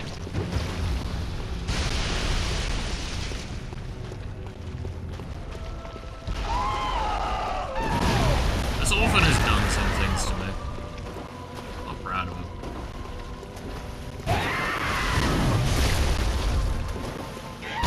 I don't know.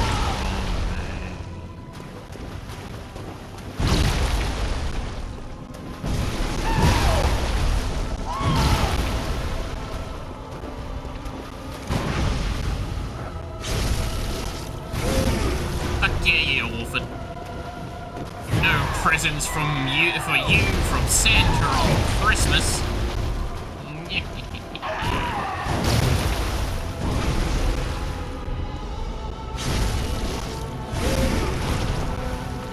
Don't even get cold. Yeah,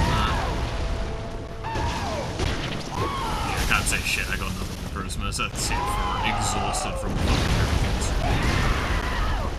Oh, and pizzas. You guys did give me pizzas.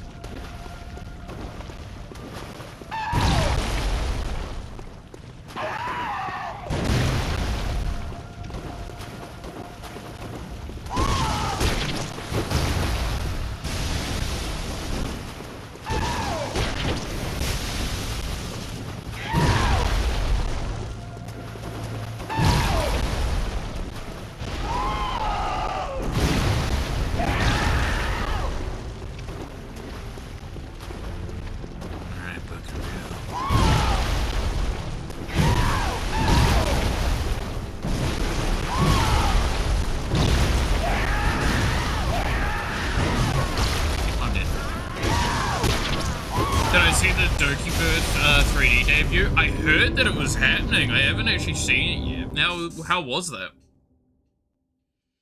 Or if it has happened yet. I know that it's happening. That's all I knew. I don't know if it's happened yet or not.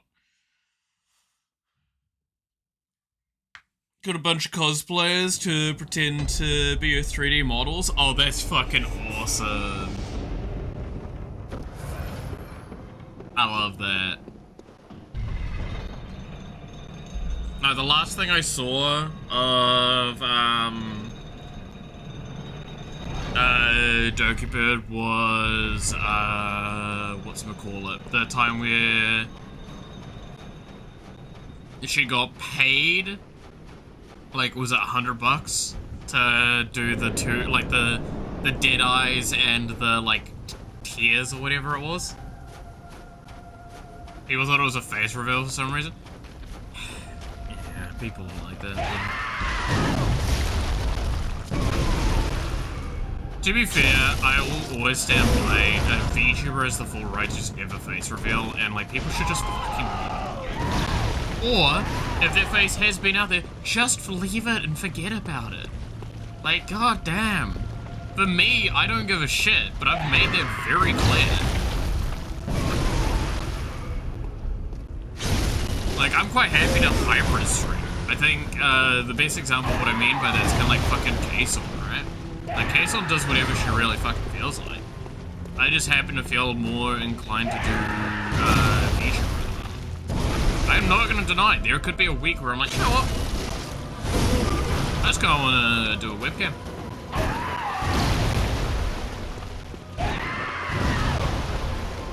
Just hasn't been one of those weeks yet. Right?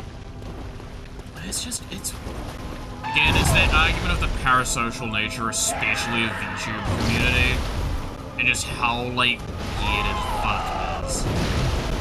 Again, cannot stress enough, it goes for, like, every fucking content creator. But, like, especially with VTubers, I've noticed it being so fucking weird. Right?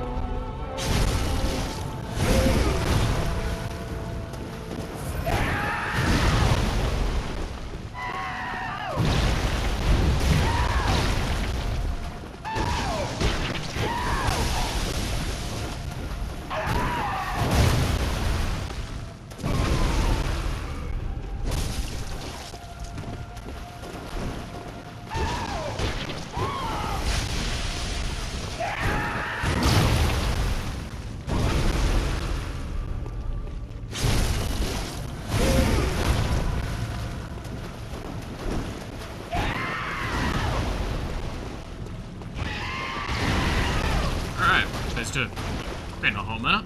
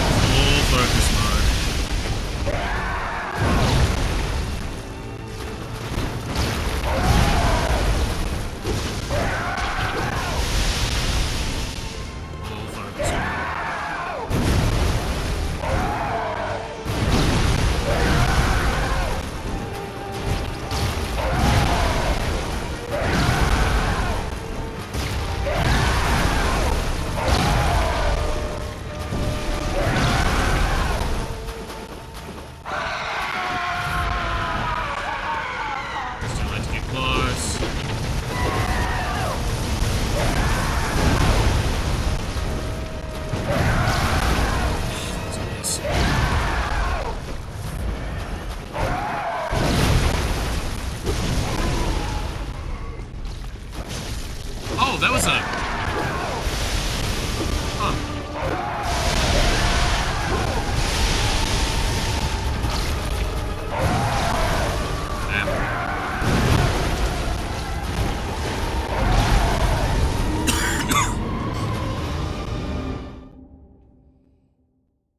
That wasn't a back shot. That wasn't a fucking thing. That was a parry, I think. That's why, like, I was kind of fucked up there, because, I don't know what happened there, actually.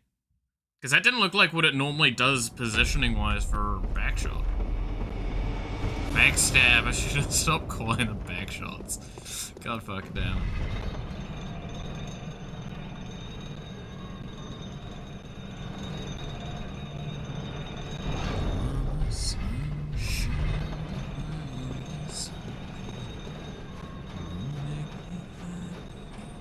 When skies are gray.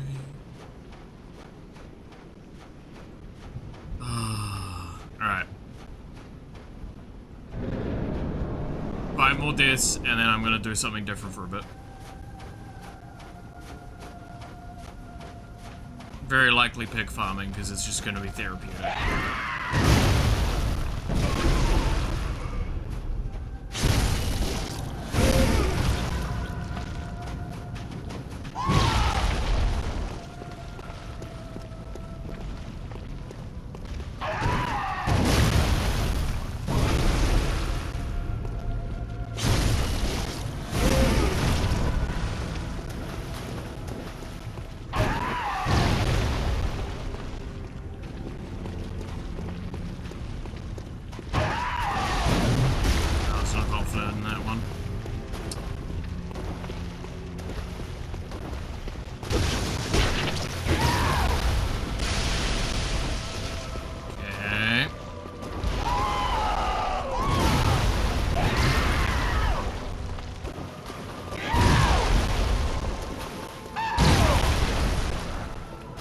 Missed with that shot, didn't I?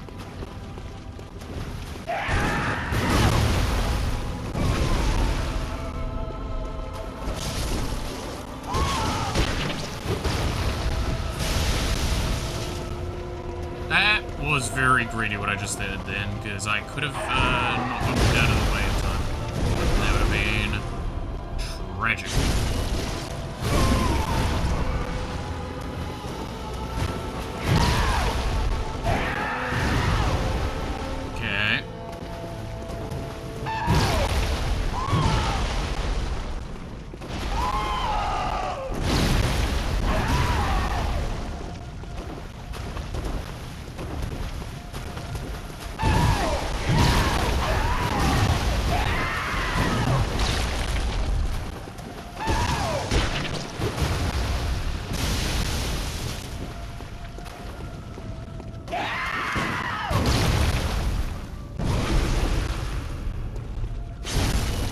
Oh, this orphan, man, it's taken all my fucking, like, desire.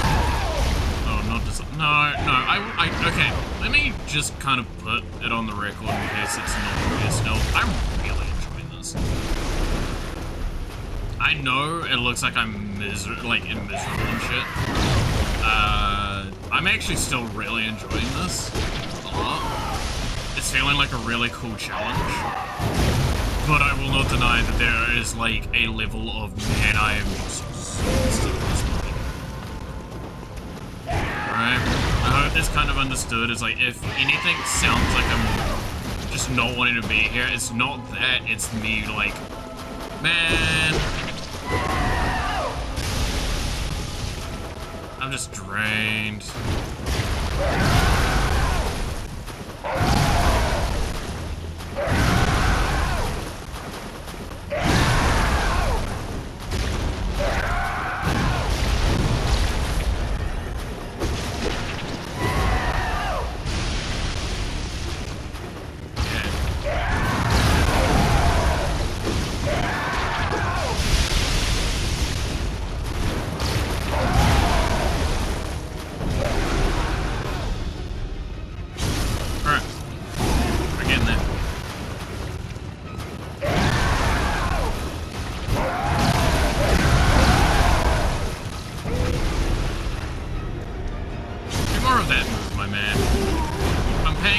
That move's great.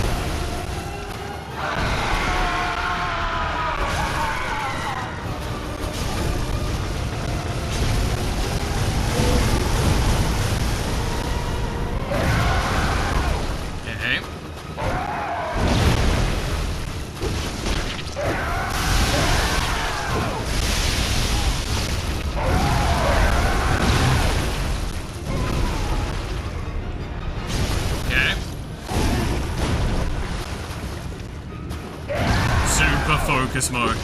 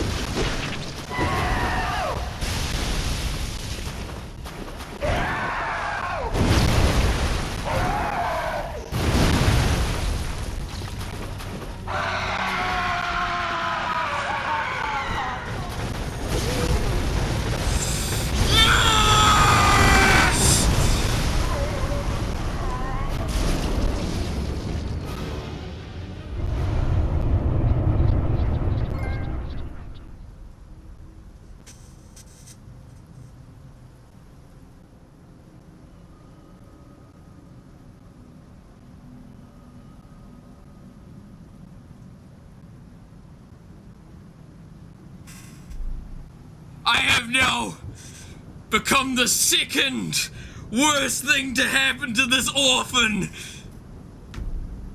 Yes!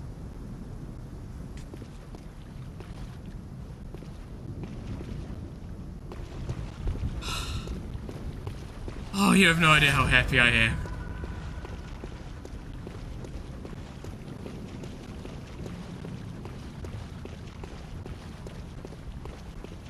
I wanted 150 deaths? Fuck you, you're 5 deaths off.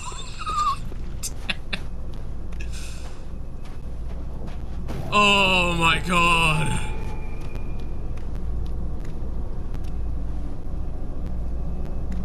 Uh-huh.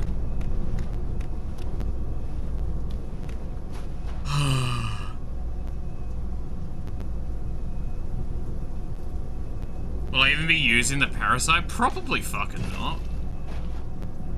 I don't even know what it does. All I know is that the fucker's dead.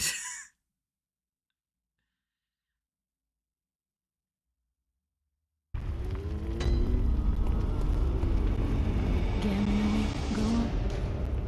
Very pleasant. I still don't have enough for a fucking level.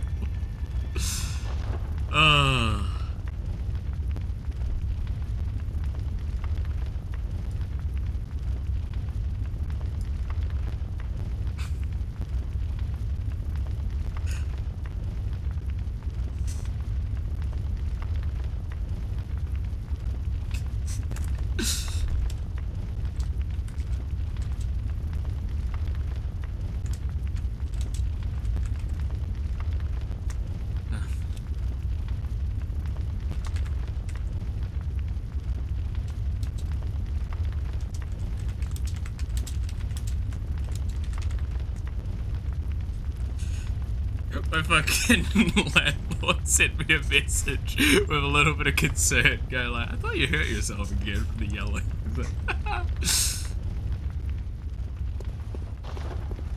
I should check it. What does this parasite do? Is it in here? No. What is it? Man. Am I blind? Where is it?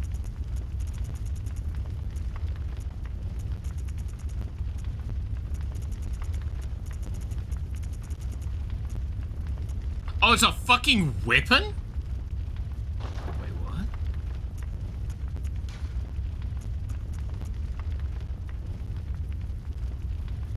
Pure arcane, and it uses bullet? Wait, what?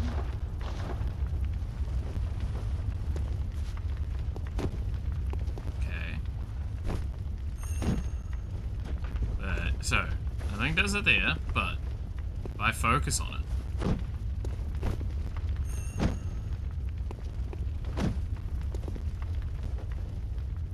Is it just... What?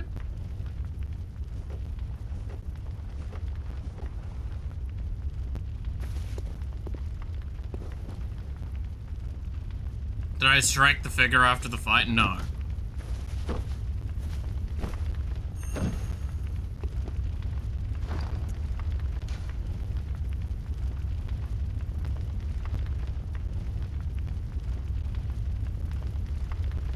I misunderstanding this weapon?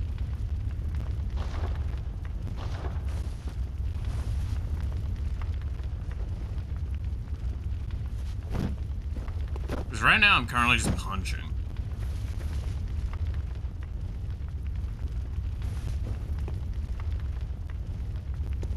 Should I go straight to shadowy figure after the fight?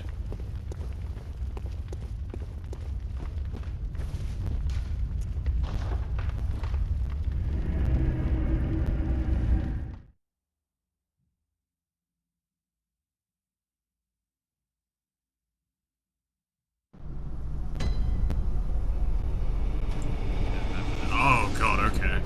Alright, well.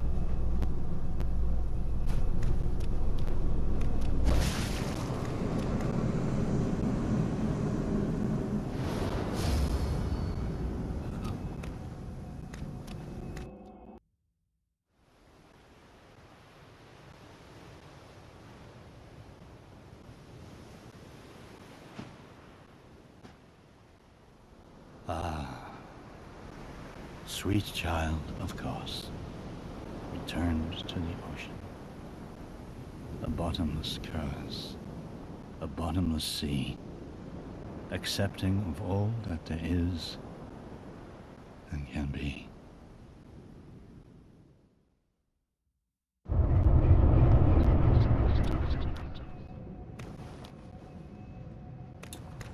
Fair enough.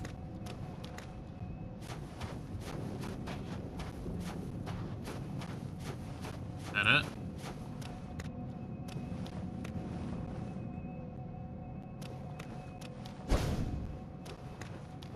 I mean, so what I got from that is I was nice and sent it back to the ocean where it belongs. That's good. I'm glad I released it from its pain. The shadow is the true form of the orphan. Yeah, that makes sense. I mean, it was basically an undead thing, right? So yeah. Okay, well, I don't think I've got the rune to even use that correctly. So I will just unequip it. Oh my god. I need a fucking... Oh, hey yo, Yuki and Raiders. You turned up just as just after I beat the orphan. Just don't worry about how many deaths that,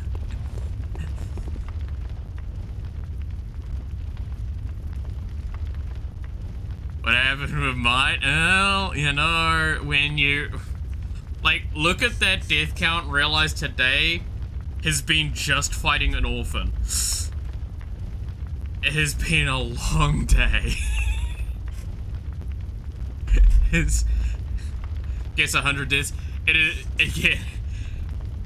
145 deaths just for the orphan.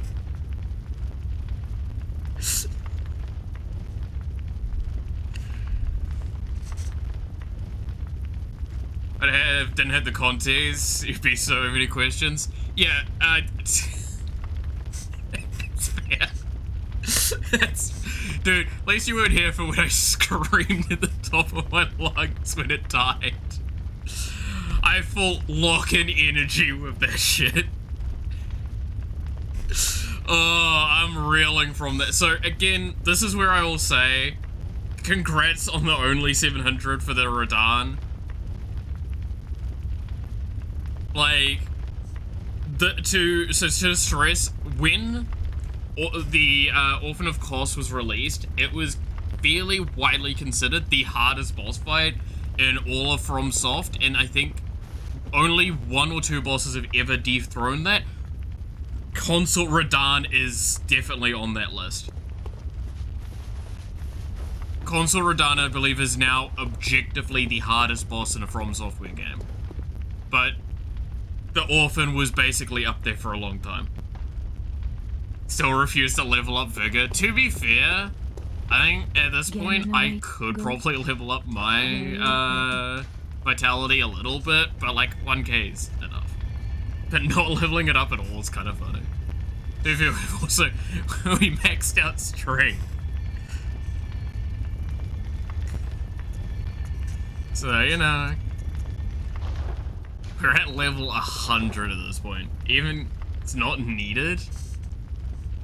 I mean, if you can't even take one hit,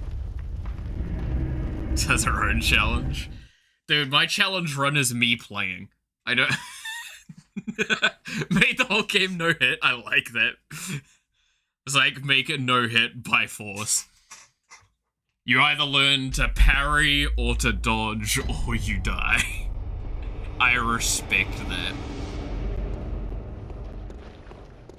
I'm gonna just do a little bit of the pig farm route, just so I have like a little bit of time to recover from everything that happened.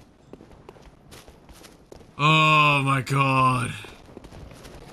And that, so, the final run, the only reason I think I was successful is I recognized if it does the scream for the lightning, just sit behind it and charge a heavy.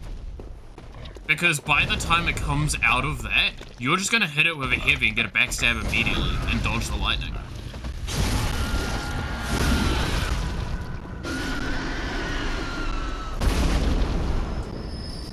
No healings, no deaths, no resting after days, no living weapons. Yikes, I could never. Dude, I've struggled enough and I've over-leveled a little bit. I would fucking rather die. I actually don't have my fucking, the rune on that gives me blood echoes. I should probably put that back on before I do more of this farm. Because that means these turn into over 10k instead of 9k. That was the wrong button. It's fine. I can just do this. Ever since OG Demon Souls released, god damn. That's impressive though. Like, the thing I have that's not good, but like the only two Souls games I've ever played are this, or not Souls games, but you know, From Software games, is this and Dark Souls 3. I have played a good chunk of this. I have one save that's 40 something hours. I've played a lot of that in New Game Plus. I really enjoyed, like that's why I struggled for a good while because I was like, I'm so used to the, I think it's Burial Blade, right?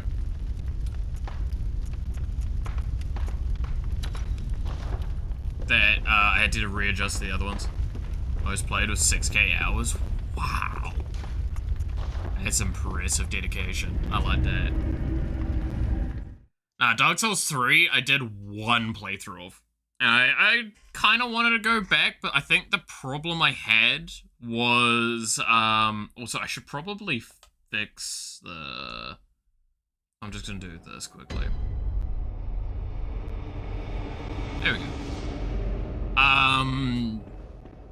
With Dark Souls 3 was I got into it because I saw the dual greatswords. And I was like, that looks really cool. Like, I'll play the game just to get those. So I sped run a lot of the game to get to those weapons. I only statted for getting those weapons, everything like that. And because of that, kind of ruined my experience a little bit. Also, if you want to know exactly when I started playing, the week after they got nerfed for PvP for the increased stamina usage was when I started playing. Because I bought the game like 2 weeks prior or something. Or like, basically, I bought the game like when it released, actually, I think. I just never played it. And then...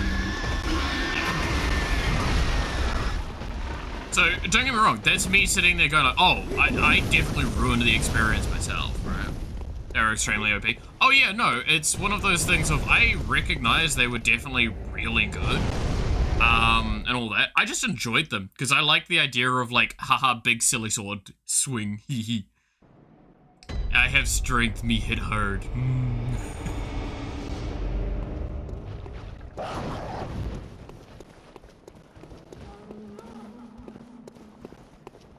Which definitely meant some bosses were a bit rough. They look so good. Oh yeah, no, they were fun. They were just genuinely fun. I did not use them anywhere near in a sense that was optimal or good. When that's stressed, I just played them as I would like get enough stamina that I could swing like 2 or 3 times and still dodge roll afterwards. Elden Ring weapons don't even come close. I'll be honest, if I ever got convinced to play Elden Ring in a way that actually was compelling to me, like a good reason to play it, I would probably play magic in it, just because it looks way more fun.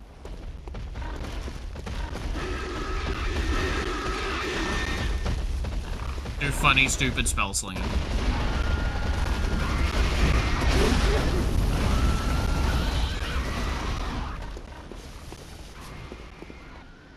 I think that's genuinely my kind of like opinion. Oh, hello.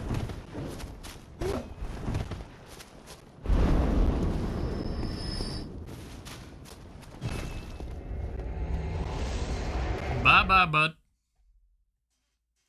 It's extremely strong in Elden Ring. I mean, I've talked about this with a lot of people.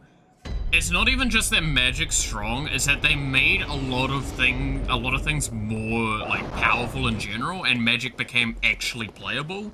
And then people have realized that magic's always been... I mean, no. Okay, let me correct. So, I've talked about this a few times, about what the difference is between, like, the philosophy of each of the, like, games From Software does. Dark Souls has always kind of been a lot of unga bunga. Like, you either hit fast and hit often, sort of thing, or you hit really fucking hard. And normally hitting really hard is better.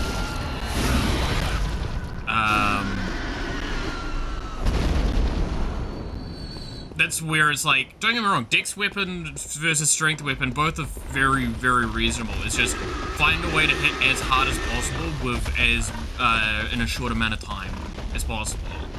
Dex weapons, it's hit a lot of times in a small amount of space, with decent damage. Strength is hit like once and hopefully one-shot thing.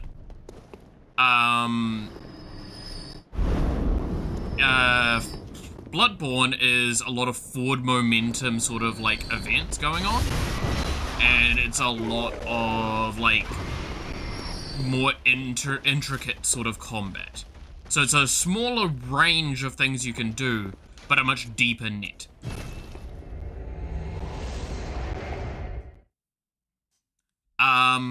Wherein that leads it to being a lot more interesting to me personally. And then you've got Sekiro, which is just fucking a rhythm game, right? Elden Ring took what it learned from the others, and it basically was like, cool, we're gonna widen and deepen the net on what's available, but the problem was the depth wasn't really all that interesting. But because of that, they made like status effects way more potent. I know bleed became extremely prevalent. Like bleed-based weapons, and magic became extremely powerful. And I think that was kind of the correct thing to do for that game, but you've got the problem for me personally, and this is a very much a personal problem, I don't like open world games. And there's a reason why I like Bloodborne. All of the map is really, really specifically constructed, and I love it. You might go, oh, but it's just a corridor and all that stuff. I don't care. Make a really well-crafted map. There's no problem. Simplified, and they made it easy to put, to the point you could beat the game blindfolded. Yeah, but I mean, it was also intended for a more casual audience, right? So it achieved what it was doing. And there's nothing wrong with any of that at all, either. That's the other point that needs to be kind of softly stretched, is I'm definitely in the category of play a game however you see fun from it. And if someone tries to go, oh, you beat Elden Ring with summons, or you beat it with the thing, so it means that you started the boss fight straight away, so you don't have to run back. Those are mechanics in the game. Like, don't complain about doing that stuff. It's fine. you can do your own challenge runs, and that's great, and you can have that as a piece of pride for yourself. I was able to do it with this, and it's like, cool. As long as you're not putting someone else down.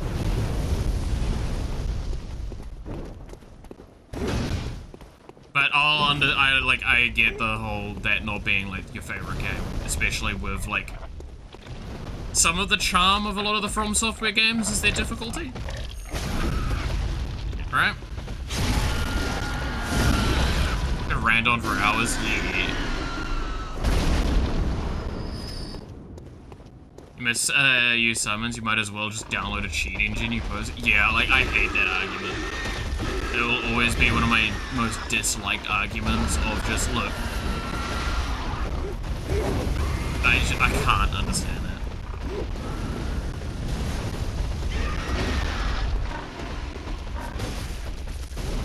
Decision. Yeah.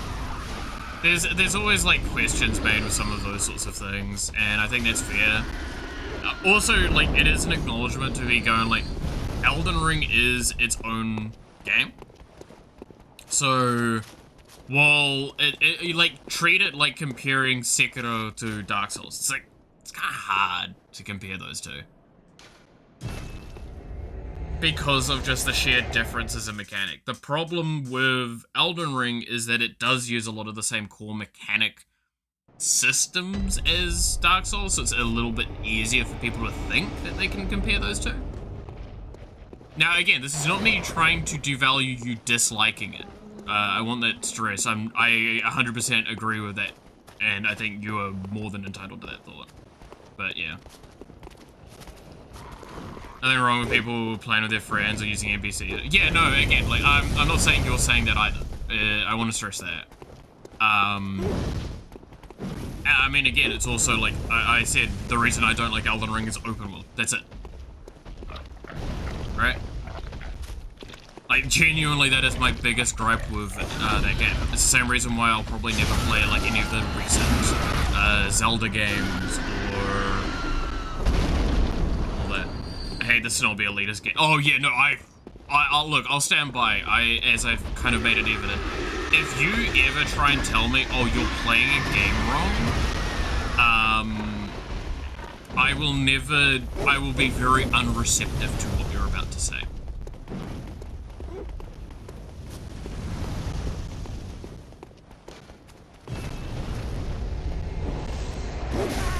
Damn it.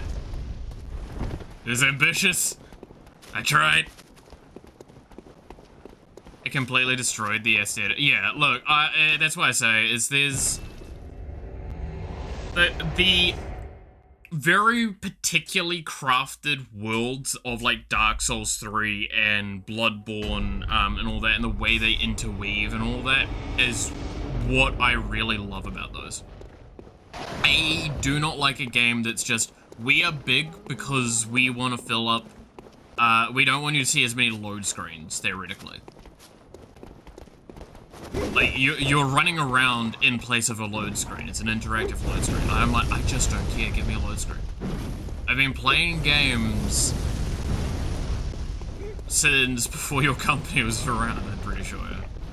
Like, let me fucking play just whatever. Come on.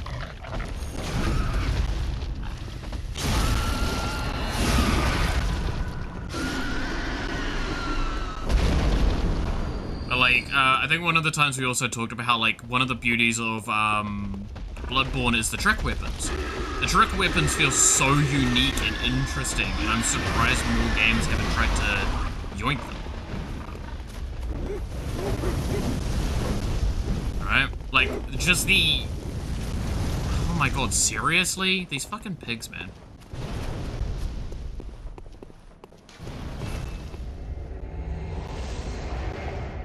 Let's see, have the greatest aesthetics of the Souls games and great lore. Yeah. Look, the fact that even I, while taking the piss out of Bloodborne's lore a few times, I still absolutely adore it, right?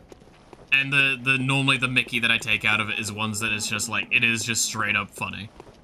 Like, again, with the, with Kos, right? Like, why is cost there? It's like, oh, well, it's because a bunch of students got together and beat the shit out of and experimented on this fucking elder god, which is cost, and then realized later, oh shit, it triggers. We done chicken McFucked up. Isn't God tier? It's good. It's very good though. Like, by average comparison to games, it is really, really good as well. The problem I will give it is that a lot of it requires you really digging for the info. But that's kind of always how From Software has done a lot of its stories, aside from, I guess, Sekiro.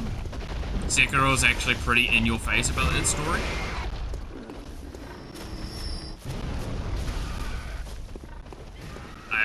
And that's fine. It's a very story-driven game. And there's nothing wrong with that approach.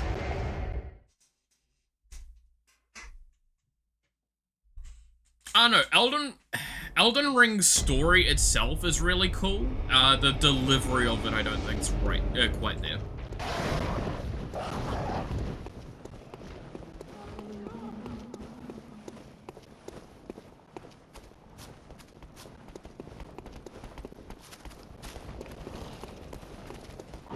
I do think it does have the weakness that, like, there isn't enough, like, things to do to actually answer all the lore. And that's fine most of the time, but I do think that there's, like, a little bit too much maybe left open. The execution is horrendous. Yeah, like, that's why I say, like, I mean, it simply comes down to also, like, okay, so we know, like, George R. R. Martin worked on it, right? I'm pretty sure it was him that worked on a lot of the story for Elden Ring. Or the core world building and everything like that. And I think it was then onto the storyboarding team to find a story within the context that would be provided there. So it's very, like, easy to go, okay, we know what his writing style is. We know all that. We can see that, but it's not presented enough. And that definitely hurts it a little bit. It's the same with, I guess, the TV show, right, with Game of Thrones. Especially by the later stages when they deviated from the books and they just completely went sideways with stuff.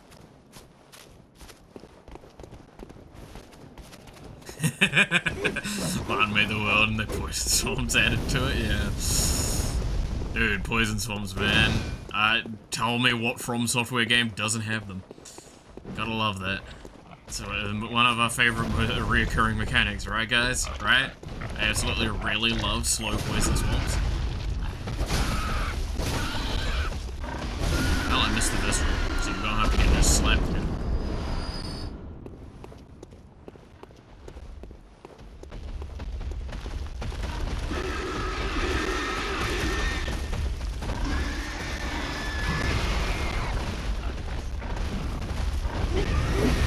Chasing me?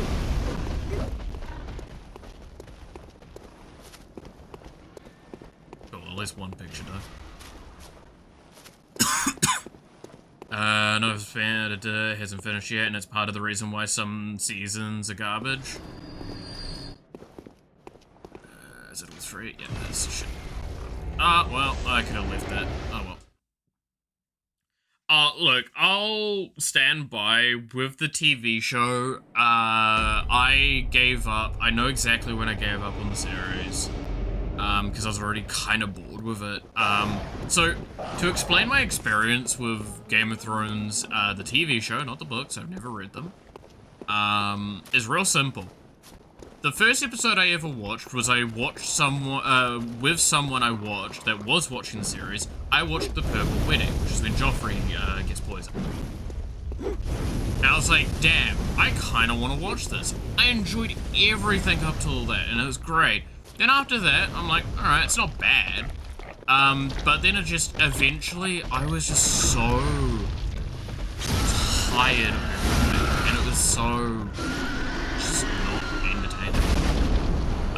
And the episode I gave up on was when Tyrion was brought before Daenerys. After having dealt with the weird disease skin people. Like the rock skin or whatever the fuck it was called again. That was when I just was like, you know, I'm just good.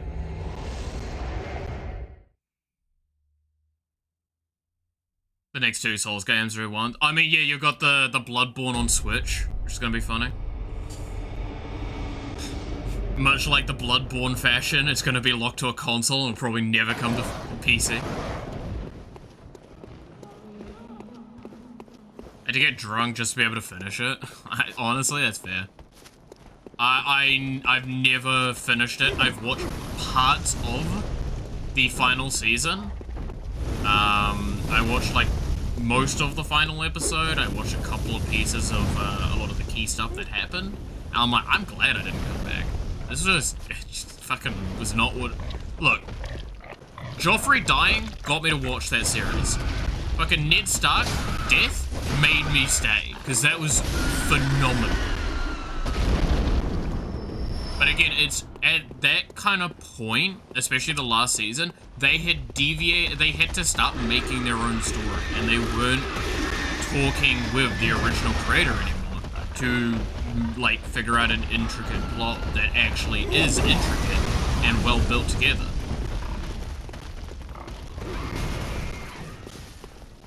Went downhill after Joffrey's death. I don't know, I still liked with, the storyline with Tommen, I think is his name, right? It's Joffrey's brother? Yeah, it's Tommen because of the joke, Tom in, Tom out. I liked that storyline quite a bit. I thought that was really interesting. I really loved following Tyrion with a lot of events. But like, I'll be honest, for example, was it the Stark girl and the Hound, or whatever it is? Like, that storyline, it was not bad, but it was just kind of meh to me. Because, like, a lot of people tried to compare it to something that I do like, which is, like, found foster family, right? Where it's, like, it's a dad and a daughter that aren't, or dad-daughter, like, foster family thing. And I love that in, like, anime. Arya and the Hound, thank you. Arya Stark, yeah. I absolutely adore stories that are like, guy or thing that wasn't supposed to be a parent adopts random child and all that. It's just, it's so heartwarming. Maybe at the age where that makes a lot more sense. And I never saw that with those two.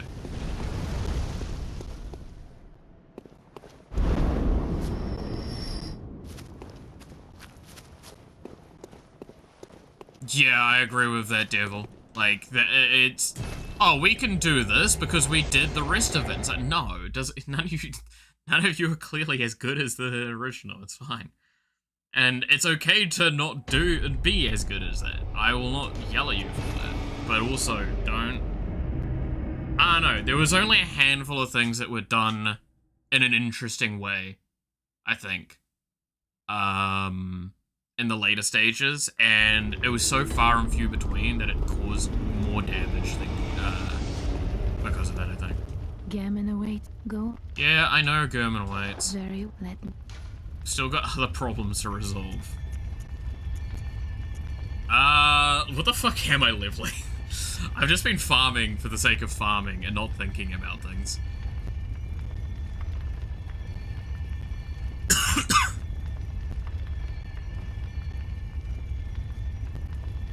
I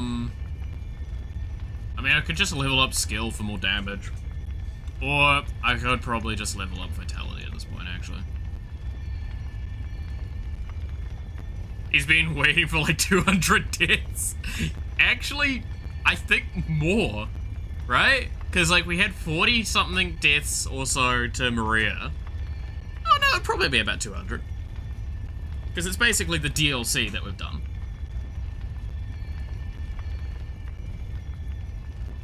It's not been that long.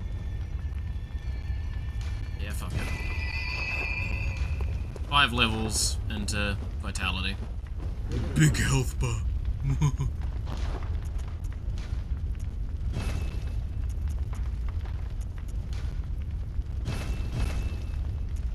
Damn, we shredded through our blood vials though.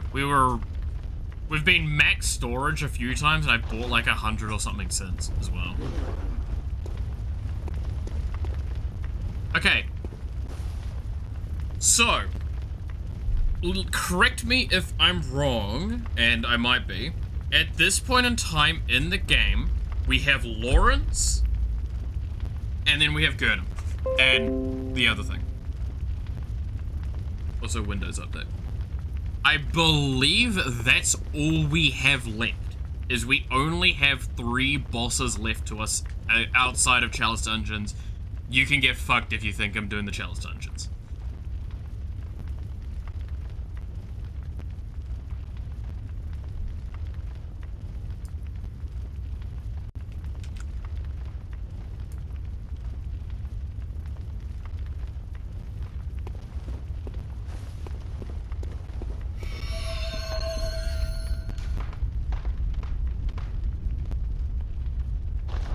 Hey, Chalice Dungeons. So we talked about this very early on when we did like we were doing some of them. I have done 1 and a bit on this playthrough. There is a specific Chalice Dungeon that I quit on, and it made me stop playing Bloodborne for a week. I'm lose consciousness, so bye for today and see you later. All good. I mean, I'm gonna give Lawrence like 1 or 2 tries, and then I'm gonna probably call it for today because I am very fucking exhausted. Yeah, no, dude, 4 and a bit hours of just that bloody orphan. I swear to God. I'm gonna leave the like orphan deaths on the stream for the rest of playing, because it's just kind of funny to just show, yeah, no, orphan fucked my shit up. I also stress I cannot stress enough how this is the worst part about Lawrence, is getting to him. Because I have to deal with that shit, and then I have to deal with this fucking bit here. Yeah. And then he comes out, and he's swinging, ow. Oh, I lost health.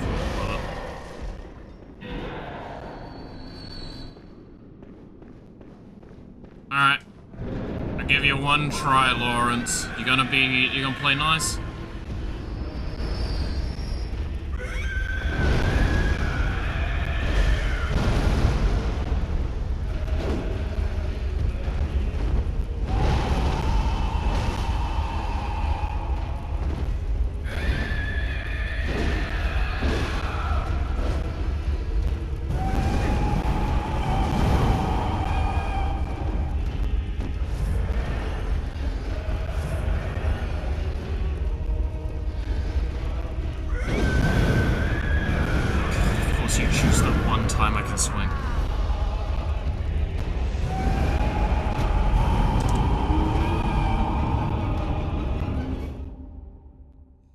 Orphan ripped the shit out of nearly everyone. Saw one guy with 1500 plus, just to the Orphan. Yeah.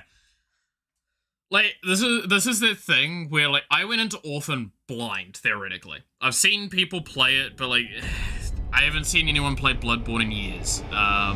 So I feel like I've got like, the last time I saw someone play Bloodborne, it might have been fucking RT Game, or something like that, right? Because I think he played it. May have not have. I don't know. It was someone I watched that just happened to play Bloodborne. I remember that. It was the last time. Fuck off. Last time I watched it. I have not played it in years as well.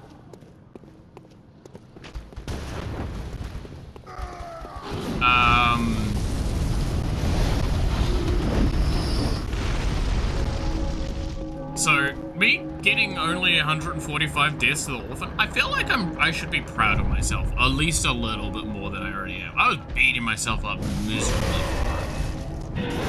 So Like, it's like, I'm the worst player in the world. Oh my god, I fucking hate this!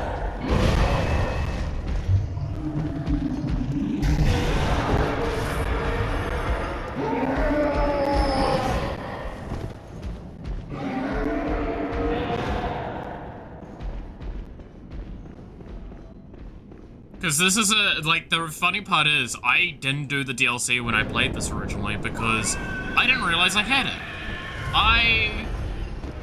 I did something dumb there.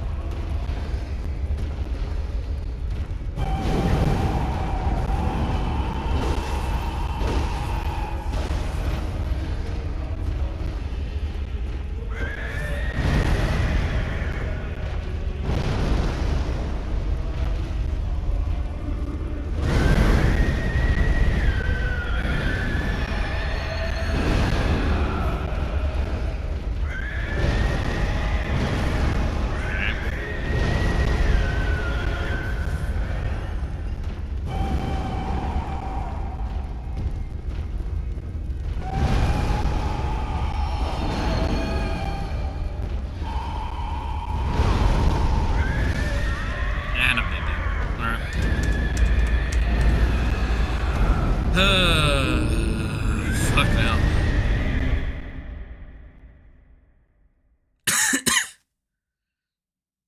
Alright, like I said, I was gonna give it 2 solid tries. I feel like I did that. That means next week we have Lawrence and the end of the game to do. I have a feeling Lawrence is either gonna be one of those, I hate this boss. Oh yeah, no, most people do. I've heard pretty evidently from people that have been talking to me on stream. This is a boss that I've actually been told it's okay, skip it. Like, people have legitimately told me it's okay if I want to skip this boss.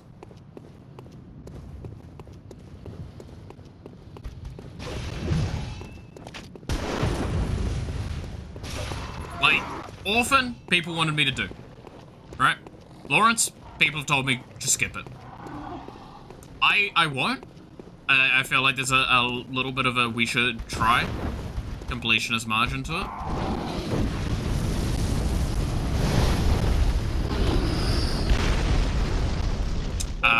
But yeah.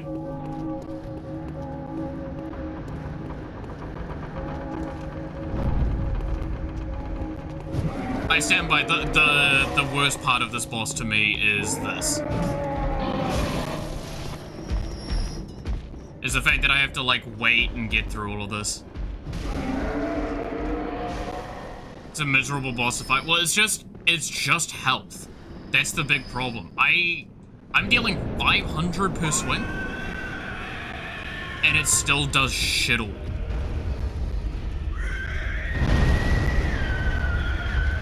And I'm not kidding when I say, look, that's 450, 800. I do damage. It's because fucking fire inherently is never appreciated. Is there a reason why it's normally a power-up move for most bosses?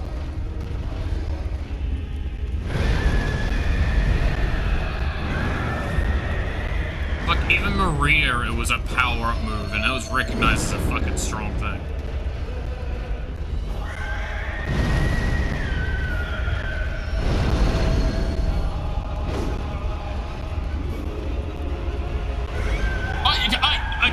Okay, apparently I dodged. I didn't dodge. Got it. Got it, Chief.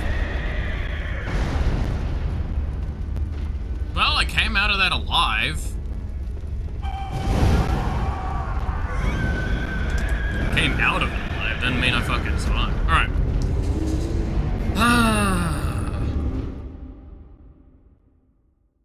I'm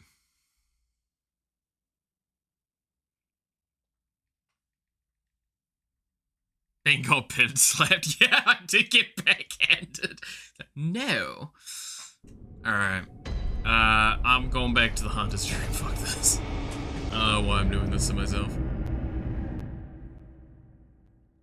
So yeah, well, next week we've got Lawrence and the end of the game to do. So I need to sort out one thing, but I should be able to just, I'll put Bloodborne on the fucking schedule again and just assume that I'll put a note saying like if we, or like I'll put a thing of like Bloodborne and that. He does a ridiculous amount of damage. Again, it's not a hard fight, it's just he's a sponge and he hits you for half your health. At minimum. Right? Like, the fire does more damage than he does. That's the problem. The AoE fire does, like, half your health. The actual hit itself is, like, a teensy bit. That's why that fight sucks. At least in my eyes. So, it is just a ball bag of a fight. So, it'll probably be one where I'm just like, I'm gonna go in, hit it hard, and that's it.